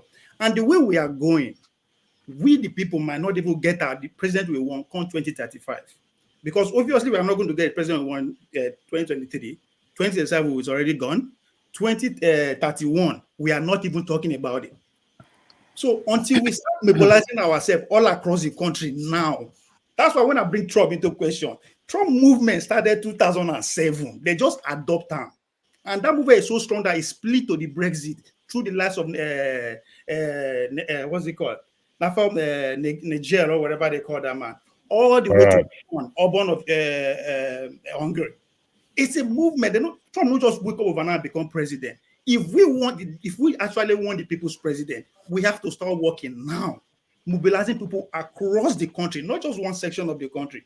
It's a big deal. Now we just take our country for granted. A lot of people are interested. Pay attention to Al Mustafa, what he has been saying regarding our oil. So yes, we should pay attention. I'm not really actually they say, okay, the military is not going to comply because as I said, there will always be their bid. Maybe the people where they approach them is not the person they want at this point. So we can disagree with your police sentiment. It's this elite at the bare minute. Guess what? They will come together because they have one thing in common: power. What do we have in common? Nothing. Instead, we come here and say, my people are Majila, my people are Majila. That is not going to get us what we want. We have to find a common ground. And our common ground here is that the elite. They are in our house, they are in our community, they are not just in one section of the country alone. If we don't mobilize and work hard, it's a marathon here. We have to say in the next 10 years, we will get our president and start working now. Nobody say we just wake up 3 days the election. Oh, we want Kokozo on.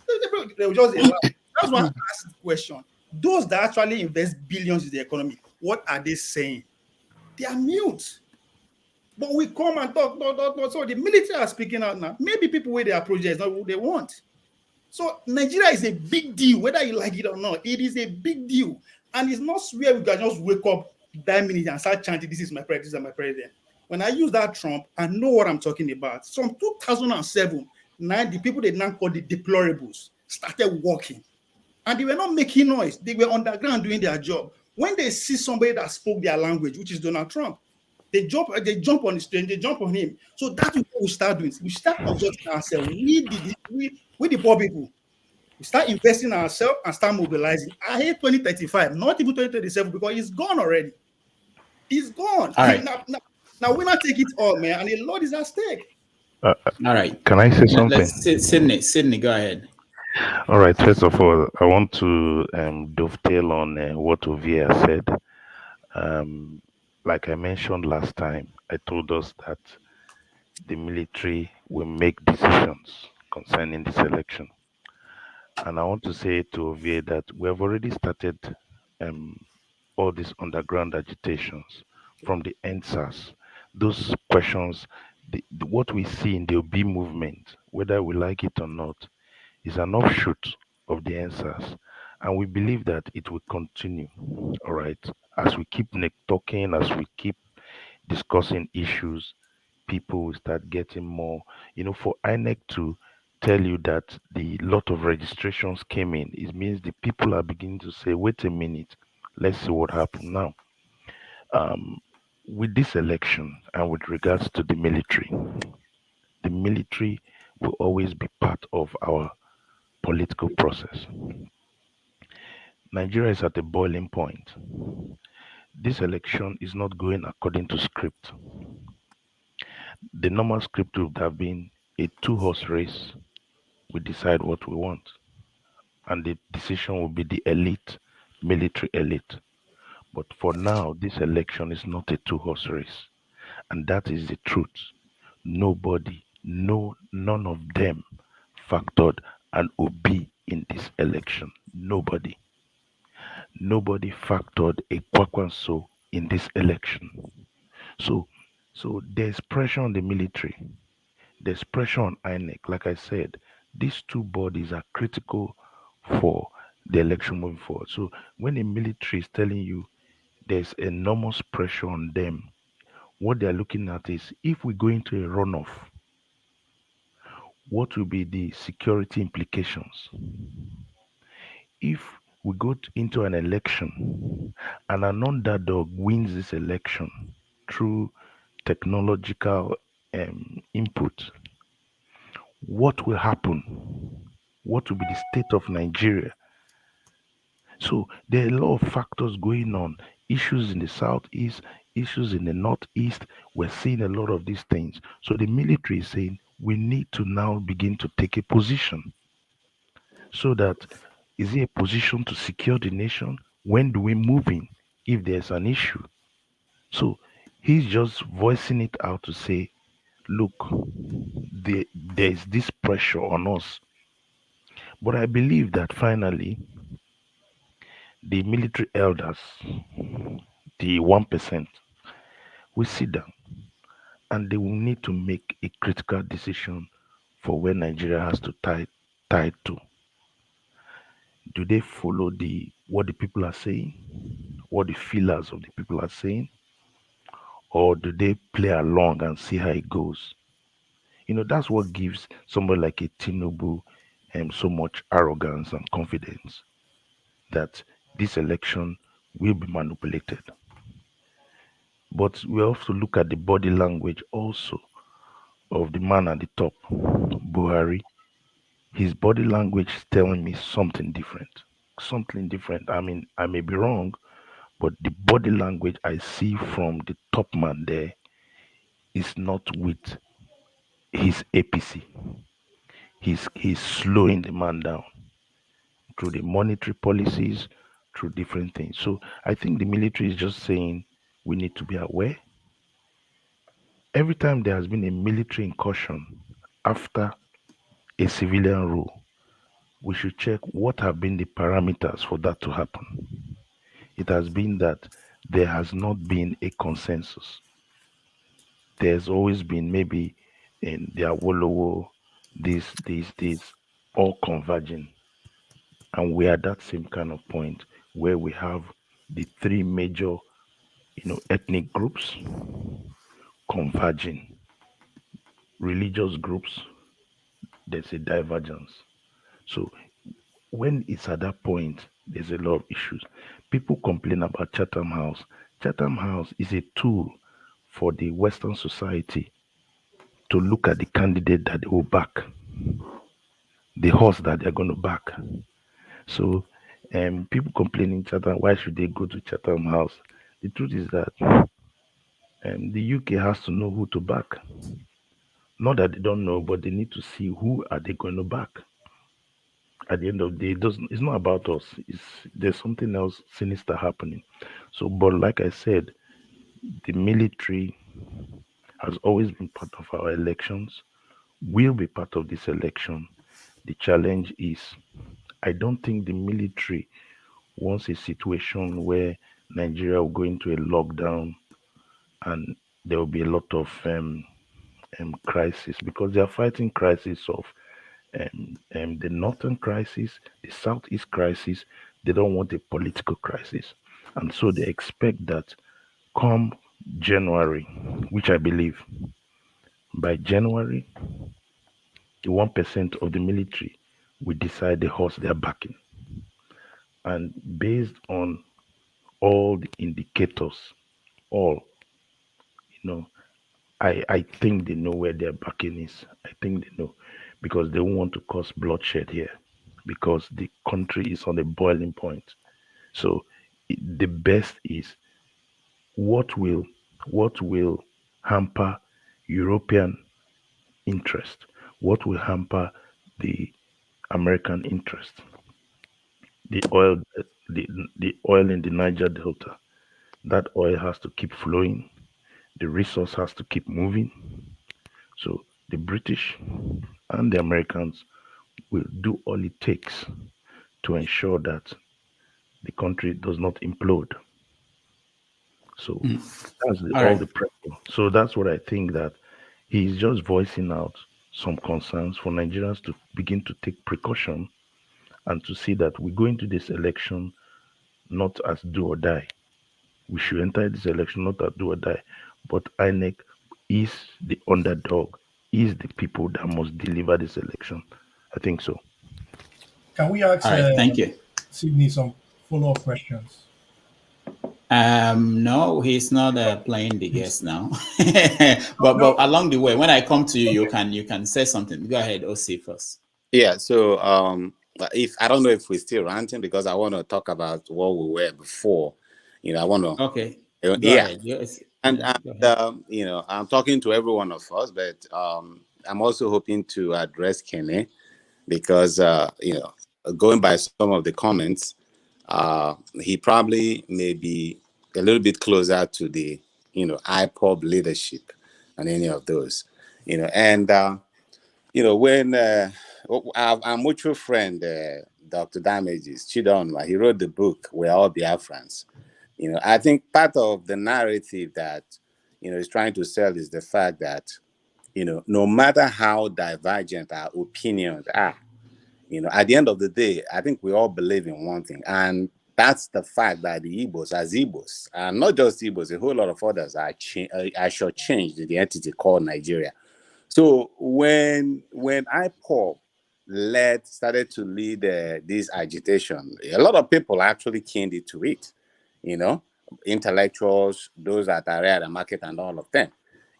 Because what they represent is what we have all been, actually fighting for. And because of that, the followership got bigger and bigger and bigger and strong. And that's how Kanu became a rock star today, But that said, let us all acknowledge there's a problem with Ndibo, with IPOP, with the leadership.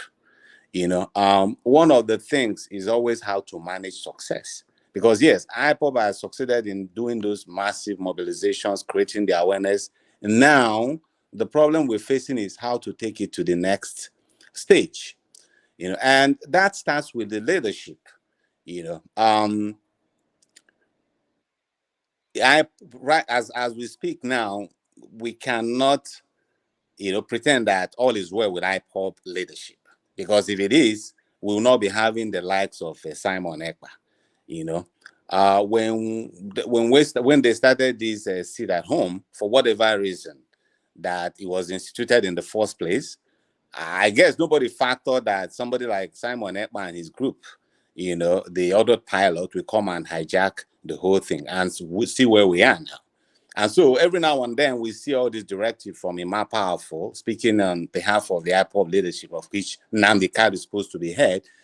It will make all these pronouncements, ignore this, we don't sanction it. But how did that change anything? Nothing. Our people still get locked down every Monday. And then we see this one that I'm sure you guys have seen all the footages of people shot in Enugu because they came out. Another lockdown. I can tell you with all certainty that I don't believe that Kanu and any of those people around him likes what is going on. But the movement has now muted, what is like, something that, a monster that nobody can now control. And I'll make one projection. The way Simon Ekpa is going now, in which, flouting all the others of the mainstream IPOB, I can tell you that if Kanu should be released today, from that detention, he's going to face a very harsh reality, because Simon Ekpa is going to go for the leadership. Well, that is what he's been angling for all this while. If we listen to carefully with what is going on, because each time there's a directive coming from Kanu and all, they say no, we cannot trust it because he's being held by Nigeria. He could have been coerced into saying what he said. That's not him. By the time Kanu comes out, his next move is going to be, oh, I don't trust what he says now. They may have injected him in the Nigerian cell, so that what he's saying now is not Kanu. So we have a huge problem in our hands with the IPOB leadership. So to you, Kene, and everybody who has some influence in them, I think we have to go back to the drawing board, because what is happening now is an ill wind that blows nobody any good.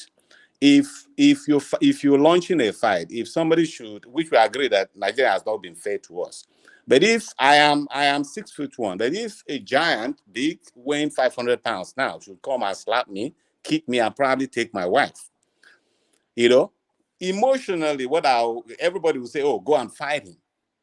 But if you take a second and sit down and think through it, you know that when you face him head on, he's going to crush you and crush you beyond recognition. So if you're wise, what do you?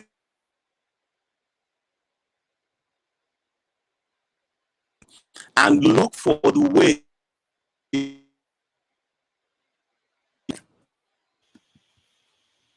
Okay, OC, we can't hear you anymore.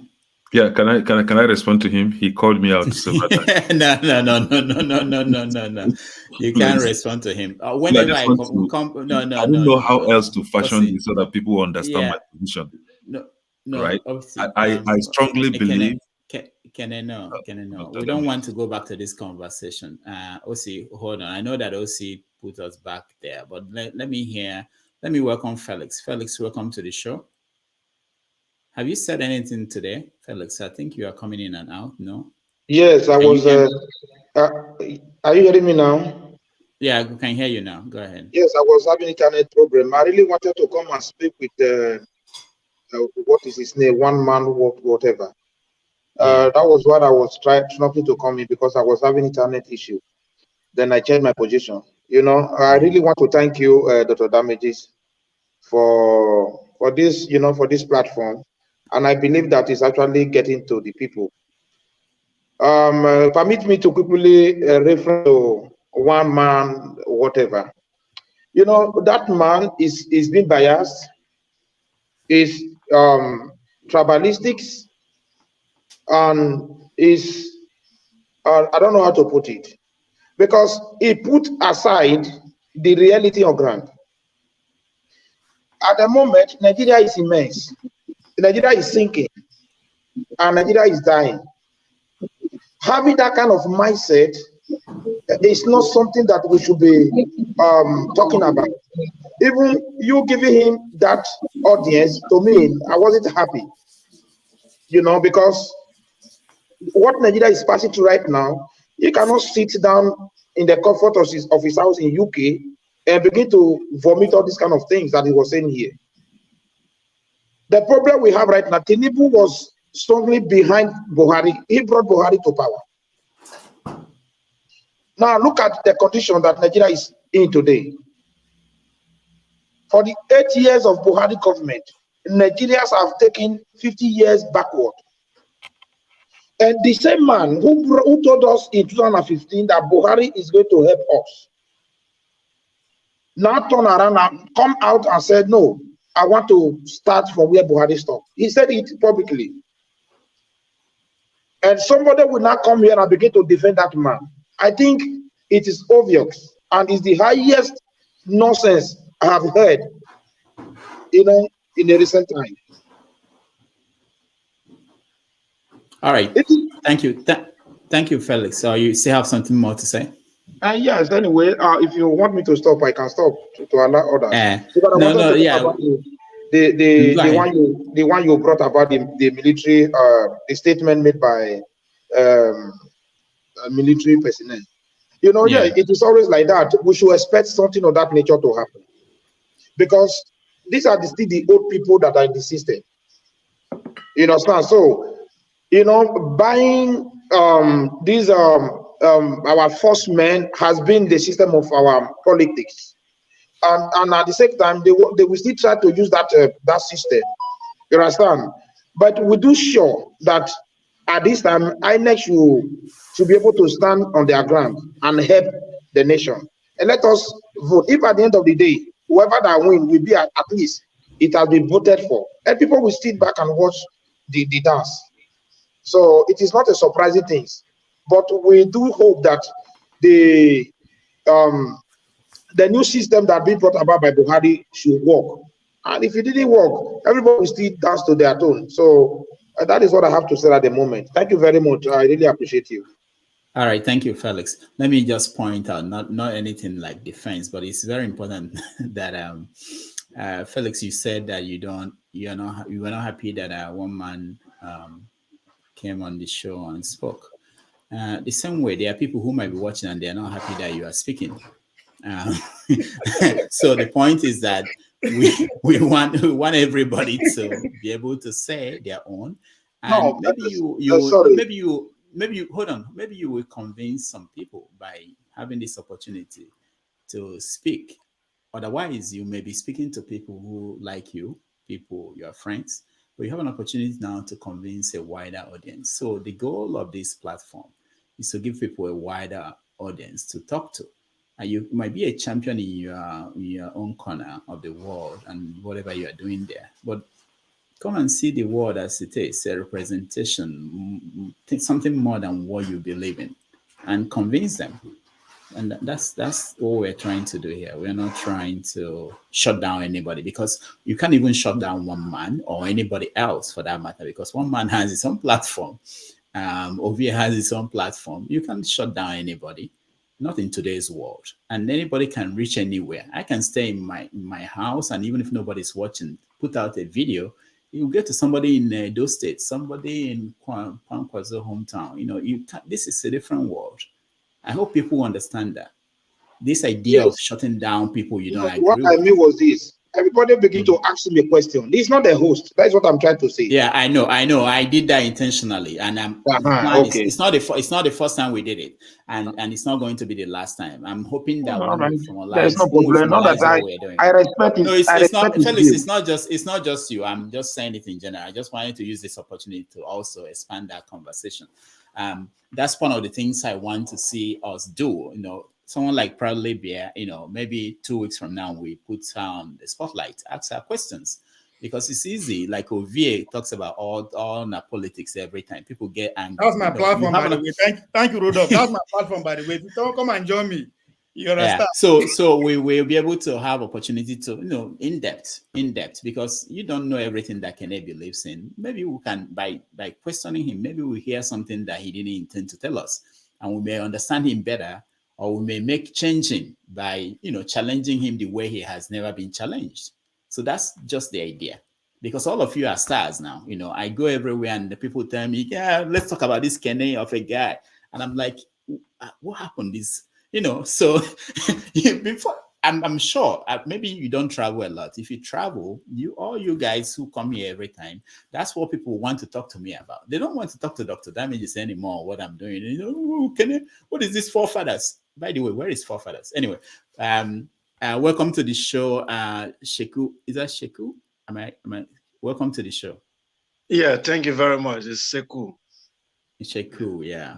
Can you tell us where you're joining us from? I think this is the first time. Yes, peace and blessing, Dr. Damages. This is my first time joining your live, but I've been watching you for over 3-4 years. So thank you. I'm joining you from Canada. I'm a Liberian by nationality. Oh, good. I'm happy that we have, because we want to reach other people other than Nigerians. So what do you think about your president going to Qatar to see the son play? Yeah, it was a disaster. This is what we have in Africa. The elite do not believe in the continent. They don't believe in the country they are governing. So when they come to power, they think it's an opportunity for them to steal and also do what the colonial masters did to us. So this is the mentality we have all over the continent. The people ruling us do not believe in us. So that's the situation in Liberia.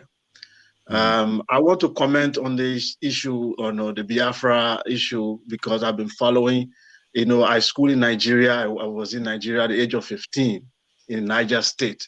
So I did my primary school, secondary education, all in Nigeria. So I'm aware of this, the local politics of Nigeria, and I've been following over the years.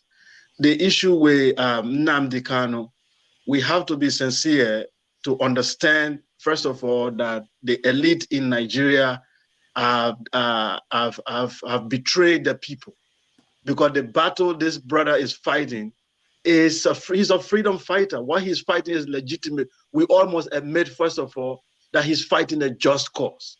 It's not a gangster on the street or somebody fighting for religion that his God is imposing certain religion like a Shekau is doing. That's not the battle. He's fighting for human dignity and freedom and saying that my people are part of a federal system and the federalism does not give them the equal right and opportunity. This is a legitimate fight. It's a human right fight that he's fighting. Now, the problem is that the intellectuals in the Igbo land did not come together to support this brother. They have not come together properly and say, look, despite we don't agree with his method, but what he's fighting for is a human right, a historical right. So all we need to do is to show him the best way to do it. Every country in the world, there is a constitutional provision to succeed. There's called self-determination.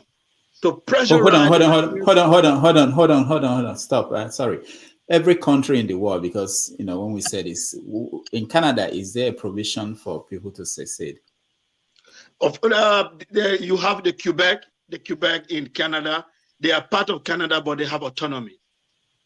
So yeah, but you said that every country has a provision for anybody who wants to. What is the provision in Canada? I don't know. I'm not asking you because I know. Via referendum.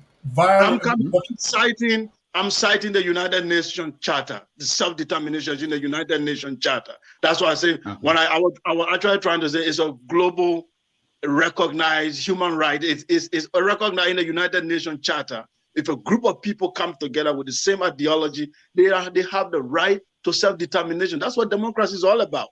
We can vote and we can refuse to be part of the. Okay. Is there a route to this self-determined by laid down by the United Nations? Is there a route to achieve it, or just by violence? No, that's what I'm saying. Method. The method, we might not agree with the method. Like in Britain, they have their own method. They voted. We all saw it. They voted, and then for a certain part of Britain, people to stay in Britain or not.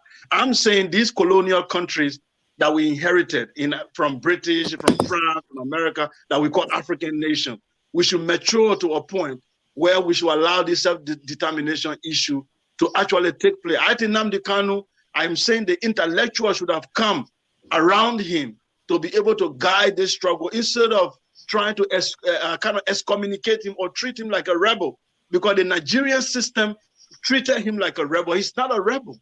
He's trying to say that the system is not fair to me and my people. So therefore, I want out. I think they should have approached him, but they started treating him like a criminal. And then some of the groups supporting him have to go underground. For me, I think the Igbo intellectuals have failed to actually come around Nnamdi Kanu, and that's why we are here. That's why we are where we are today. All right, thank you. Osi, go ahead. So no. I have to respond. I have to respond to Sekou Keller. Okay, I didn't get all the things. I wasn't there when you started, but at least I was able to get the last part. And this is the narrative that, it's just the fault of the Igbo intellectuals because they've been sitting in their behinds and do nothing. See, this is the kind of overgeneralization that we always make. Just like some people will say, if P2B should fail today, it's because the Igbos didn't do what they should do. That is totally wrong. Nobody has gotten the kind of followership that P2B gotten among the Igbos. No freedom fighter has been supported by almost everybody. Well, let me not say everybody, but they can enjoy the kind of support that Kanu has enjoyed. So when you sit down and say, the Igbo intellect, how do you know that? How can you prove that? I mean, the Igbos is not a monolith. Okay, just like you don't have it, and there's always going to be that thing that says, "Oh, we don't agree with this." That happens in every society. So it's not just the Igbos. Okay, if in case you don't know, there's every month, at least before the COVID started, there's an Igbo think tank, okay, that does presentations every month in Enugu, circulated worldwide. I don't know if you're aware of that. Okay, that's a channel. Okay, even as I speak with you now, we try to form one, but at the end of the day, we didn't, because I mean, there's already a lot of them in existence. So we just basically, dissolved into those ones. Okay, there is the Ohanese Ndibo. Now, of course, a lot of people will say, "Oh, what legitimacy do they have?" Oh, Ohanese has faced struggles, just like Ofenifere, just like Pandef, and everyone other sub-regional groups. But if we have to be very sincere with ourselves, since Nwodo took over Ohanese, Nwodo has come and gone now, there's been a change. And if we are truthful to ourselves, you notice that Peter Obi now is supported by Pandef. Peter Obi now is supported by the Afenifere leadership. How did that come about? It was because of the leadership that was provided with Nwodo. It was also the same Nwodo that actually took them and went to the National Assembly and talked about this restructuring of the federations. So what the point I'm trying to make is, just because you don't know and just because you don't see doesn't mean that other Igbos are not doing all those things. But I'm sure you may have heard that, there's always been fight between Kanu and the rest of them. And I'm not going to blame Kanu only, because it takes two to tango. But what I want you to know is that it's not because of lack of trying and because Igbo intellectuals don't just value the contribution of God. No, that's not the case. That has never been the case anywhere. Now, the problem is this. The IPOB foot soldiers, most of them are young. And when you're young, you're always in a hurry to do things. And I was trying to give you an example. Somebody like Nwodo, I talk about Nwodo because I've actually tried to mediate in some of these things. Somebody like Nwodo fought in the Nigerian Biafran Civil War, where we lost 3 million people. Okay? I can posit to you that some of these things we face today is an outcome of that war, which was actually forced on us. Let me put it that way. Okay? But at the end of the day, just the fact that you're right, just the fact that the other one is wrong, doesn't mean that if you engage in a fight with them that you lose, that you win. No, it doesn't work like that. It's not. War and all those things is not about morality. It's about who has the superior power. And as it still stands now, the Nigerian state has that. So when other people were like, okay, we know that they've wronged us, but hey, let's sit down and plan how we're going to fight them. And then you come and say, oh no, you're speaking like that because you're a Fulani stooge. Oh my dad, this one. So the problem has always been that those who tend to disagree with a method is labeled as not Igbo enough, or that they are Fulani stooge. That's the crucial matter. If you were here when this guy, if you were here the last time when Simon Ekpa, you notice that each time somebody says anything a little different from his standpoint, he gets very offensive. He attacks you. He will call you one kind of name. That is the mindset, And again, it boils down to the fact that these are all young people, and when you're young, you're impatient. You want to get things done. But unfortunately, that's not how things work in the real world. I'm coming, okay? Because at the end of the day, even if we go with the military, at the end of the day, you still come back at the table, okay? And you don't get a brownie point when you're fighting everybody's war. But at the end of the day, the repercussion falls on you. The problem that we're facing in Igbo land is what people like in the Middle Belt, the chiefs are facing.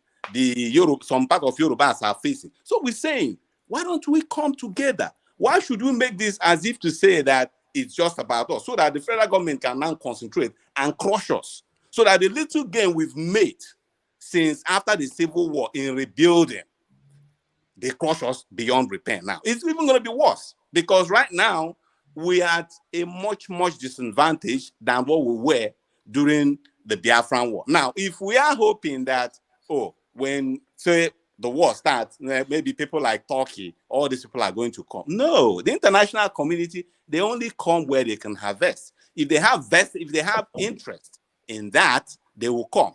Otherwise, even if you like, kill everybody. We know what happened in Rwanda. 1 million people were killed within an interval of 100 days. What did the international community do? No, the US looked at them and said, oh, what interest do we have here? Are we going to commit American soldiers to go and die in Africa for no reason? Even after the disastrous thing that happened in Somalia with the Black Hawk down. So nobody would do that. So I want you, again, I know I've taken a lot of time, but I don't want you going back and feeling that Igbo intellectuals say, no, they are doing what they should do. But then it left, which is why I was talking about the IPOB leadership, that they have good ideas. But the thing is, how do we coordinate this? Because at the end of the day, let's say best case scenario, we gain that Biafra. We still have Igbo to rule, to administer. And then you're still going to face those same people that you feel that they are sabos. They're still going to be there because at the end of the day, it's all out. It's not just going to be the leadership of IPOB. They are not the only Igbos. All of us are part of it. So you should better get every one of us involved and come at a consensus. When the South Africans were fighting for their independence, you have the ANC, okay, which is the political arm. And then you have the Imkoto with Sweden. That's the militant arm.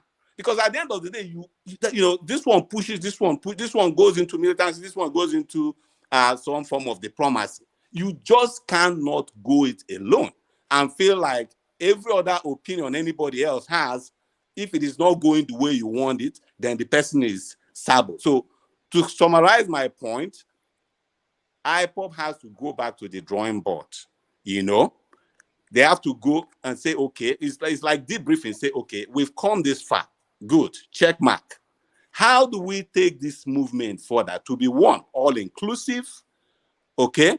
Two, how do we rein in on even our errant members? Say somebody like Simon Ekpa. How do we solve his problem? Yeah, because at the end of the day, can I come in, please? Yeah, can I come in because Sika was I'm interjected almost and admonished. the Can I come in, biggest please? challenge IPOB is going to be facing is actually how to bring back the erring members so that they toe the correct path. Anyway, let me not take so much of time. So damages, please, Mr. Siko, thank you for. Can I hold on?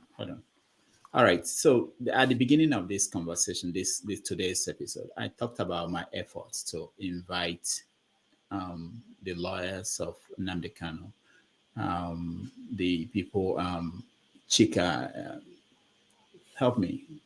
He's been along there. Edozian, yeah. I wanted a full conversation, okay, from all angles. I think we'll still do it. I'm still talking to them. We're still going to do it. I don't think I want this show to make sense. I don't want us to keep going back and forth. Just a minute. I just want to correct. Yeah, hold on, Kenny, because when you do the correction and then somebody else will do another one you want to correct. But what I'm saying is it's very important that because a lot of people are watching and we have to also make sense of what is going on. So I appreciate you coming, Sheku, and what you raised, the issue you raised, and I value your opinion. Is from the way you saw it. That's your opinion. But I'm just promising people who are watching, you know, when I cut this conversation short so that we can continue in the direction we're going. There's still 2 other topics we want to talk about. To know that there's an effort, I'm making an effort to bring out 2 hours one day. Even if we have to make it a special day, maybe on a Friday, have a long conversation, touch all these topics from different angles so that it will be richer, you know, so that we don't get interrupted when we're talking about something else. We have pushed back to the Biafran thing. Can 1 minute, what do you want to say? I just want to correct Dr. Osi. The current Ohaneze leader now is not what's his name? The man you reference to. Yeah, not Tumodo. Is a Judge Obiozo, right?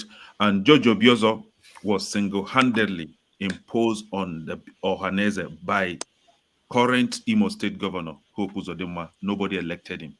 He was selected by Hope Uzodinma. So Nyanwodo is not the current Ohaneze leader now. I know. And what Sika is saying is the truth.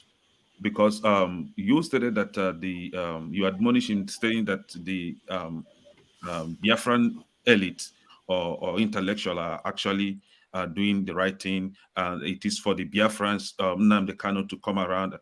Nnamdi Kanu has been doing that. They keep playing us, the Biafran so-called intellectual or intellectuals, whatever you call them, they keep playing us. Last time, they went and met, for example, the most recent one, they met Nnamdi Kanu and talked with him. They told him that they were going to provide what they called political solution, just to allow the election to be carried out in the Southeast. After the election, who is talking about that political solution? These people are gamblers. These people are just playing tricks on us. They've already fixated their mind in not making Southeast work. They are criminals. They are criminals. Criminals will never give you that chance to progress. This is what these people are doing. The so-called intellectual that you are making reference to are not doing anything to change the status quo. They are hell-bent in making sure that the Southeast are subjugated. Kenny, thank you, Kenny. Let me just point out, because that's why I don't want this to go on and on. Kenny, you are talking about intellectuals. OC is one of the Southeastern intellectuals. Is OC part of the people planning all the things you just said? Is OC We've not heard their voice. We've not seen any. Yeah, but you don't know what OC is doing. Do you know? I don't know. You don't know. It's easy to say we don't. They are not. You know. Sydney, go ahead. OC has a newspaper. Do you know that? Okay, Sydney, go ahead. Thank you very much. I understand where Kenneth is coming from, and I understand what Dr. Osi has said, and thank you, Siko. What I want to say is this: that if people that have gone through the war, that understand the trappings of what happened before the war and after the war, we understand that this issue of the Biafran state has a lot of complications. And OC put it rightly. The young people are impatient. We want a quick solution. But the reality is that even let's take, for example, that Biafra is given to the Igbos. You still have to have bilateral agreements and negotiations with Nigeria because we are landlocked. We will need to move across the water to engage in trade. There's a lot. So what I'm trying to say is this: the older generation has fought a war. People like my father, they fought a war and they lost it. And there were damages done. We need to start thinking of how we can function as a nation. We are not yet a nation. Nigeria is a young country. We believe that in the next 100 years, most of these issues we are talking about will have been gone. And people can look at this video and say, there were people that came and discussed all this. So I understand the pressure of the Igbos need a stake in the plate, or they need to be let go. But the truth is that even if we are let go, there's going to be still workings of nations within that Igbo nation. So, but I don't want us to dwell so much on this topic and lose a focus of the greatest opportunity that Nigeria needs to emerge that has come upon us in 2023. Because the 2023 elections is upon us. No matter how we think, the reason why most of us are here today is that 2020 election, in the back of our minds, each one of us, from wherever we're, we know that there's a tinge of hope that this could work for us. If not, there's no point. Why is there an enthusiasm in the nation? Because for the first time we think that truly Nigeria can emerge. So war is not an easy thing, no matter anybody. Go and ask the Ukrainians today. 2 years ago, Ukraine never thought that they would be in a serious war because of a fundamental mistake, in my own opinion, from Zelensky. All Zelensky needed to do is look, The truth in war, you have to look at the opponent and see, can I beat him or not? And if you cannot, yes, bravery, you can be brave, but what are the damages that will be caused? Ukrainians are scattered globally. So we don't want war in Nigeria. No matter all our rhetorics, war is not easy. And I can tell you, if war happens in Nigeria, the Igbo nation will suffer greatly. Those are the realities. And so All right. we must tender all our agitations. Yes, we're angry. The Yorubas are angry. Everybody is angry. But we must look at it and say, okay, we come to the table. How can we come to the table of negotiations and deal with the matters in front of us? And I tell you, there are many elites, Igbo elites, that are talking behind the scene, trying to make inroads, especially for Nnamdi Kanu, and also for other Igbo interests. And like he said, Zelensky is there today. Is Biden inside Ukraine? No. Biden is in his own place. Zelensky is fighting his war. So the truth is this. The truth is this. We must begin to manage our rhetorics. Wherever we come from, we must try as much as possible to come to that table for discussions. Diplomacy is part and parcel of human history. So we must learn that art of continuous diplomacy. Yes, there's this, yes, there's that one too. But what I wanted to say is that we'll have time for all these discussions, but more importantly, let us not deviate so much from the discussion of the military incursions and what we need to do as a people to ensure that this election we can at least move the goalposts closer to the demands of the people. All right, thank you. Let's take a break. I think there's too much tension, so maybe this will help. When we come back, we will. The only place they have tension around is where they do sit at home. The zoo is very free. There's no tension.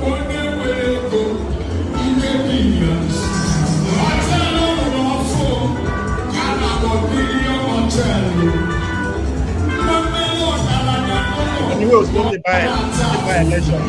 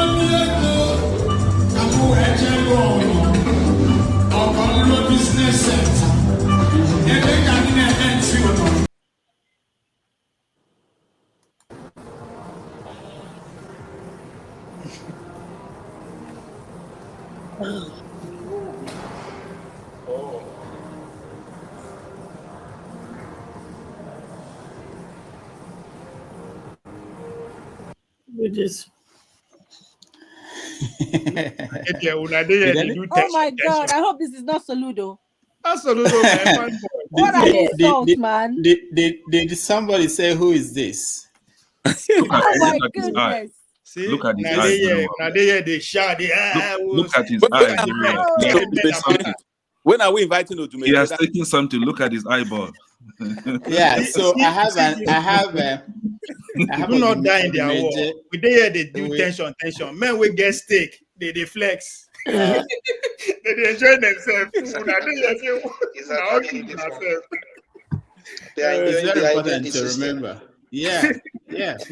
When I tell them, I said there are only 2 tribes in Nigeria. Let's go now. It's only 2 tribes. You see Odumeje. Tribes then, Odumeje is even better. Odumeje is showing us that he's a happy guy. He's happy. He's flaunting it. And in the tribe we have a lot of them, both in the West, East, North, and even the traditional ones. Happiness is free. Now I want to sell on our own. Happiness is free. I bet no, not join me. Oh, you now want use our happiness. I need one of those. Proud. Oh man. Hey, put back your glasses. We like. I like it. Go ahead. Go ahead, Aisha. The two video you just played speaks volume. We are here dividing ourselves, which is what they want. There are only 2 main tribes in Nigeria: the tribe of the oppressed and the tribe of the oppressors. The tribe of the oppressor come to the stage and make us believe that they are fighting each other. And we that are taking side, either we join Tinubu, or we join Atiku, or we join Obi. We are not there. They play the music, the button, they press the button of Mungu, and we go fall into run. For how long? The struggle of the Biafra is the same thing. It's the same struggle in the oppressed group in the Delta Niger, where I belong. The same thing in the North. When are we going to wake up to understand this? Violence will not give us. You see, it is either you get something through violence or you get it through peace. We've been using the weapon of violence. Where has it leading us to? We are still losing members of the oppressed group. Is that not what happened in these 5 days? 5 days sit at home. Can you show me one elite that was deleted? Is there one single elite that was deleted in these 5 days? Is it not see us that was deleted? The Western world, they don't care about you and I. They want us to fight ourselves so that they can continue to collect that God has blessed us with to become a great nation. As long as we fight ourselves, as long as the illegal mining continue, as long as we fight ourselves, as long as the illegal burglary continue in the expense of the oppressed, our children are on the street doing what? Suffering. And when they grow up, they become monsters that kidnaps us, that are into Boko Haram. How many of us can freely go to Nigeria today and enjoy that Nigeria? Nobody. So if we continue to sit, I remember there was a time, and I was angry with him there. There was a time when Nnamdi Kanu asked the Eastern people, don't collect PVC, don't vote, don't do this. At the last minute, what did he do? He said they should go and vote. So how can people who did not collect PVC, how can people who burned their PVC, how can they vote? The same thing is repeating itself again by Simon Ekpa, and we are here talking what? All right. we mess it up, the election will still take place. The wrong person will still come to power, and our people will continue to suffer. And me and you will not be able to go home freely. For how long? Wake up, my people. Let us be wise. Let us fight this battle with wisdom and not with impulse. Thank you. Hecho, thank you. Ezoku Bundu, welcome to the show. Thank you so much. I've been trying since to come in. Okay. Thank you for bringing me in. Good evening to you all. We're happy to have you. I didn't come here to speak grammar. I'm not an English person, but I believe everyone will hear and understand me. Besides, we need to talk, make people to outsiders to know or to understand what they're doing, in as much that is this thing that affecting.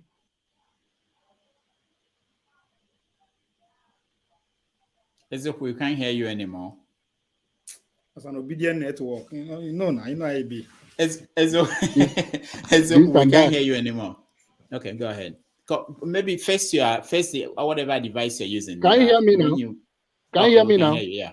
Okay, go ahead. Yeah. Okay, thank you. I said I will just make it briefly, but I will start with Tinubu own that went to Chatham House because that is where I wanted to join from. Okay, they all went that place because they are the founders of Nigeria. Okay, nobody have never went there in as much that you want to be a president of Nigeria. So in as much that is in Nigeria, you must go there because the British and the Western world are the one owns us, whether you like it or not. In as much that we continue bearing that name as our nationality, Nigeria, they own us. Okay, I don't want us to go back to the history because that is not what I'm talking here. And about what is it? One man, we know by their fruit we shall know them. According to his words, we don't need to say that everybody have his opinion. But when wrong opinion is made, he must admit that this is very wrong. You must admit it. So it's not that everyone have his or her speech that you can speak anything. What you are looking here, what you are looking for is a solution.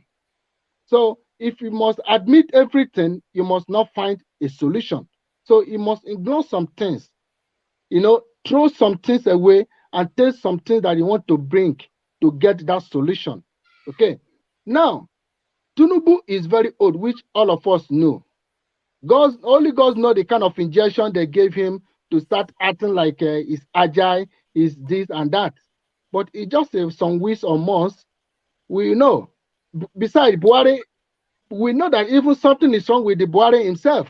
But he can do something, he can travel, he can still travel many times than speaking to the people that is ruling. So that is very wrong. And if people are not saying this thing as wrong thing, the problem must continue. Then, if some Nnamdi Kanu, let me go the part of the Biafran agitation. Nnamdi Kanu have never called for war, and he have never called for war till they kidnap him. Let's acknowledge that they kidnap him, they did not arrest him, and nobody is even talking about that.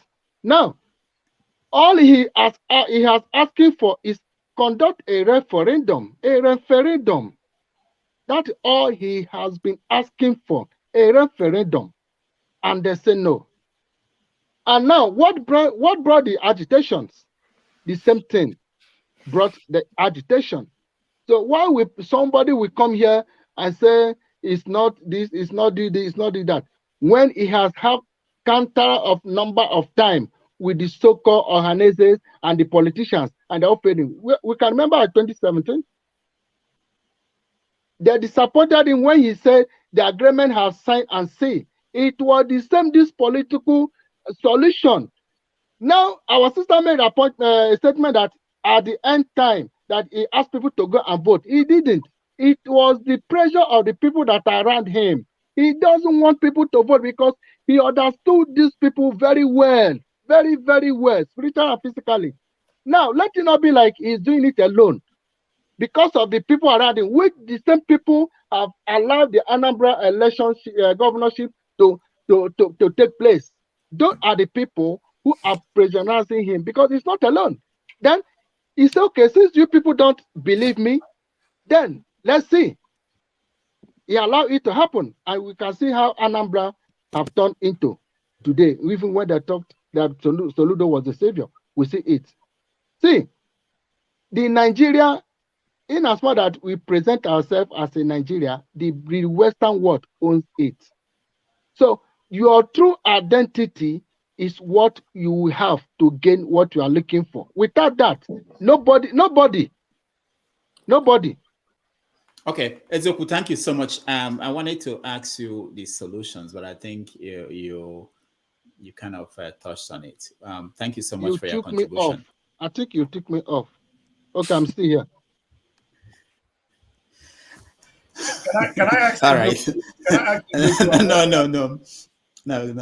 Who wants to ask? Okay, Scribe, go ahead. I want to ask our. Ask me a question. I want to ask, our Biafran brothers. I want to ask a question.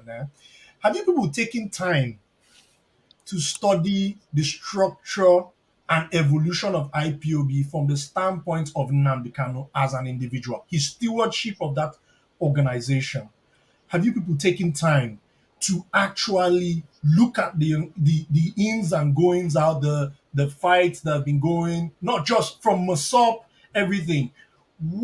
My question now is, what does that reflect of? And I don't say this against the Biafran Rebellion. I think I'm the only one here who has been consistently calling for his release, and my other people here can vouch for me that I accept his rights, like I accept my own rights. I accept his own right, but there's something you people are not getting from what Dr. OC said, and that is, do you people really understand the individual and possibly the motivations there? Do you people really understand it? Have you people followed it? Okay, Mr. Scribe, that's it. I'm not Ezioku, you are not answering his question. I'm not going there. Austin, welcome to the show. We have to move on. Austin, welcome to the show. Yeah, thank you. Sorry. Thank you very much. Yeah, should I go on? Yeah.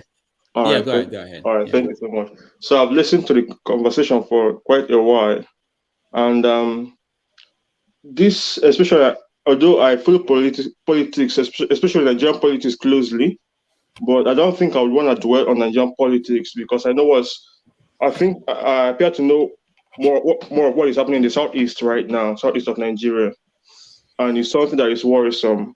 And some persons are willfully ignorant, whereas some persons are genuinely ignorant based on what is happening. And because there's been a lot of disinformation for quite a number of years, which is almost up to 10 years. And I don't believe that all these fair brigade approach and not wanting to listen to elders would help us. I've seen some people with hot bloods that would want to follow the people that would want them to just if we are to say that, if they say that we should just destroy everywhere, let's destroy everywhere and all those kind of stuff. I think it's disingenuous and it's unwise for one to want to destroy his own house or his father's compound in order to spite your enemy. We in Igbos are destroying our house.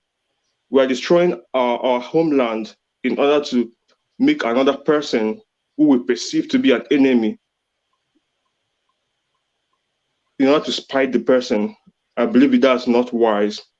And I would advise, especially the young ones amongst us, co-Igbos, to draw back, to just move back, reflect on this. Many things have happened over the years. And in every conspiracy theory, and in every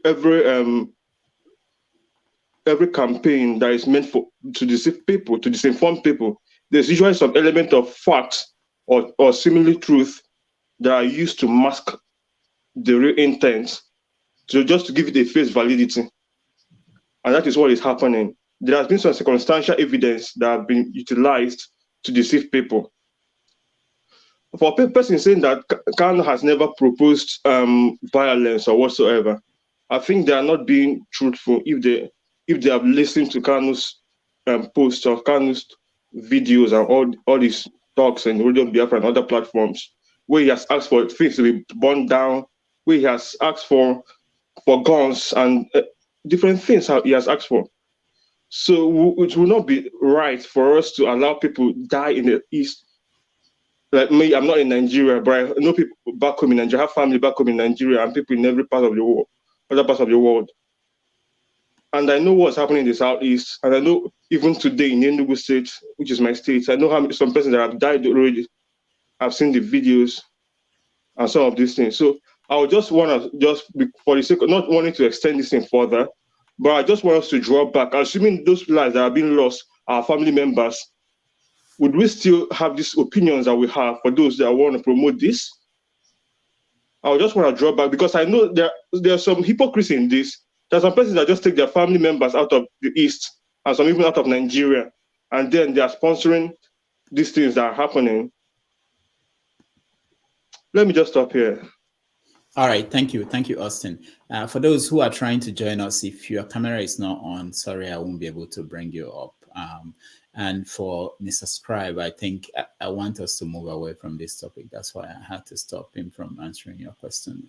We will be stuck here, and there are a lot of people. Okay, the final topic we have today is the money, the policy by the Central Bank of Nigeria. Can you mute yourself? There are people I can mute. Please, if you're not speaking, mute yourself. All right. So the final topic we have today is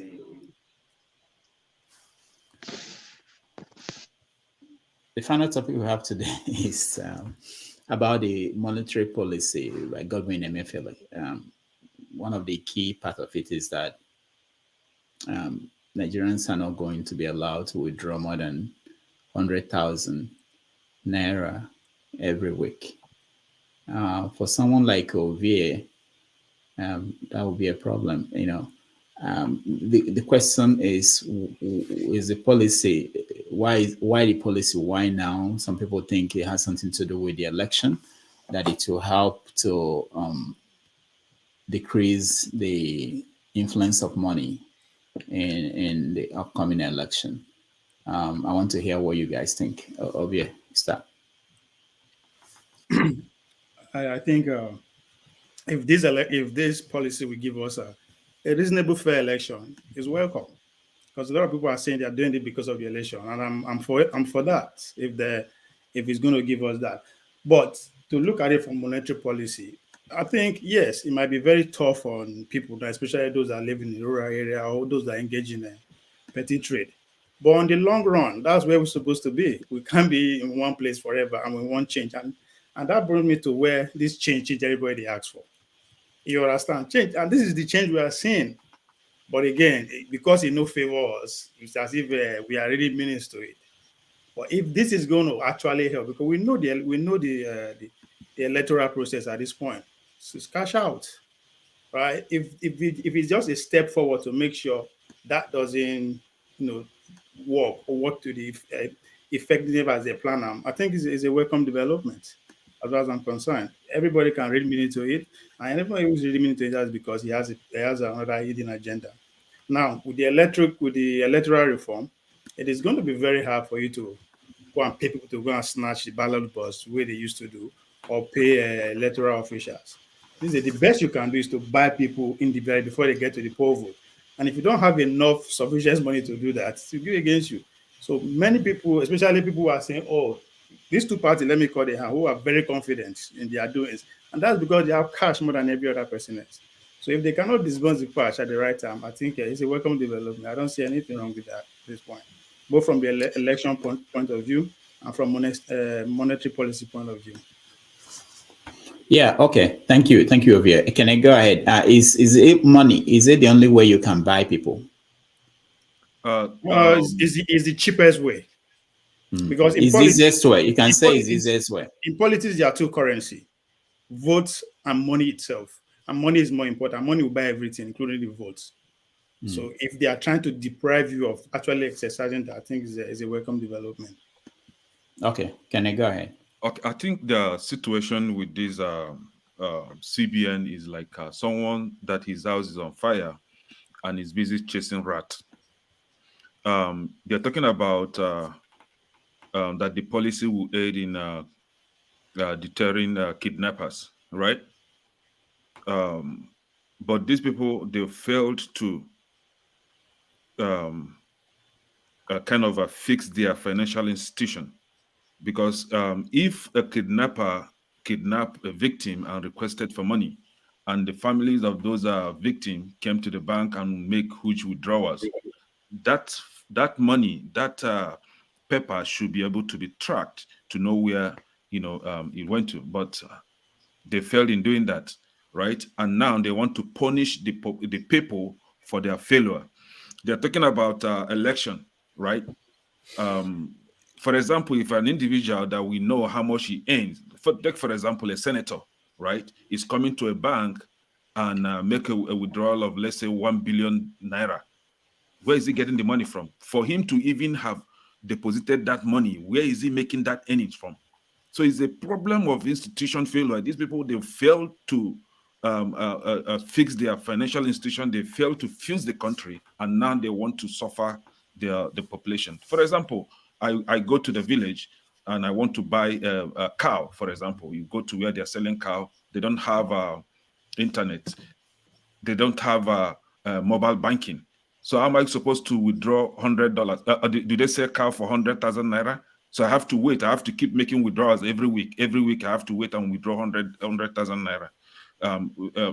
For me to be able to buy whatever I want to buy.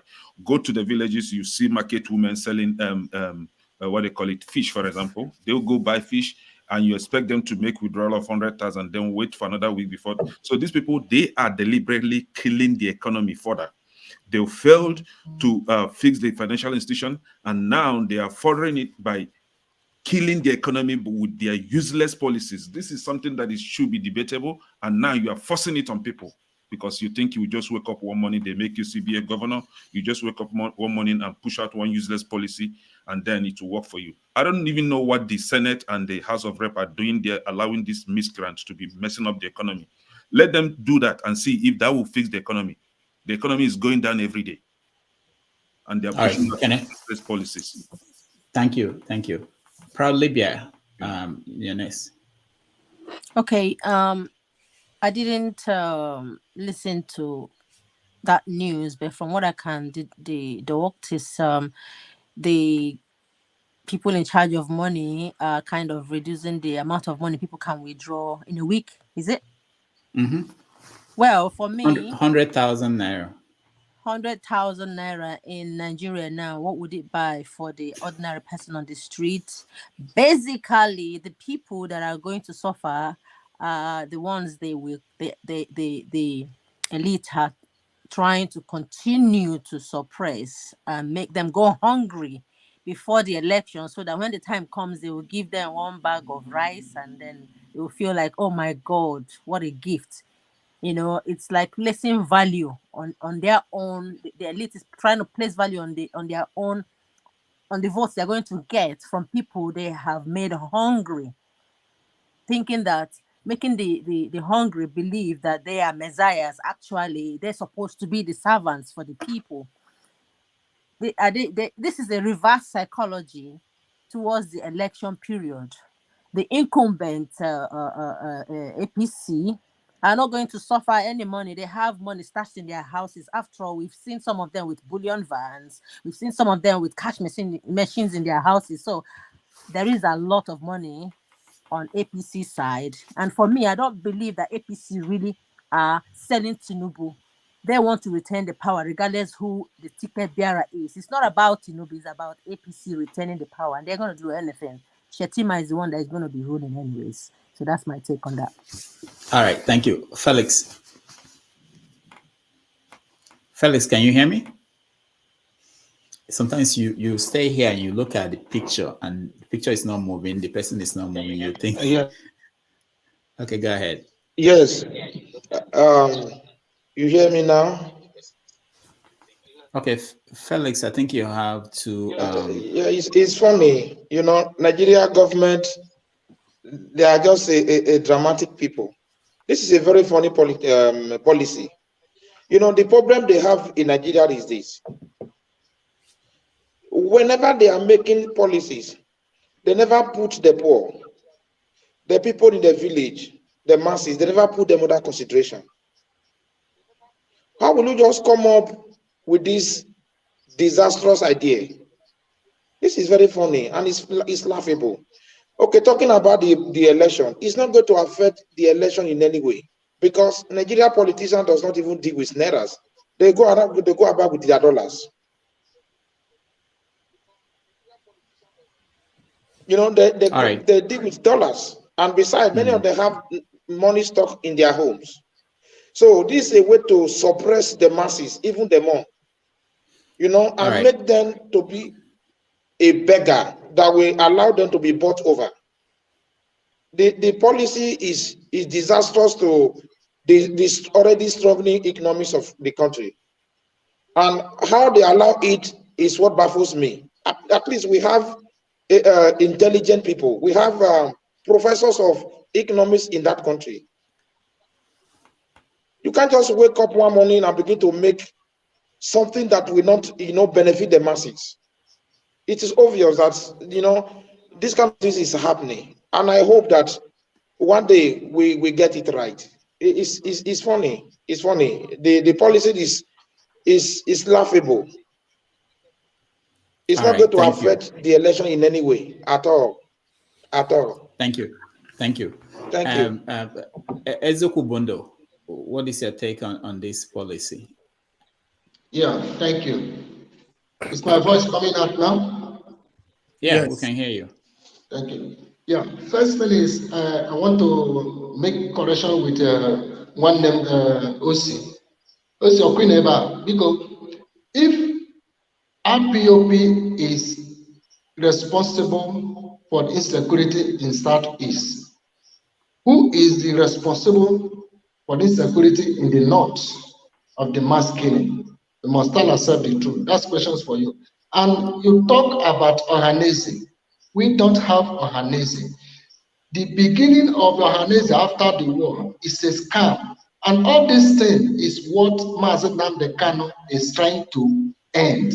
Because if the Ohanese is real, the Ohanese in Igbo, it will be occupy all the places that Igbo, that originally are Igbo. So not just at the so-called 5 Southeast. So that alone gives the enemy or the people that divide us the strength to do more against us. So that is why anything more he tries to do something to work, more they destabilize what he's doing. So we must tell ourselves the truth. Thank you very much. Thank you. Thank you so much. Austin. Yeah, the central governments, there are two Austins. There's hold on, Augustine. I was referring to Austin first. Then I'll go to Augustine. All right, thank you, sir. So economics is something that is a field that I'm not an expert in. And I don't really understand the policy so far. Do you use money? Of course, I use money, but economics goes beyond that. Yeah, it's so simplistic. Okay. I've done a foundational course in health economics anyway, because of my field.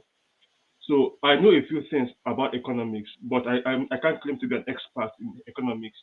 So it wouldn't be wise for me to delve into monetary policy in such scale as a national monetary policy, because that's not my field. So I really need to understand the rationale behind their decisions before I can comment intelligently on their that's a good point. I appreciate that. Thank you so much, Augustine. Let me ask you. People are putting everything together. They are changing the currency. Okay. At the same time, they are saying you can withdraw more than 100,000 in a day. And just for people who are watching also, you can still continue to send money to people in digital form. So a politician can decide to have 1,000 people. Ovie will be in America sending money to the Kwankwaso people. Maybe Ovie will send to 1,000 people. Somebody else in Kwanga will send we've already passed that stage. We don't need plan. So the question is whether it will work, because it doesn't stop people from sending money to other people. And all that is needed is for the money bag to bring money to VA and say to VA, this is, and of course, when we say you can't withdraw more than 100,000, it doesn't mean that the well-connected can go to the home of the bank manager, and you all understand how Nigeria works. Okay, yeah, Augustine. So I think let me start with your concerns first. Generally, from my own point of view, I think they may have done this to just monitor how money is being moved around. So telling you that they don't want you to withdraw more than 100,000 naira, knowing fully well that you need more than 500 million naira for one transaction, maybe for a big businessman like somebody, shows that they want to know how the money comes out and goes in. According to one of the reasons they gave to change the currency, they said there was too much money in circulation that doesn't even contribute to the economy, that somebody touches somewhere. So they question one of the drawbacks of people criticizing the policy was that, okay, when the new Naira notes come out, I'll also still withdraw again and repeat the same thing you were talking about. So I felt that was where they now moved one step ahead to say, no, you will not withdraw more than 100,000. Now, to the small business owner and to the person who is not IT literate, it's going to be a big problem, because I'm thinking of how my mommy will be able to move the money around, maybe to pay somebody if she wants to pay up to 50,000. That means you need me to do that transaction for her. That's one thing I'll cry about. But looking at it from the bigger picture based on politics, some people claim that it is trying to stop vote buying and the rest. If I want to dance from that direction of vote buying, I'll say that the way Buhari's body language is, especially towards the election, it seems as if he's in the middle. I don't want to go left or go right. That's why I want to take that one with about 40% agreement. But notwithstanding the policy, I cannot outrightly criticize it or outrightly support it, because it's going to hurt some people, especially those who are the less literate, and it's going to fuel a lot of would I call it corruption stealing? That's electronic stealing. So you talk of somebody who is not literate, you now come to me that you want to do this and this and that, 200,000, 300,000. And sometimes some people may take advantage of people who are not literate. So that policy for me is in the middle. Why we support it? Because it will help to reduce vote buying. It will help the institutions to know how the money is moving from one place to another. And if somebody goes abroad and maybe meets me to transfer money to 100 people, no matter how you want to transfer too much, they will know that the money comes from here and the money is going here. That's So Austin, don't you think if somebody decides to take advantage of another person electronically, it can be traced? Yes, and that is why I said if it can be traced, so you know that this is the person doing this. And one thing I also looked at is the issue of kidnapping. If you can't get large cash to pay, then you can transfer, and the source, the way the money is going to, can be traced. You have a BVI there. But the only point is that those who can't get money, people will be killed because you can't get money. Yeah, I had people say that kidnapping. There's one last thing I wanted to talk about it. The central bank is contradicting itself in this policy. If you don't want cash and you want electronic, then why are the bank charges for transfer still very high? Yeah, if you want to transfer 5,000, that's the only problem here. We want to transfer 5,000. I used to transfer money to my mommy. If you want to transfer small money, maybe 5,000, you pay 10 naira. If you want to transfer above 10,000, 26 naira. So what bank are you using? My bank is 50 something. I don't know your bank. I'm using UBA. But the point Okay. is, Well, it depends on the amount you're taking. Question: UBA to UBA or no? UBA is free. Other banks are being charged. So that's one thing I want to say is that I force everybody to have a bank account where I bank. So I save money. Okay, if you want to encourage people to go into electronic, you could have reduced the fee. So by the time you reduce it, people will now go naturally to that case. Think of a small business person who trades with 100,000 And I know that every 20,000 I want to send, I'll spend 26 naira. 100,000, which is 5 times, multiply 26 by 5. Do you know how much I've lost? So even though the money is small, but please, you need to look at the small business, the petty businesswoman, not only the large enterprise. So let's try to think throughout. While we are clapping for it, we also criticize it for not being okay. Okay, Paul, you're next. Yeah, thank you. So, Doctor, let me speak a little bit about the Chatham House. I know I left for so long. Now, talking about We the talked about that Chatham, yesterday, Paul. That was yesterday's topic. for all our politics. So, the Chatham House, I think what Tinubu did in Chatham House was very, very innovative and creative. I want to applaud Tinubu for that. He did a very great job. But the people that I'm so ashamed for, it is the vast, educated, and great thinkers that support that thing that Tinubu did. I am so ashamed of them. I am so ashamed of them. Because, doctor, in Nigeria that we know today, some of us that come to America or Europe, whichever, will say, agents do my visa, prepare my application, but I still go defend the interview on my interview day. The agent did not go for interview. It is me that went for that interview to defend my interview. In fact, now because of embassy, make me learn how to speak small English. Because agents no go defend me on that day. Agents only help me do my application. So this is the height of stupidity. I am so ashamed of those thinkers. The lives of Festus Keyamo, the lives of one man, you understand, that have a YouTube show, that have great thinkers, the best minds that come to his shows, people with low life that come to these shows. In fact, these shows is Biafran show and every other thing. Then they support those type of people. I am so ashamed of them. That is the height of stupidity. You know, that doctor talking about our currency, the currency thing that they are talking about, like I said in Ovia shows yesterday, let me try to be a little bit the devil's advocate. Probably maybe they will change the policy after the election. They just want to use this thing because if you look, every politician promised free and fair election, but they don't put things in place. But slowly, what we are seeing with Buhari, I think Buhari is trying to put so many things in place in real time. And if you know very well, Buhari does not really have good relationship with Tinubu if we tell ourselves the truth. So I still want to believe that this thing is working against some of them. So I just want to think like that for the monetary this thing. I believe over time, they might want to look into it again. But that Tinubu one, I give Tinubu Nike. I give a pass mark. The man is creative. Now those other people, now they're shameful. Thank you, Paul. Proudly be. What is making you laugh on air? Buhari! Blah, blah, blah, blah, blah, blah. I'm done. You're entertaining yourself. All right, Maxwell. That's why we should, when you are drinking, you make sure that everybody else is drinking. Otherwise, we may not be able to appreciate it. We have to drink with you. Maxwell, go ahead. Thank you, my big brother, Damages, and good evening to all of you. Hey, Sister Bia! Hello, my darling. Welcome. It's dark in Ghana. So Maxwell, how is it not dark or you don't have light? What is it? No, I am in my farm. Oh, my farm is about 160-70 kilometers away from the satellite town.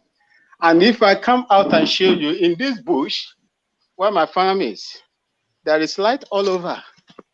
In fact, behind me, there is a red light that you will see over there. It's a mask that gives us good connectivity in this bush.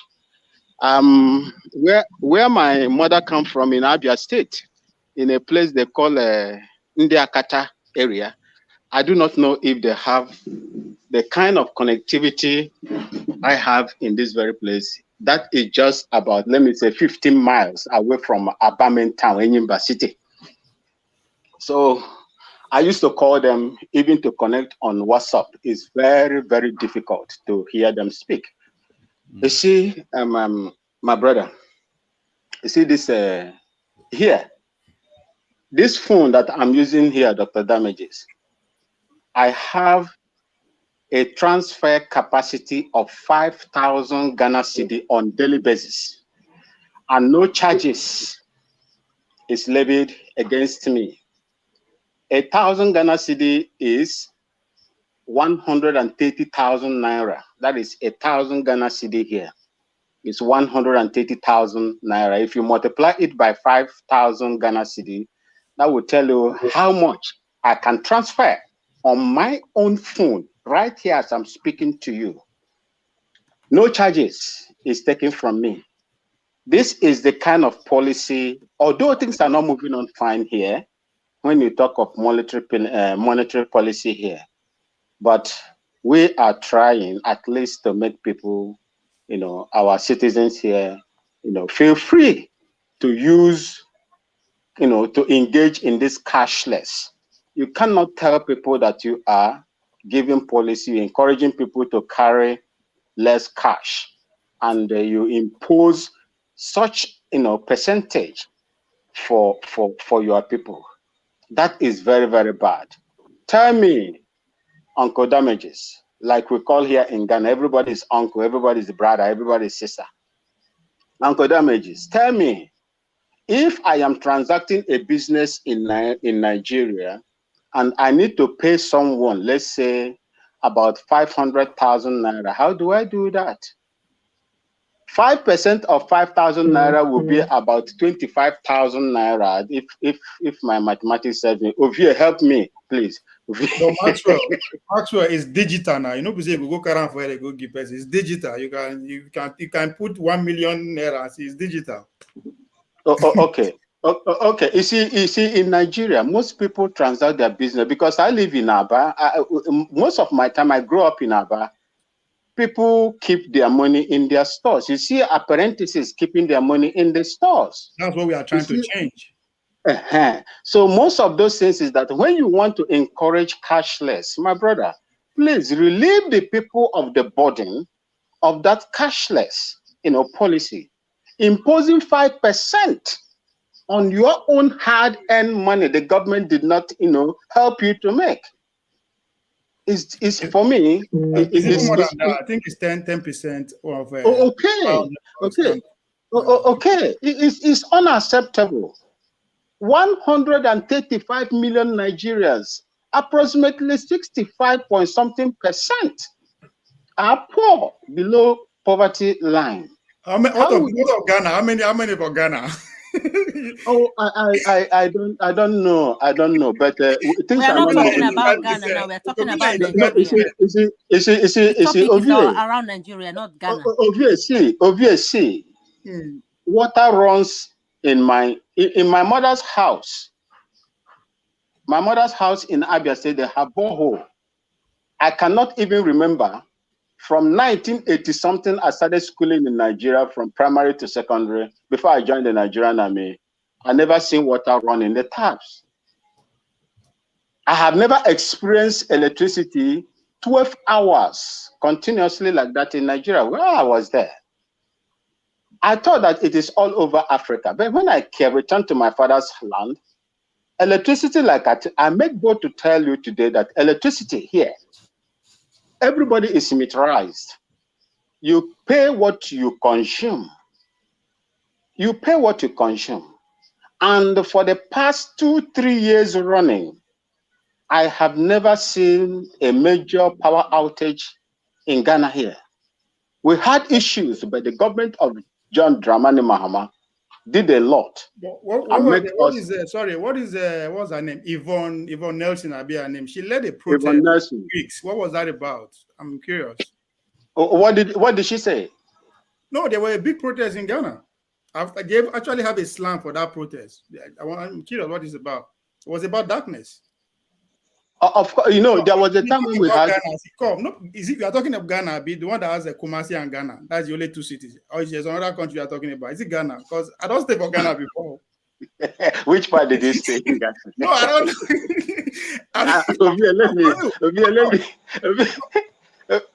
know. No, let me make my 2011. let me make my point. Let me make my point before Dr. David damage me here. You see, I am not, I am an Igbo man with Igbo blood running in me, and my father is a Ghanaian. But I stayed in Nigeria, and I am now in Ghana since 2004 when I resigned from the Nigerian Army, from TRADOC, Training Command, Mina, Niger State. I came in here, what I saw here in terms of electricity and development, in fact, let me just say social amenities is 79% better than what I, experienced in Nigeria, my people. You see, this is a country that is suffering. Ghana, we don't have money. We are defaulting right now as we speak in our debt. They have gone to IMF. Yet, water runs in my kitchen and bathroom. Electricity is all over the whole place. I make bold to tell you that electricity coverage in this country is well over 95%. We in the town pay for the rural people. You see, this is how government works. A government that is bringing, policies, killing taxes to their people. In fact, an economist said that taxing people, taxing yourself to prosperity is like sitting in a bucket and at the same time trying to lift yourself up. That is very, very bad. Nigerians are suffering, irrespective of the enormous wealth that is seen in that country, my people. If Nigeria refuses to get it right, the rest of the African countries will suffer. Because the population in Nigeria, as we speak now, is estimated that over 5 million Nigerians are residing in Ghana. And they are having their own problems as well. Maxwell, you say if Nigeria no get it right, all the other African countries they suffer, but you say Ghana better pass Nigeria. No, look, let me tell you one thing. You see, when you talk about the resources and the population of Nigeria, Nigeria is the envy of every nation. If you can provide, if you can produce what you will eat through agriculture in Nigeria, the world will benefit. African countries will benefit. Will you agree with that? There's peace in Ghana today because they don't have anything. Will you agree with that? Look, God bless every country. God blesses every country according to their capacity. Right here now in Ghana, we are the largest, if not in Africa, we are the largest producer of gold. And the crude oil, we are also producing crude oil here. But we have not killed anybody or make people feel inhumane the way they are. Our politicians, we hold them accountable for whatever they do. They are afraid of us. If you look at the news, what is happening, there is a censor. There is a censor that went on, and the majority in the Parliament House of Ghana supported that the finance minister should not be removed. And we are going to teach them a very big lesson come 2024 by the grace of God. This MPP that is here now, when they came, because of what they did, they lost so many parliamentary seats because of their pride and irresponsibility. And they are going to lose more. We have about 270 something. But right now it's an equal, a balanced parliament. They never knew that such thing will happen. And come 2024, God's willing, MPP will lose more because they have dragged Ghana into the abyss. We are suffering in Ghana. We are buying petrol a liter here, my people, 14, 15 Ghana cedi, which is about 500 to 600 naira per liter. Diesel is about 700, 800 naira per liter. That is to tell you how we are here, how we are suffering. African government has failed Africans. That is what we should understand. And when we look at people that are coming out right now, my brother, especially in Nigeria, please, it is not going to be easy. In the case of Nigeria, my people, the foundation, like I say, I will not stop talking about foundation. Foundation is the key. If Nigerians cannot be summoned to come and give themselves, tell themselves how they are going to live in that country, there will never be any peace in that country. People will continue to agitate, call it ethnic, religion, and etc.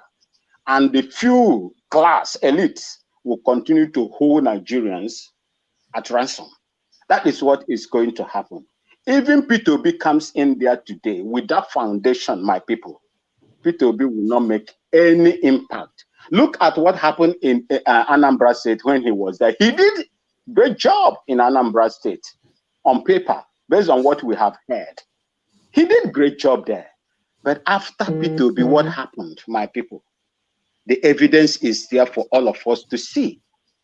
Good institutions, strong institutions, strong structures outlive strong men. When Buhari was coming, it was a general. Today, you can see that the general has failed the Nigerian people. To the extent foreigners are coming in to kill the indigenous people, including my mother's people. That is not what a strong man, that is what a strong man does. But strong institutions outlive, strong men. And this policy, sorry, my brother, this policy of CBN, it is killing on the Nigerian people. And I believe that the Nigerian people, if you know what you want, it must not be allowed to stand. Thank you, and God bless you, my people. All right, thank you so much, Maxwell. It's good that you gave us a background of what's happening in Ghana, because I know that Ghana is struggling with their economy and exactly, yes, they're all important. Let me also mention that talking about this policy in Nigeria, according to Showere, there are only 0.6% of Nigerians who have more than 500,000 naira in their account. So that's about 768,000 Nigerians have more than 500,000 in their account. So if that is the case, and they have to withdraw 100,000 every week, they can do well. Withdraw 500, 400 at the end of the month. So, and there won't be any money left. So people will raise that the amount is such that it won't have a lot of impact on a lot of our people. We are going to go to Ike. And do you believe in that statistic of Showore? I don't know. It's from Showore. I gave you the source. I don't know. I don't think he picked it up from his head. Because I can boldly say there are at least 20, maybe let me say, maybe I not do over maybe 20% of Nigerians who are millionaire. Oh no, 20%. Yeah, that you the way they say millionaire. So you have 1 million. You have a million. If you have 1 million, you're a millionaire as well. No. That's what I was able to call couldn't cheese. No, I'm not talking about that. Like legit, real one. Couldn't cheese. No, unless they have. Are you saying they have 1 million in their account? No. Please. Okay, so in their house, so you're a millionaire, like Tinubu. Yeah. No, have more than that. No, Tinubu is not a millionaire. Tinubu is a billionaire. No, they have cash machines in their house, like those ones we saw. Over 20% who are millionaire. And if you calculate they are more than the country called Ghana. Wait. Okay. You know the money that were found in people's houses that had already expired and decayed. That's part of the cookie whatever. All right. Let me just say this because I have to leave. And I have someone else to help moderate. But let me show you this. For tomorrow, we'll have a conversation on the case of herdsmen attack of Enugu communities. So we have someone from Enugu who is an expert in crisis management, conflict management, genocide prevention. He's going to join us on 90 Minutes Africa tomorrow to talk about the situation. What are the solutions? We're looking for solutions to these problems. So please, if you can, join us tomorrow at 11:30 a.m. No, 10:30 a.m. Nigerian time, or 4:30 p.m. In New York, equivalent of wherever you are. All right. So for the rest of the show, I will hand it over to Mr. Scribe to help me moderate the conversation. And I appreciate all of you who joined today. While I'm still here, he will continue to do the show. And then do the what keeps you up at night. I really enjoy it. I will watch the rest of the show from where I am, and thank you guys for being here, and I will see you tomorrow. All right, Mr. Scribe, over to you. Thank you, Rudolph. So I'll just continue with the discussion about the CBN thing. So you won't hear anything from me. Who wants to go next? Are we still on the monetary policy? Yes, on the monetary policy. I think Mr. Ike, I think Rudolph was calling up on you to say something about the CBN monetary policy or other topics that we've talked about today: the Tinubu, Chatham House, the IPOB situation with Simon Ekpa. Yeah, so I think you have for the me, floor. the only negative side of this monetary policy is that a situation whereby Okay. Can you hear me? Okay, sorry, please. I'll come back to you. Let Mr. Ike continue. All right, please. Thank you. Mr. Ike, you have the floor. Okay. Hello, give me 1 minute, please. Hello? Okay, Mr. Ike hello? is on the Mr. phone. Ike, move. Mr. Ike, move. Mr. MC Boy 001, how are you? Welcome to the show. I don't think you've said anything. Yeah, Can you give us your opinion? He's a yeah. gentleman. He doesn't like violence. Welcome to the show. Thank you. Okay, so I think I will begin with the Chatham House event that Tinu attended in the UK. So personally, I would say I personally don't like the idea that the recent development of Nigerian incoming presidents will have to go to places like that to kind of like position themselves like they are ready for the office of Nigeria. So I feel the best thing they should do or they should be doing is to talk to Nigerians in Nigeria. Even if any international observer want to participate in Nigeria election, they should respect Nigeria enough to come to Nigeria to interview or speak to Nigeria aspirants or political aspirants on any issue they want to discuss about. No Nigerians buying tickets to places like that. Trying to me, it doesn't make any sense. So that is why I didn't like it. Then even being there, the issue of delegating questions to other people, I found it a little bit awkward because you are the incoming president. You are the one that people want to hear about. Yes, you have your team there, which is nice. So they should just be there, listening to you. If they have to whisper anything to you, that's fine, they can do that. But the answer to those questions should come from you because the people you are trying to lead, they want to hear from you. Just like a company that is trying to hire somebody.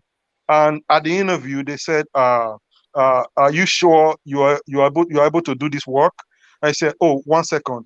Let me ask my cousin to answer that part of the question. You will never get that job.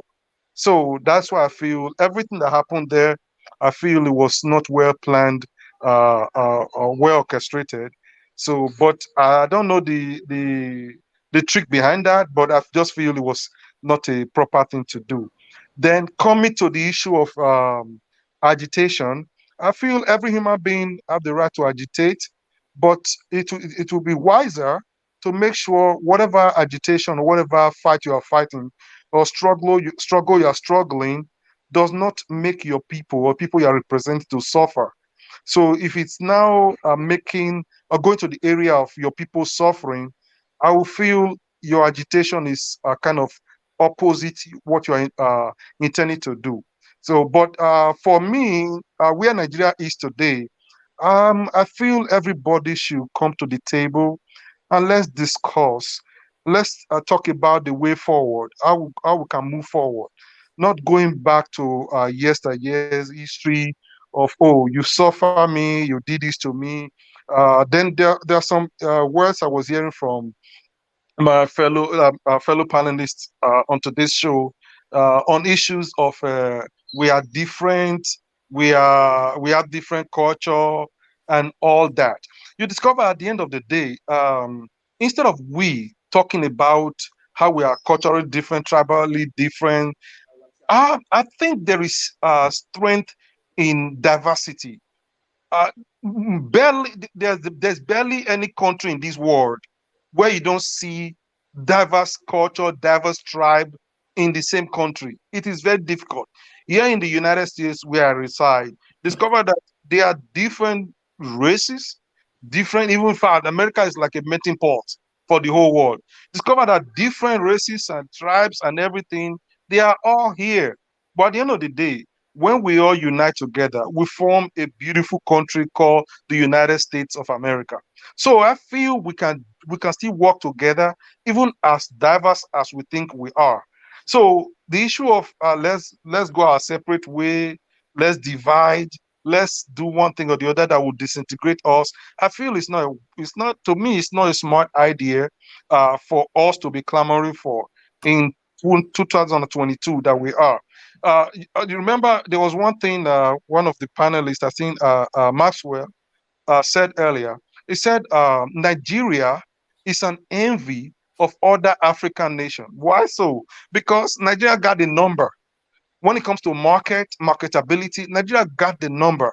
So why don't we maintain the number and find a way to unite us together and move this country forward? And in my opinion, I'm not trying to directly support any candidate. In my opinion, I feel in this current dispensation, we know few people that will be able, maybe one or two, that will be able to unite this country and push them in the right direction. And the other ones we know they could be greedy and self-serving. So I feel this current dispensation, we should be able to choose wisely who should rule this country. Then the issue of currency, in my opinion, also, I feel it's a good idea that the currency was redesigned. But two things is in my mind. One, maybe the timing was a little bit of I have a little bit of suspicion. The timing. They could have probably just waited a little bit, maybe just after the 23rd or 25th, whenever the election of February, whenever the election is going to be done. This can be achieved, can be done without any suspicion. Then the second thing that comes to my mind is the government using this to try to regulate the amount of currency out there in the society. It's a wise thing to do. And then the idea of making the country becoming a cashless society is also a wise thing to do, because too much money in the society that the federal government cannot account for does not help any economy. So when they sap it out of the economy, they now limit the amount of cash that can flow back to the economy. That could be a good thing, So the limit is not too bad, but the only thing I would have suggested in the area of the limit would have been they should have considered considering the standard of living of Nigeria to determine how much you can withdraw and how much you cannot withdraw. Yeah. That would have helped Nigeria more. Also. Maybe I don't know. I don't live there, so maybe the amount they gave as of now, maybe it's enough for an average Nigerian to live on. If that's the case, then that's a good idea. But if it's not enough, I feel they should be able to make it in such a way that average Nigerian can live and in any amount that is a limit that they can withdraw from the bank. So those are the few ideas I want to share with That's this. all. That's great contribution, Mr. Ike. I know you were on the phone, so you can take your Yes. stage now. Yeah, you can hear me. Everybody can hear me. Yeah, we can hear you very well. Okay. Sorry, I'm in the office. I've been trying to join from the beginning, but I don't know what is going on with my system, but I'm knocking off now. I'm trying to get home, but I just want to share things about the Chatham House, what happened, what transpired. I just want to make a general statement to everybody that is in this panel and those that are listening to us. I just want to say that if anybody, any sincere, honest, and genuine Nigeria think that what Tinubu did at the Chatham House is the way that we're supposed to do it, I wish you good luck. The Bible says that whatever a man sows is what he or she is going to reap. You cannot sow plantain and you're expecting to reap apple. It's not possible. So if anybody in Nigeria, any honest Nigeria who wish Nigeria well, that think that what this man did at Chatham House was the way it's supposed to be done, well, each and every one of us going to reap whatever we sow in 2023. So I just want us to know that Nigeria is too big for one person. And Tinubu is not bigger than Nigeria. And I don't think that those people who followed him to London, who know the truth and decide to live on lies and deceit, you know, they're going to sow what they're going to reap what they sow. Because Nigeria is changing. Now Nigeria is changing. And the days of criminality structures is what we want to uproot by anyhow. So if somebody like the Speaker of the House of Representatives, who knows better, is telling you that what he went, the shameful act that he and his group went to do in London is the best way forward for Nigeria, I wish them good luck. He is telling me now, what Tinubu is telling me is that El Rufai is going to be the security advisor to him, or what is he going to be? And a Kaduna state that he cannot secure, you know? And people are being killed. The people of Northern Kaduna are being, the people in Northern Kaduna, the Kafanchan people are being killed every day. And this is the governor of Kaduna state. So he is telling me. Southern Kaduna, sir. The Southern Kaduna, sorry. Thank you. The Southern Kaduna area. You know, so now he is telling us that he is going to be the security advisor to Nigeria. Good luck to Nigeria. You know. So listen. Let's just stop deceiving ourselves. Let's stop playing this politics of, you know, it's not what I say in the public, but I do another thing in the secret, in the closet. I mean, for how long shall we continue to deceive ourselves? You play the other side in the secret and you play the other side in the open, all because of your stomach infrastructure, or because of I am a Yoruba man, I'm an Igbo man, I'm an Hausa man, it is my turn. No, it is this, it is that. Listen, Nigerians know the truth. Nigerians like you and me, we know the truth. And we know where the truth lies. So let us stop this idea of somebody, you know, a learned man who will come here and begin to defend what Tinubu said. You know, Tinubu will say that, did you listen to the vice president yesterday, Osibanjo? He distanced himself from Tinubu because Tinubu said he made Osibanjo. But if you listen to what Osibanjo said yesterday, Osibanjo was a professor of the law already. He was a senior advocate of Nigeria. So how did Tinubu make Osibanjo? I mean, these are the kind of politics we are playing in Nigeria. So I want us to, you know, tell ourselves the truth. Because we follow other countries. We all live in a developed world where the prime ministers and the president of the countries where we live, they address their people. There are things that is left for the ministers. There are things that are left for directors. But there are issues that are discussed by the president and the prime ministers. And this is what it was that Tinubu went to do in London. He decided to tell us that we are fools, Nigerians. With you or without you, I'm going to be the president of Nigeria. Whether you support me or you don't support me, whether you like my style or you don't like my style, I am going to lead you and I'm going to be your president. You cannot do anything. And at the end of the day, he was dancing Buga, you know, because he felt that he has already won the election. And one man you call, one man come to show, one man come to more. What is it? What is it? What he said? He said, you know, he said, you know, these are the kind of people who say they are professors, they are academicians, they are this, they are that. And some of us who didn't go to school, you know, sometimes we think we have ideas. We think better than the so-called professors with their analysis and all the papers and all the books they wrote and write, you know, all this information they give us. At the end of the day, when they want to act, they act like you can't even measure even somebody who didn't go to school. So I'm sorry, you know, I said I want to make a general statement because, listen, I am crying for Nigeria. I don't live in Nigeria. But my hope is that I need to go back to my country. I always say it here. My children and my grandchildren has grown up. They don't want to go to Nigeria because the news about my country is not hidden. Nobody wants to go. They can't go back to Nigeria anymore because normally when we go to the village, they go to the farm, they go to the stream, they go to pluck mango, they go to pursue, they go hunting. These are local things that they enjoy because it's not from their culture. The local food that they enjoy, the ofu olubo, the bitter leaf soup, the insala soup, all those things has gone. Now I have to buy from online. You have to buy from Amazon. How much do I have to pay every month to buy Nigerian food from Amazon?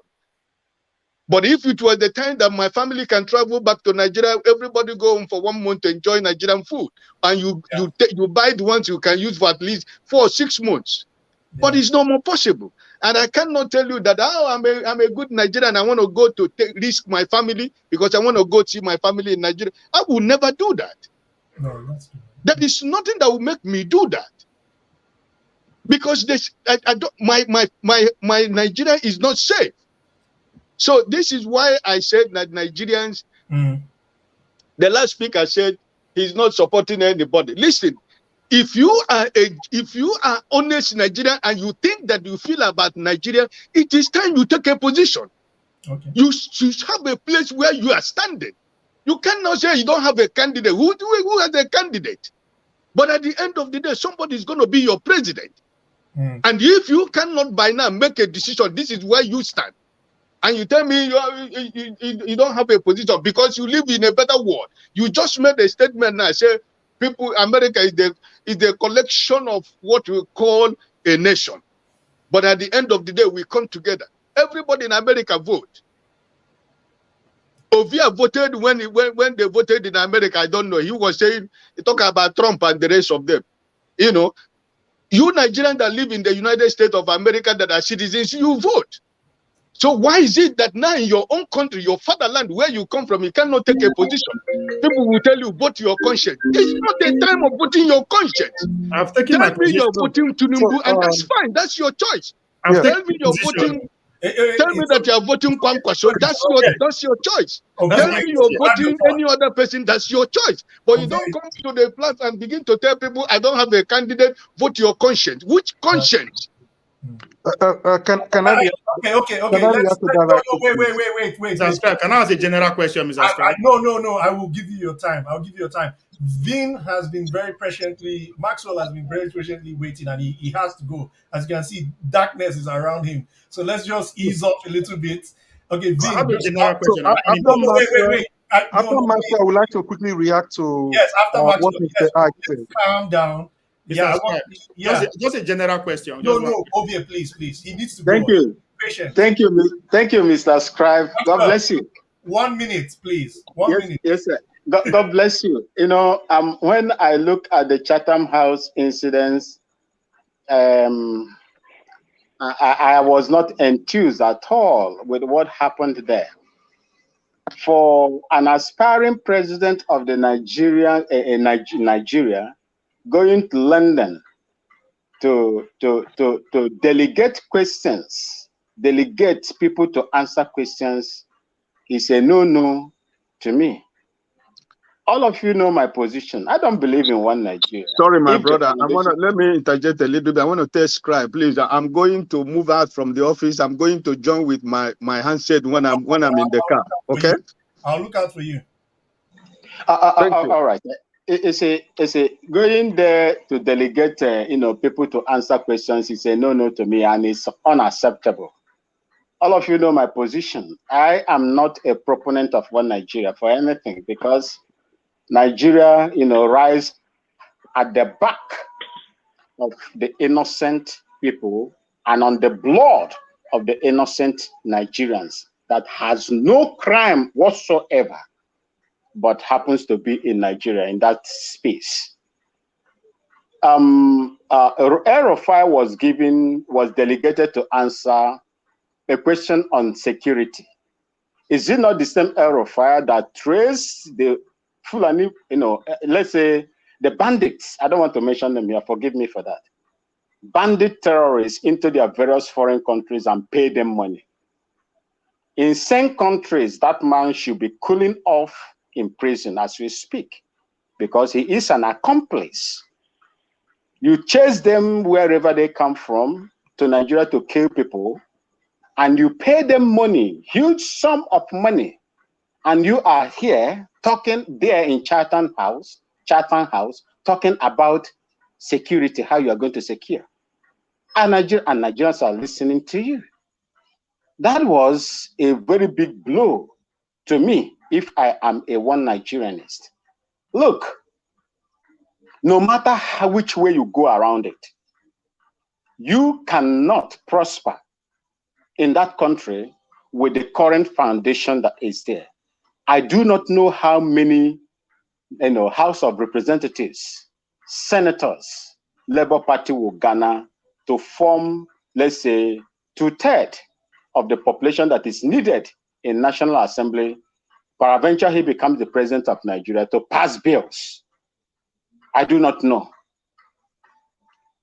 If he cannot get the number, my people, we will come back after 2023 and continue the lamentation. It is over, unfortunately. Sorry, I have to balance it. So, Ovie, sorry, you have the. Bro. Thank you. But let me just spare me 20 seconds. My sister Bia, may God bless you. Thank you so much for coming. Mr. Vin, don't go, because I have a new platform called The Expressionist, and I will need you there to kick it off for me. Okay. And any other person that you're invited. All right, ma'am. And The Expressionist, I will need you guys to come there and just say your minds, okay? So, okay. Burkina. Wait now. Oh, I'm on go now. Wait. Please, Mr. are you on Instagram? How can I contact you? Because sorry, I have to start muting people now. Sorry, I have to start muting people. It's becoming rowdy. My apologies to everybody. Mr. Scribe, please. 2 seconds. Yes, sir. So thank you so much. And if my brother, my uncle, Pansat is at the comment section, please, I say, God bless you, sir. May God continue to bless you people. Nigerian people, may God continue to bless you. And may God prosper you, protect you wherever you are. Thank you for having me. I'm only slightly biased because of your service to Nigeria. So, off you go.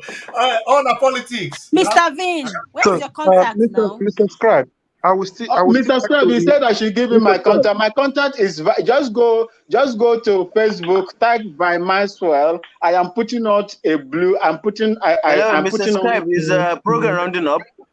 A blue Lacoste. If you just go to my Maxwell, you see me there. Program rounding up. Thank you. We're still on. Okay. So Mr. Scribe. Wait, excuse me. Before we go forward, please, I just want to remind you of the ground rules. Please, we cannot speak over each other. It's not reflective of a good, and it's not fostering healthy conversation. Please, proudly, there is a private chat there. Can you use it with Vine Maxwell? Maxwell, there's a private chat there for the panelists. On our politics, I beg no vex. No. I just have a general question. Sorry about that. MC Boy 001, you're coming next, okay? I apologize. But Mohammed Aminu, the show is still ongoing. We're about to round up, though. We're about to do what keeps you up at night. Once I can get everybody to speaking, all right? So on our politics, I beg, can you go? I actually have a general question, right? I mean, there's a lot of people kind of actually mad about Tinubu going to London. My question is that if Tinubu end up winning this election, who are we going to blame? That's my question. Who are we going to blame if Tinubu, because he stands a chance of winning. If he end up becoming the president, Who are we going to blame? As all of us the verse now. On our politics, I don't want to go that side. I beg. Time no day on our side. Okay. I beg. Because I tell you, beg you, I beg. MC Boy 00007, I beg.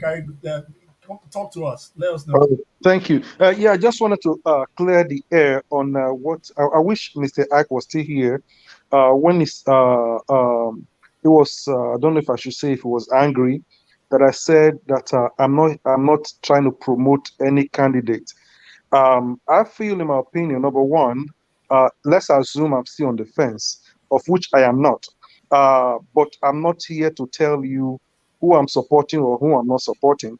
But at the same time, I didn't come here to promote anybody.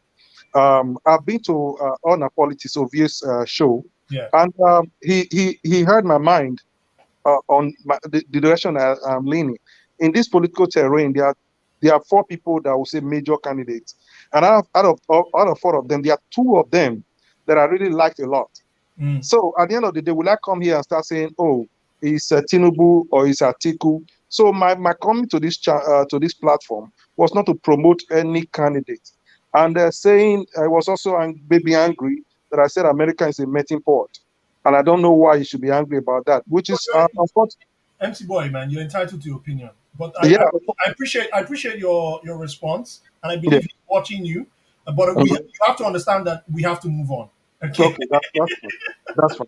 All right, Mr. Jonathan, Pastor. Hey, my brother, how are you? Please greet us. I know you're back now. So, what's going on in your mind? Yeah, briefly, I don't because we're rounding up. Yeah, I'm rounding up. Just give me a second, and I will be exit in a minute. I don't understand. It makes me sick. I feel like why should people think what Tinubu and his people did that I don't understand. Oh, if you like Nigeria, if you do this, if you do that, nobody should come and tell me if I like Nigeria or not. Understand. Oh, if you like Nigeria, if you Nigerians belong to all of us. What they did was brilliant. If the people ask them, they give them that opportunity. I've never seen that happen before. Even during the time of Buhari, Buhari answered his own question, and this guy packaged himself, and they gave him the opportunity is to tell him he has a good handwork. I deal with cars. Sometimes the engine is not good, but the transmission is good, but it will not work. But this guy packaged everything and he worked. So anybody that will come and lecture or say, "Oh, if you like Nigeria, you don't do that," that's not what we are talking about. We all love Nigerians to move forward. I made my own case. You don't have to like who I like to become a president, and maybe the person I would like may not become the president of Nigeria. But we all have to cool off and not play this kind of, "Oh, you come here if Jesus is this." I think if Jesus had been helping us, we would not be where we are. So I don't understand why you come and tell me about Jesus. So you keep your Jesus to yourself, keep your Muhammad to yourself, keep your Buddhism to yourself, keep your own tradition to yourself, and be yourself. And at the end of the day, February, we're all going to be nice. Amen. After that. And anybody that behave anyhow on this. What happened to Mr. John Abba? What happened to Mr. John Abba? Anyways, Muhammad Aminu, welcome back. A bad word. But I don't trust you, scribe. You just answered message and you act. Thank you very much for having me again on this program. I want to use this opportunity to really salute you people for the candid work we people are doing. Trying to see you create time out of no time to see that you inform the Nigerians about what is happening or what is going on about the country and also some important issues. Seeing the topic is about politics. This is my personal opinion. I think none of the politicians in Nigeria want us to be fighting ourselves because of them. Yeah, okay. According to my own definition, all the politicians in Nigeria are the same. That is my own definition. So, but as you know, politics is all about a game of choice. Right. Each and every one of us have his own right to vote whatever candidate he feels will give him the dream of Nigeria he believes in. If you like Konkoso, you go for Konkoso. If you like Peter Obi, you go for Peter Obi. If you like Jagaban, you go for Jagaban or Atiku, anyone. But they do not want us to be fighting ourselves because of them. Because what I believe is that they only cares about themselves and their children. So why should we be wasting our time fighting because of them? The only thing we should be doing, this is a right enshrined in the constitution that every Nigerian has his vote to cast to the candidate he loves. So we should not be enemies of each other because of them. That is what I believe. Yep. And but honestly, to be sincere, it's very unfortunate that if you go to social media, what is happening right now, you can see that it's all about abuse, causing each other because of a political politician.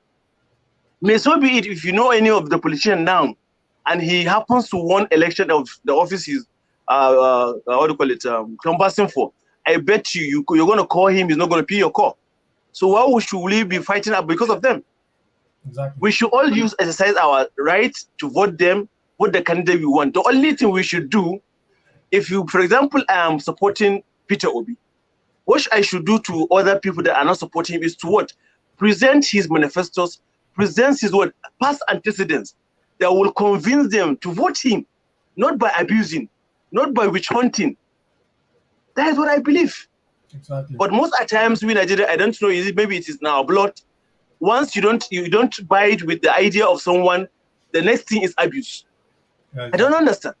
No, there's historical precedence to that. It's not just unique to Nigeria. I believe if you check other climes, but we need to move on. Kulata, welcome. Finally, you've been in the comment section crying that we have an inclusive debate. So, what's your position on causing trouble in the comment I section? have a question, please. I'll come to you, man. Okay. Don't worry, I'll come to you. What's it? I What thought we're topic? supposed to show our faces here. No, Muhammad, Kulata you is don't. I hiding thought under you're the done. camera. No. Okay, hold on, please, people. I would have to mute you if. So the stage now is for Kulata. Kulata, welcome. I've been reading your comments there. You've been asking for inclusive debate. Can you just go on an array of all the things or choose what you want to talk about? Yeah, let me start with CBN, the monetary policy. The monetary policy, I think, is needed, but it's a bit too aggressive. And I mean, the way 3 months, man, come on.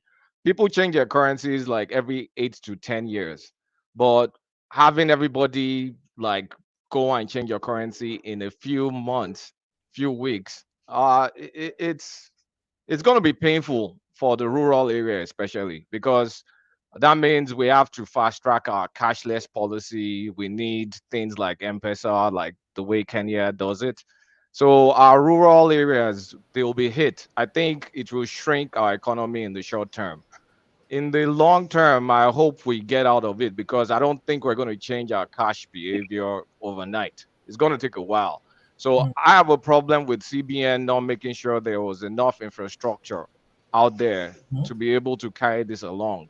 So it's just like aggressive implementation, then what next?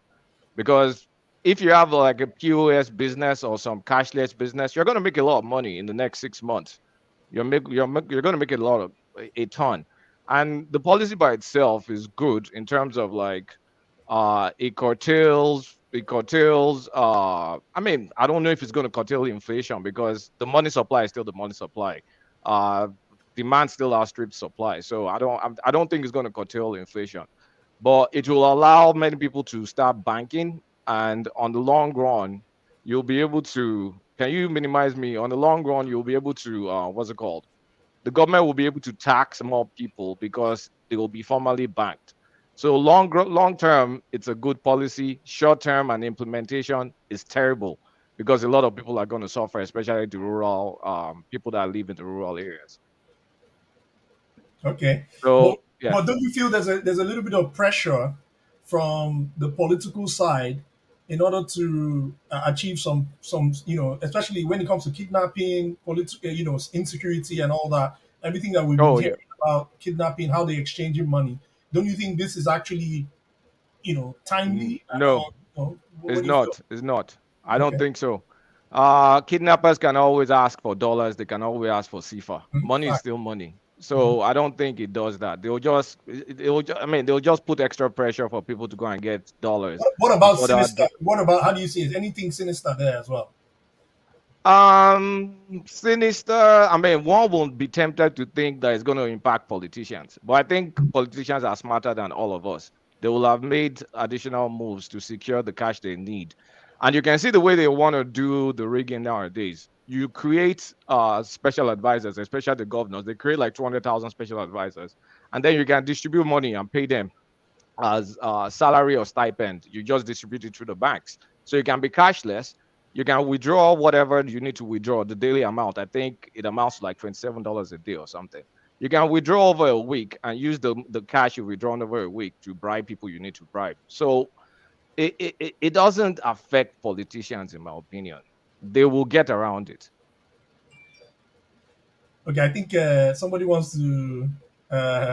I'm not one man, Obia. Don't come and question me. I'm not a guest. Yeah, Eh? Go ahead. Go ahead. Unmute yourself.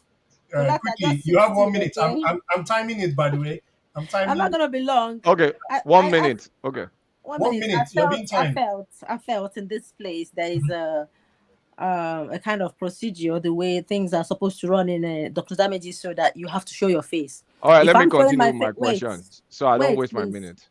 You're not. Am I wasting my own minutes? It's my prerogative. I thought I was still the one talking. No, I'm trying to ask you a question. He allowed me, so I will be brief. You have 45 seconds for your question. Okay, if I'm to show my face and we are supposed to show all our faces here, Kulata, why are you saying is my face not showing? Wait, Bia, please, can you just ask your question quickly, please? That's my question. We want everyone's face to show. That's all. Well, I'll leave Kulata to answer that. If you I have technology limitations. Okay. Does that satisfy your answer? Okay. Does that satisfy you? Welcome, Kulata. Have you finished? Are you done?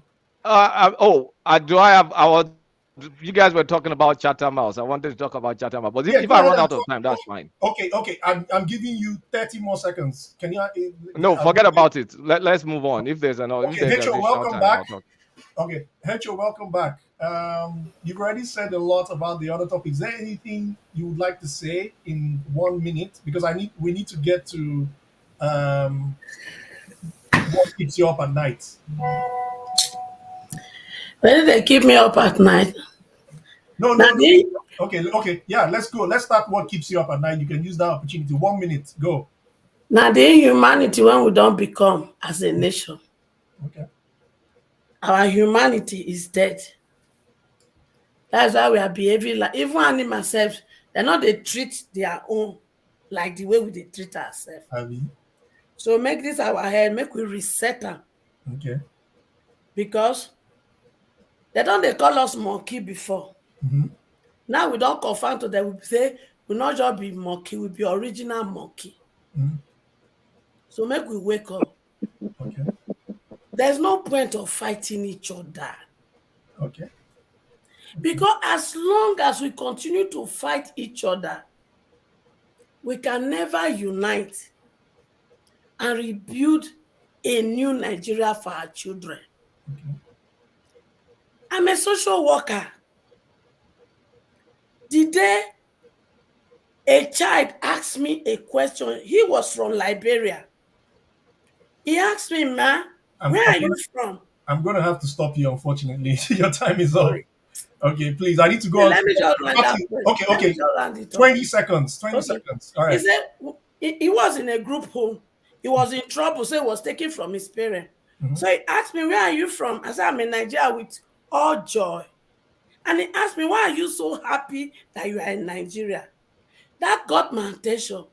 Now why? He said they call me monkey.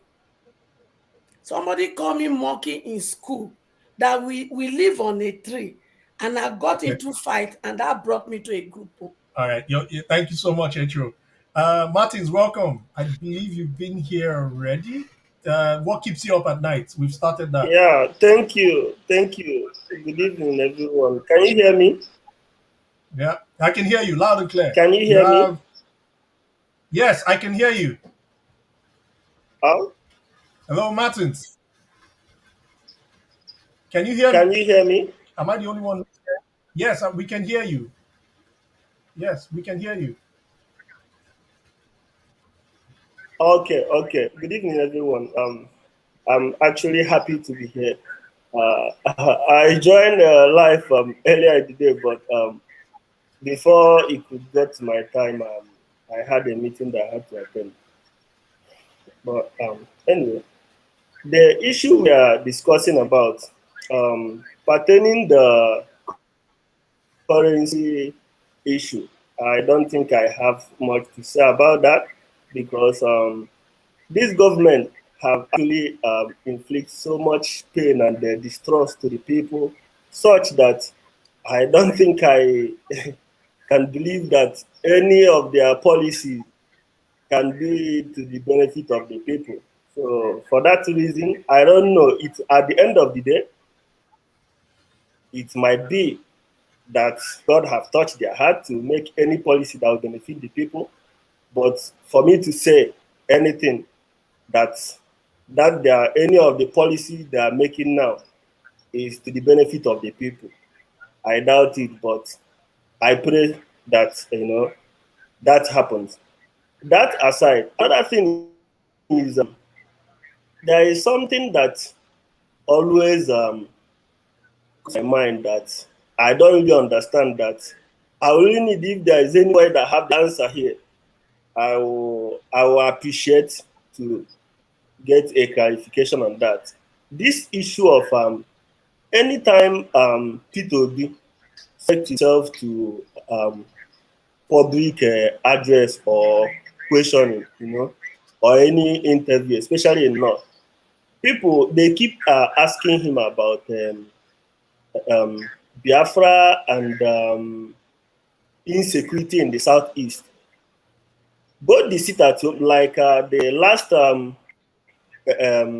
comment that I think that was Nassau, that he went to one emir or something like that, that made a comment about issue of if his brother is to come to the east to sell goods, and it happened that people, his brothers, gave order of sit at home, and it happened that maybe their boss were on the road, and the day they are to get into the southeast, it happened to be that Monday, and something is happened to them, that kind of story. So I was wondering why all this kind of, and this keep coming up over and over again. That issue of Biafra, sit at home, unknown government, and insecurity in the southeast. Thank you very As much. if P2 is to be in the government that he is currently in this dispensation, as in the ruling government. Because Martins, I thank know you very that much. when P2 was the governor of Anambra State, there was no Yeah. at home at that time. All right. That question, throwing it on him, and people making it as if it is to be that votes that he is to get Martins, dependent on the insecurity or security of the yeah. southeast, which I know that he doesn't have power over that. I don't really understand why that question, people will keep asking him that and keep making it look like if there is insecurity in the southeast, that people won't vote for Absolutely. P2 Martins, thank you as so a much. presidential candidate that is running as a Nigerian president. Martins, thank you so So much. that's I my yeah, submission. acknowledged. Yeah, your submission is acknowledged. Elvis Chimosu, welcome. I know you've been very patient. Thank you so much for being very patient. Now we are in the section of He's what. muted. He's muted. Oh. Yeah, he's unmuted now. Can you hear Yes, me? I'm hearing you very much. Very well. Welcome to the show. I think this is your first time. Am I wrong? Yes, it is. This It is. this is your first time. Where are you connecting from? Right now, I'm connecting from Shanghai, in China. Shanghai. Ni hao. Mm. Ni hao. Ni hao ma. Okay. What keeps you up at night? I'll give you 3 minutes, just like I did to Martins, for this, because this is the first time you're actually 3 minutes on the clock. Go. Thank you very much. My name is Elvis Chimo. So actually, I live in Norway, but I'm in Shanghai now for some issues. Anyway, what keeps me at night is what Martin is saying. I don't understand what he's trying to say. I think if you want to be the president of Nigeria, it is relevant that people ask you questions and ask for solutions from you what you want to do. And Martin, my brother, if you think that the violent extremism in the South is the killing of Hebrews and the so-called people pretending to be freedom fighters and making it unsafe, it's not an issue. The presidential candidate coming from that area that he should have an answer to it. Then you don't understand politics. And anyway, the politics here is Bola Tinubu has reached a diminishing return. I think what happened at that Chatham House. Elvis, I Yeah, my think you have brother. a technical issue. It's your microphone on your because you're little. It Yeah, must. it's not sharp. I'm sure it must be my.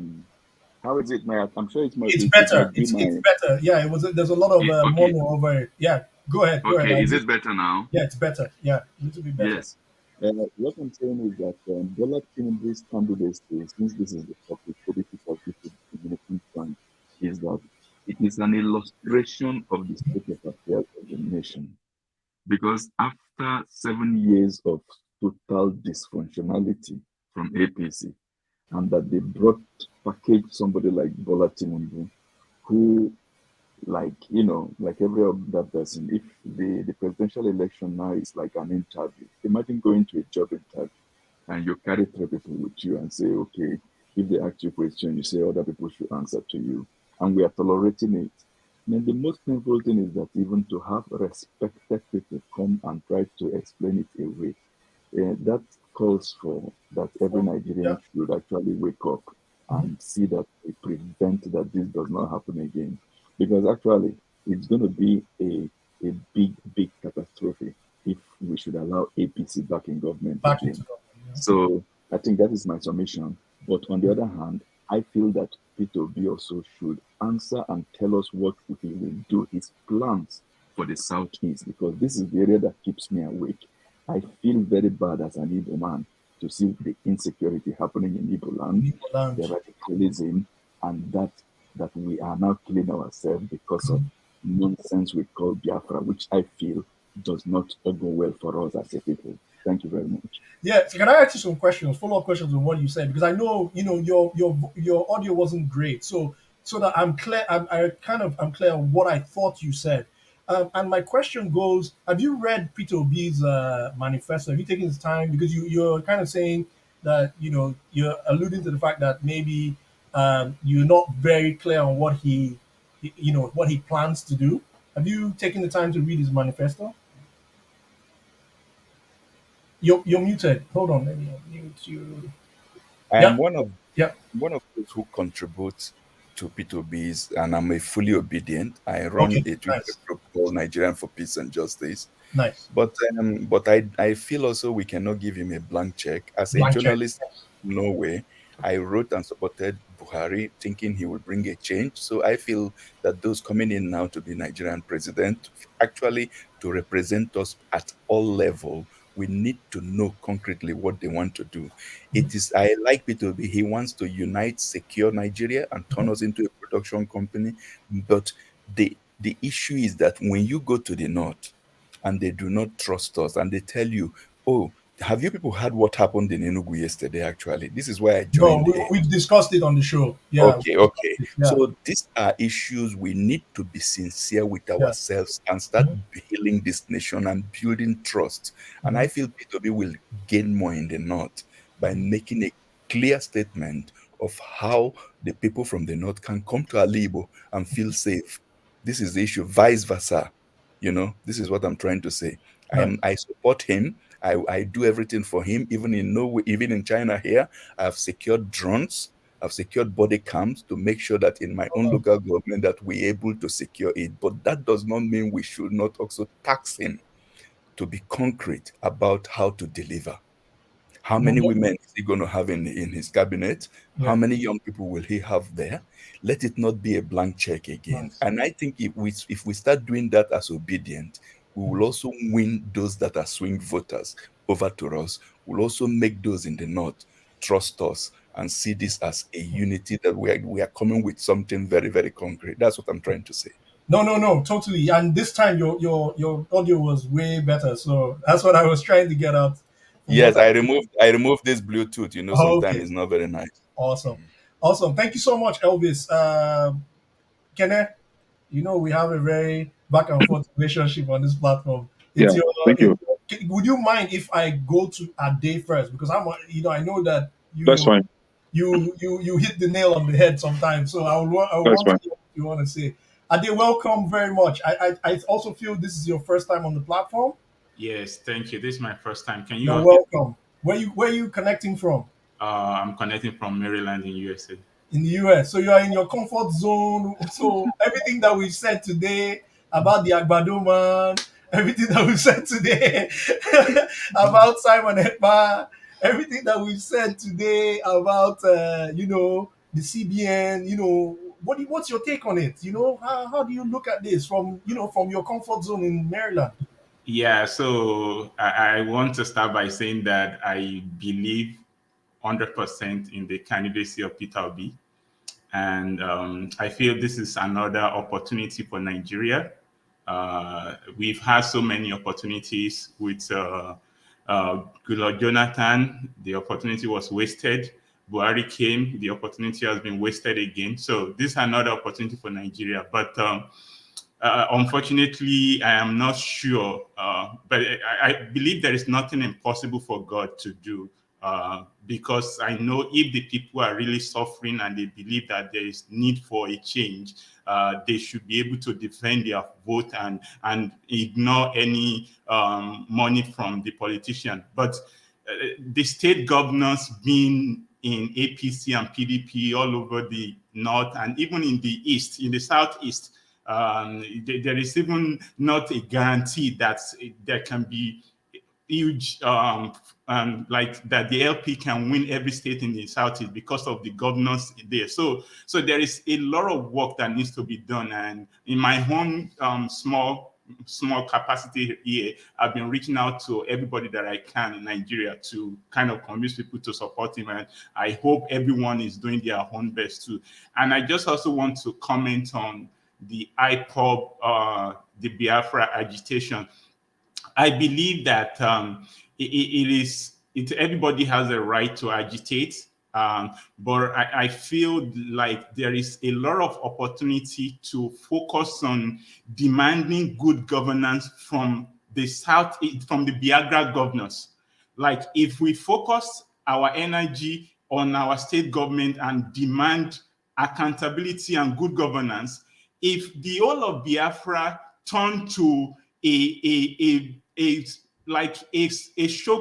standard of good governance, it will be easy to sell anybody from Southeast to the whole of Nigeria, because we can say, okay, come and look at Biafra land. Biafra is working. But it is not until we have a country called Biafra that we can deliver the dividend of democracy to the people of Biafra. So I think all the energy that we are spending in agitation, we can spend it in demanding good governance. In even the Southeast government, there is no unity among all the government there. So that is where I think we should start from. And I just want to beg everybody, whoever can speak to everybody down there, so that we don't use this agitation to affect the chances of Peter Obi in 2023. That's just what I want to say.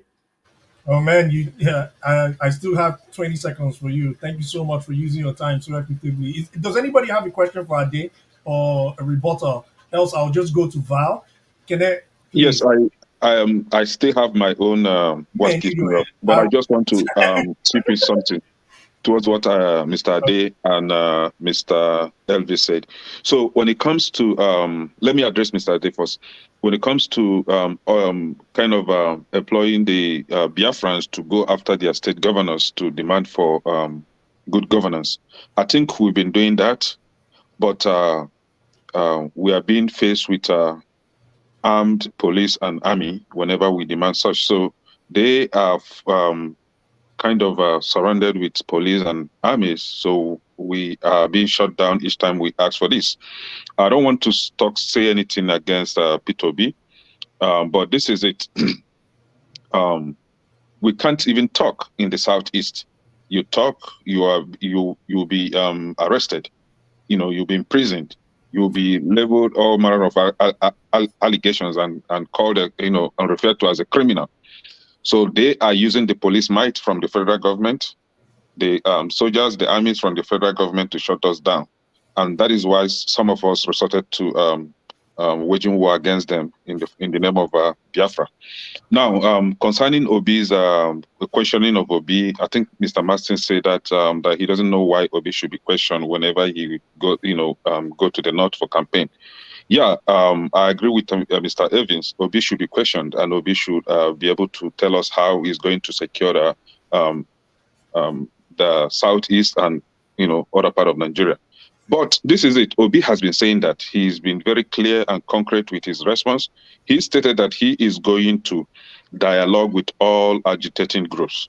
I don't know how else he should, he will be able to address that. He is not the president yet, but he has given us his assurance. He has given us the assurance that he's going to dialogue with them, right? So I think what left for us now is to hold him accountable when he's unable to do that. However, on the other hand, those northern elite or northern politicians that always are after Obi asking him such questions, they should be able to also tell us how they will be able to their candidate, maybe northern candidate, should be able to tell us how they are going to secure northeast, northwest, and north central or middle belt, because these areas are more insecure than even the southeast. So they should be able to answer such questions. Shouldn't be targeted to Obi alone all the time. Yes. And so southeast is even more secure than all these places. No. So should I go on my own? What keeps me up at night? I'll keep you. I'll come back to you. You said okay, you thank you. to respond. I'll come back to you. I'll give you. Thank you. All right. Appreciate it. Val, I'm so sorry. I know you've been quietly waiting for your turn. I really appreciate your patience. What keeps you up at night, Val? Okay, sorry. So thank you very much. So what keeps me up at night is what's happening in the southeastern part of Nigeria and Nigeria by extension, because I know that we fight ourselves because we don't understand how politics works. For most of us, for most Nigerians, don't understand how politics works.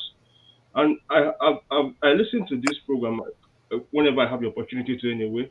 And I know someone like Ovie say some pragmatic things that are obtainable in our politics, but people just rubs it off, and people are so idealistic and not realistic about how politics works. And if we really understand how politics works, then it will help us not to fight ourselves, but to organize in a better way to be able to confront the political class.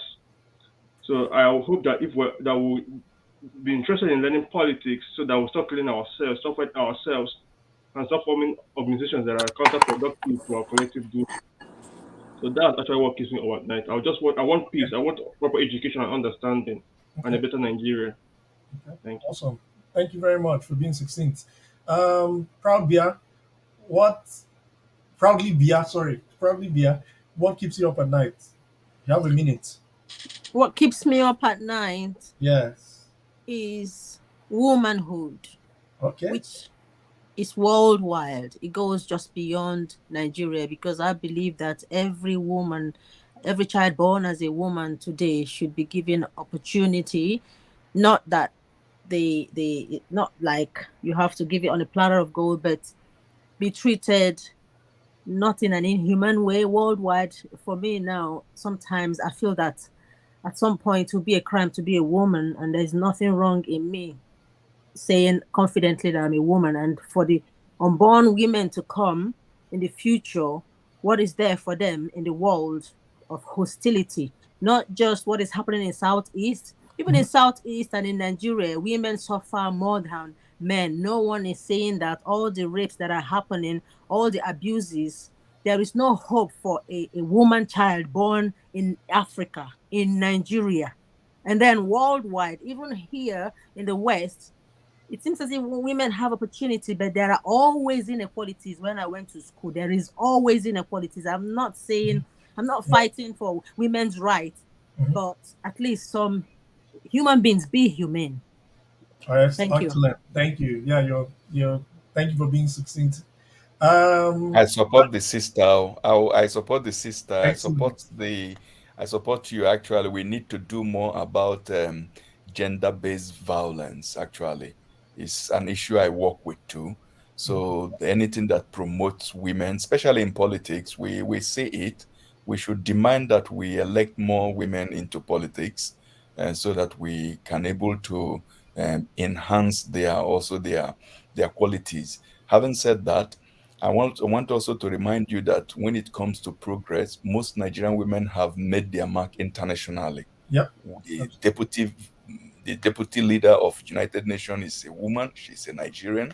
The leader of World Trade Organization, Ngozi Okonjo-Iweala, is a woman. So Chimamanda. So we even recently got a brigadier general in the U.S. Army. So we should also count our blessings while No, we work further for I'm empowerment. Thank you very much. I'm a student of history, and I can tell you, without women, the Nigerian independence wouldn't happen. Because if you look at the build-up that started from the 1929 protests down to the abdication of the Alake of Egbaland, Fela's mother's role in that, and down to the Gari Wars in Lagos, these were all the things that helped the NCNC put pressure on the colonial powers to leave. So without Kwame Nkrumah says you can gauge you can measure the level of revolutionary awareness by the actual awareness of the political awareness of its women. I'm not paraphrasing it very well, but it's in Kwame Nkrumah's book on our politics. Thank you for waiting. What keeps you up at night? Nah, man, this is not the time to. I sleep at night because, as I said, we the Concosias are starting up our campaign on Monday, so Okay. we need sound sleep to actually navigate the country. So I'm not having sleepless nights. So how you want to reach there from London? Air Commodore skills. I mean, how you want to go start your? Sorry. You don't What's the understand? question? Yeah. What's You the don't question? understand? I said, how you want to fly and reach Nigeria from US on Monday? Oh, I don't know what that Your now. Air Commodore skills. No. We have. We say we know how to use internet now. Forget it will be about it. What are you talking about? Now only a bit they know how to use internet. Obi now get problems. They need to go clear the Southeast first. That's where their competition is. So yes, I know we are ready, and Mona follow my channel on our politics. Okay, yeah, that's true. Ovia has his own channel called All on Our Politics on YouTube. Please subscribe. I know. Okay, Pragly Bia, you also have. I have my own new Go ahead. channel. It's called The Expressionist. Okay, so Expressionist. guys, join in. Join in on the discussion. The more the merrier. The more we can discuss this, the diverse nature of it. We're going to come out with something quality. At least history does suggest that. Mr. Swag, we to get a YouTube I just share channel. my time. How do they share my time now? Mona, wait. Ovia, I thought you had finished. You have no time. You're done. If I talk now, they go say they raise voice against women. So make a keep quiet, make them finish. Oh, yeah, make I advertise my own channel. Ovia, it's okay. There is God. On a more serious note. Ovia, wait, no vex. Continue. On a more serious note, this idea. Now let you come. Okay, go ahead, please. On a more serious note, this delusion, this idea that we just wake up overnight and want to produce president. I don't know. I've never seen it happen before. So we need to do more. If we want to produce our own president by 2035, this is when we're going to start it. I don't want to follow that guy argue talk about NSAS 90. NSAS was not a movement. It has never been a movement. That's not how you do a movement. Movement that produce president, no be by violent or gra they do. But of course, which I know, on our politics, no na follow me. Again, my advice, do not die in their wall. When I see that they hug themselves for church, they flex, they no send us. They no send me. I know Ekene. I don't meet Ekene before. I know if we see me, we will see. Cannot see some people. I no carry problem for head. I know. I no carry anybody for head. Okay. Kulata, what keeps you up at night? Nothing keeps me up at night. Show your face. The main thing is we've seen the manifestos of all the major candidates. Kwakwanso and Obi's manifesto, it will require the House and the Senate to be able to execute anything. So they're going to be, if either of them gets elected, they're going to be the biggest lame duck presidents we've had from day one.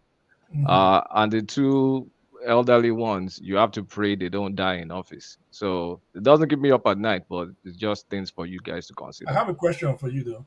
Don't you think Obi can still make effective Obi and Konkoso can make they can they can make their plans go into fruition through executive fiat? What do you think Nope. about that? Outside Anything that, you do, NNPP has a candidate in every elected position across the country, from councillor from every ward to the presidency.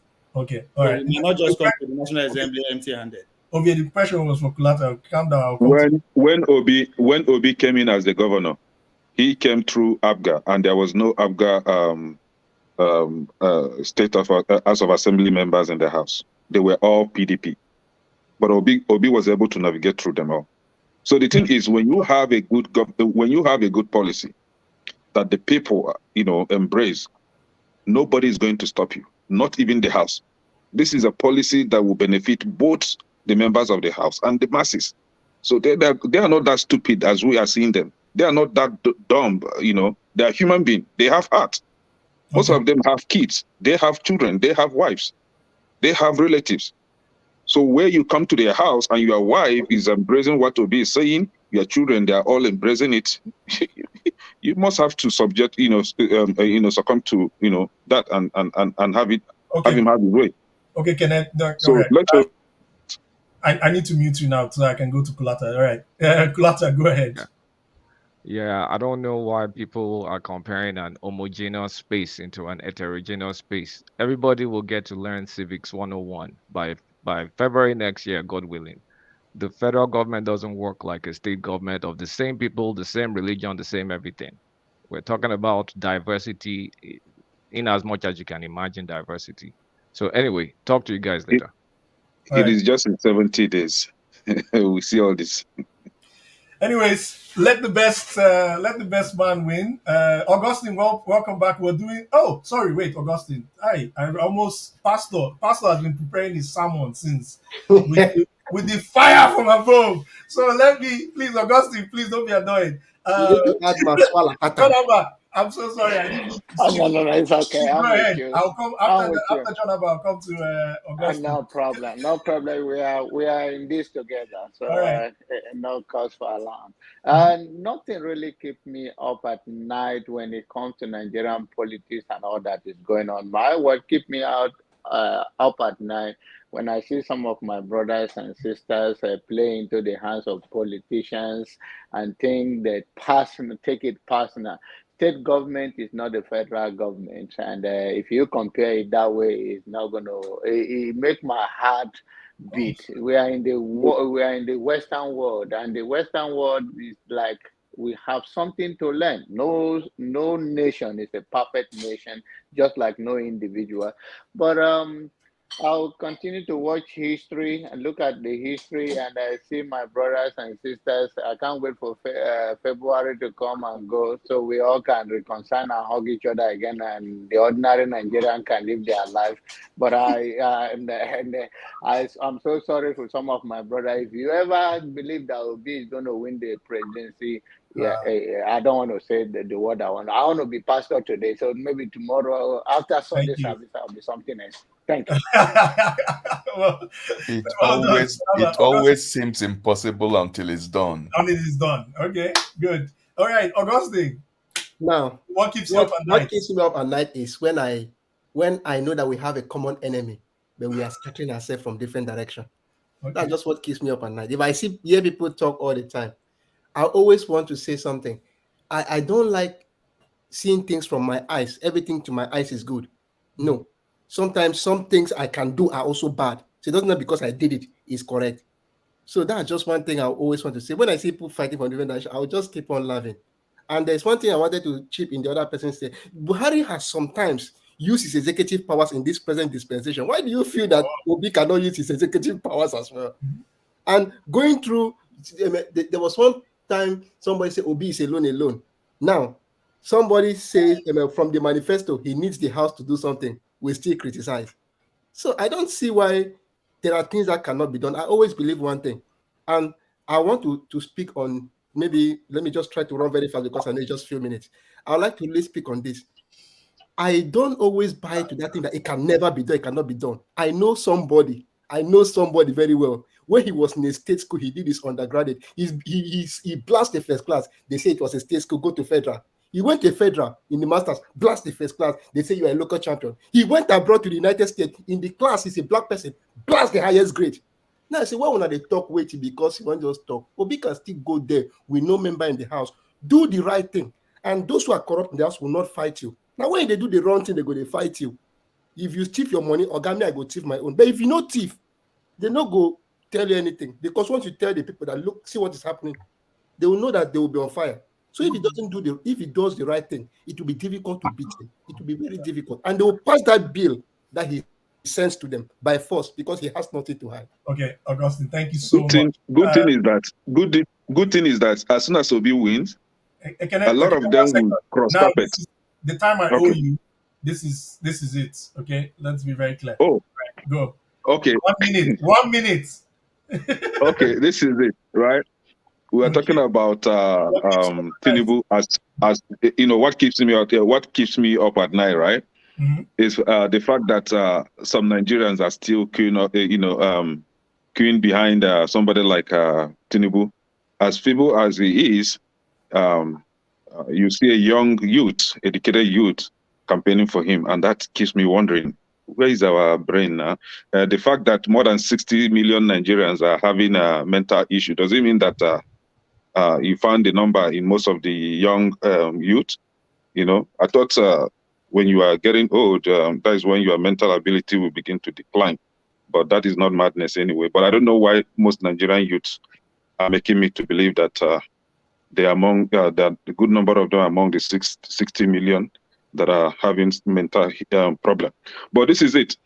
Tinubu, we know the history behind Shetima as a governor, where the head of the terrorist organization, the Boko Haram group, their leader was found in Chetima's house, and somebody like El Rufai even openly stated that he was paying Boko Haram terrorists for them to stop killing. So these two people are in what do they call it? Tinubu's government, and you, as a young adult, a reasonable person, you're still campaigning for these people. You know what is going to play out. Tinubu is going, and everybody is going anyway. Everybody will eventually go, but his own time is up already, or very close. So when he leaves, Shetima takes over, and this is when you guys will see the real terrorism in Nigeria. This is what you're seeing right now is a child's play. Have Tinubu there, and then see how Fulani will seize that country for the rest of your life and bring the real terrorism there. Okay. So it keeps me up at night why people are not reasoning. Okay, thank you, Kenneth. Welcome, Adewale. I apologize for keeping you backstage for I don't know how long, but you did that on purpose. Okay, and I apologize on purpose. I apologize on purpose. You didn't want me to join the show when it's still on. You wanted to be over with when you now had me. I apologize. I didn't, looking at everything. But anyways, what keeps you up at night? You keep me so up at night. Where's Dr. Damages? He ran away. He had an emergency. He had to leave. He's a family man now. Who gave him permission to leave? The man just disappear. He's a family man. So somebody accused him of being biased. Whenever they discuss Tinubu, we talk about Biafra. Mr. Pansa said that in the comment. I read it earlier. Yeah, Mr. Pansa has been very active. And nothing really keeps me up at night anymore. The election in Nigeria doesn't keep me up at night. The election is settled and it's a done deal. Mm-hmm. But the only thing that gives me concern is the unity of the country. Right. The more it lingers, the division lingers, the more problem we will continue to have. I will continue to have this discussion. So I think whoever wins the elections, the main priority should be how to unite the country, have equal representation. I'm not talking about religion now this time around, because it is obvious that religion has been a division among us. I don't know why we are fighting for something that is foreign. I try, even though we may speak different language. See, I don't know you, you don't know me, right? I'm sure probably you're not Yoruba, but then I see you as my brother, right? I see other women as my sister and my mother as well. So I hope and my prayer is that Nigerians that lives in Nigeria, not us, because we are privileged, we are abroad, right? So I hope Nigerians see themselves in that uh, angle and embrace each other and see what they cannot see because uh, know better because we're abroad. People back home don't see it that way. Once money enters pocket, my brother, they will sing a new song. Oh, you see all those and they shake, let the money has its own language.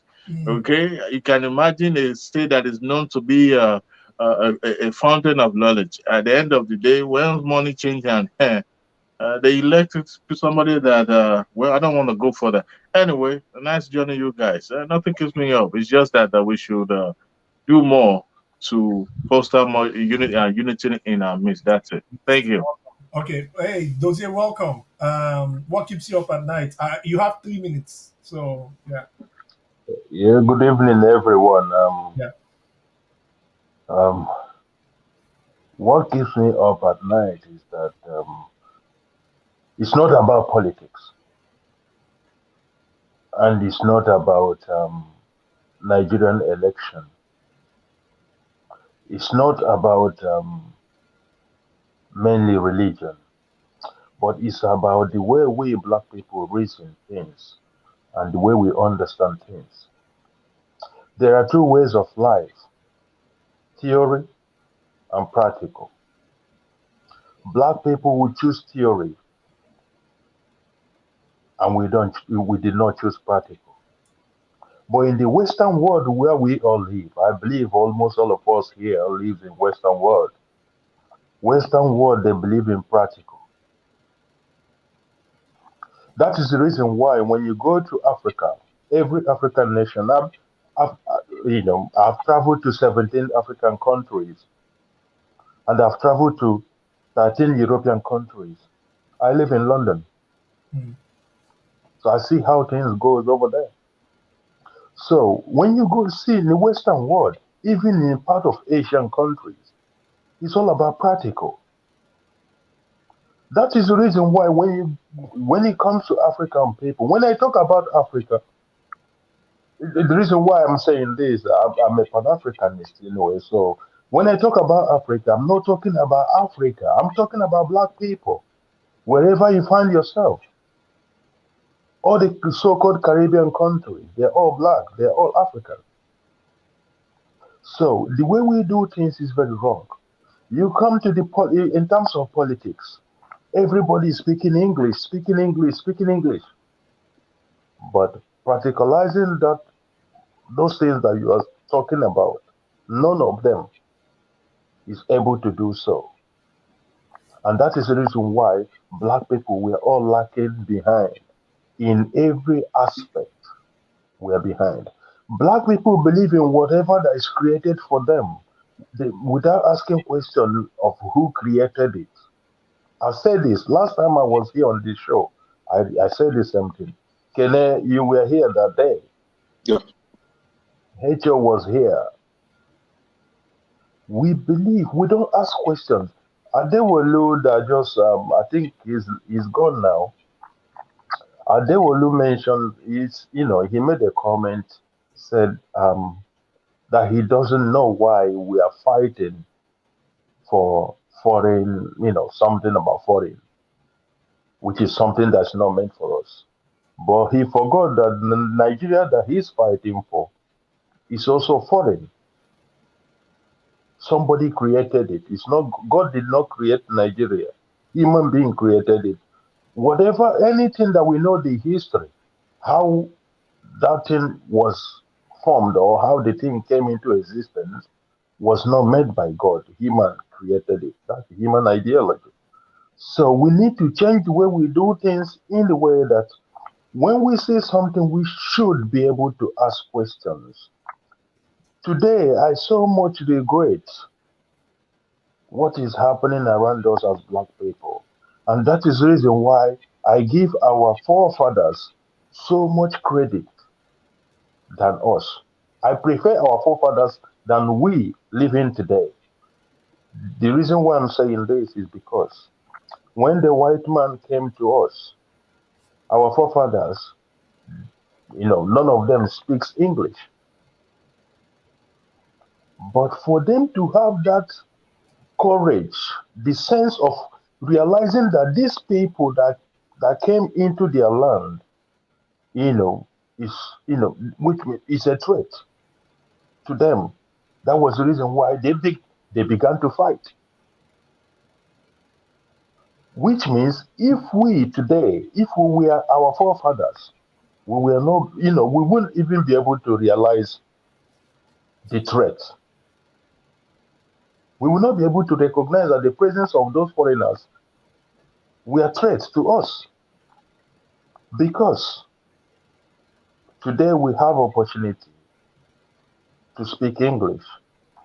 Many of us studied more than the English people that introduced this so-called education. There are so many black people in the world you will meet. They speak English more than English people. And that is the reason why when you go to Oxford University, you see a lot of black lecturers over there. That shows you that black people, which means we are doing well in that aspect, copying the ideology of Western world. But at the end of the day, we're supposed to ask questions. What is Nigeria? What is this so-called politics? When you go back to the history of Africa, which is black people, I will tell you how they started governing us. Look at it. I don't want to go back to the history.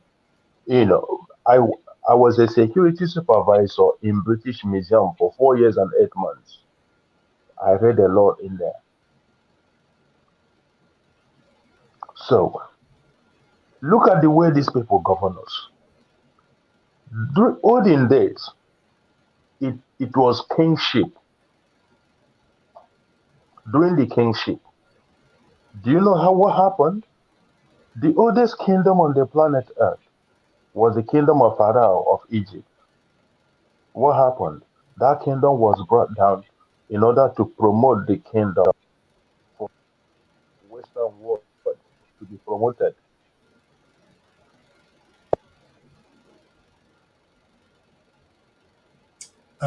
Dozier, we can't hear you. We can't hear you. Hello? Am I the only one who is not able to hear Dozier? No, we can't hear him. We can't hear you. We can't hear you anymore. Dozier? He's muted. Yeah, I'm trying to unmute him, but it's not working. It's muted. What happened? Big brother Jose, you are muted. I'm trying to unmute you. Anyways, if you can go out and... Okay, you're muted now. Yeah, go ahead. No, we still can't hear you. I can't hear you. No, I can't hear you. Wow, it's I think it's unfortunate, but that means that we will gradually have to draw down the curtain. Well, let me say something. I want to send message to Ekpa. Kene, I'm happy that your temper has calmed down. So we can now send you to Simon Ekpa. Brother Kene, help us to tell Simon Ekpa to kulu temper. And he should not stand on that road that the northeast there will be no election. If we don't do election in the east, we are cheating ourselves. So please, Brother Kene, help tell Samuel Ekpa that make it cool temper, make it tell the people for the east to vote and vote wisely, so that we can have somebody up there who will be willing to sit down with us to dialogue and resolve this long, long problem that is causing all this crisis. Thank you. Okay. Thank you so much. Thank you, Bia, proudly Bia. Thank you, Val. Thank you, Augustine. Thank you, Hetro. I really appreciate. I really enjoyed today, and I've learned a lot. At least there's some things I have in my notes that I have to go and read. Thank you so much, Dr. Damages. Yeah, he's not around here, but I definitely know there's another show tomorrow with the policy experts from Sweden. I forget his name. But yeah, so I look forward to seeing you tomorrow. Good morning, good afternoon, good night, wherever you are. Bye.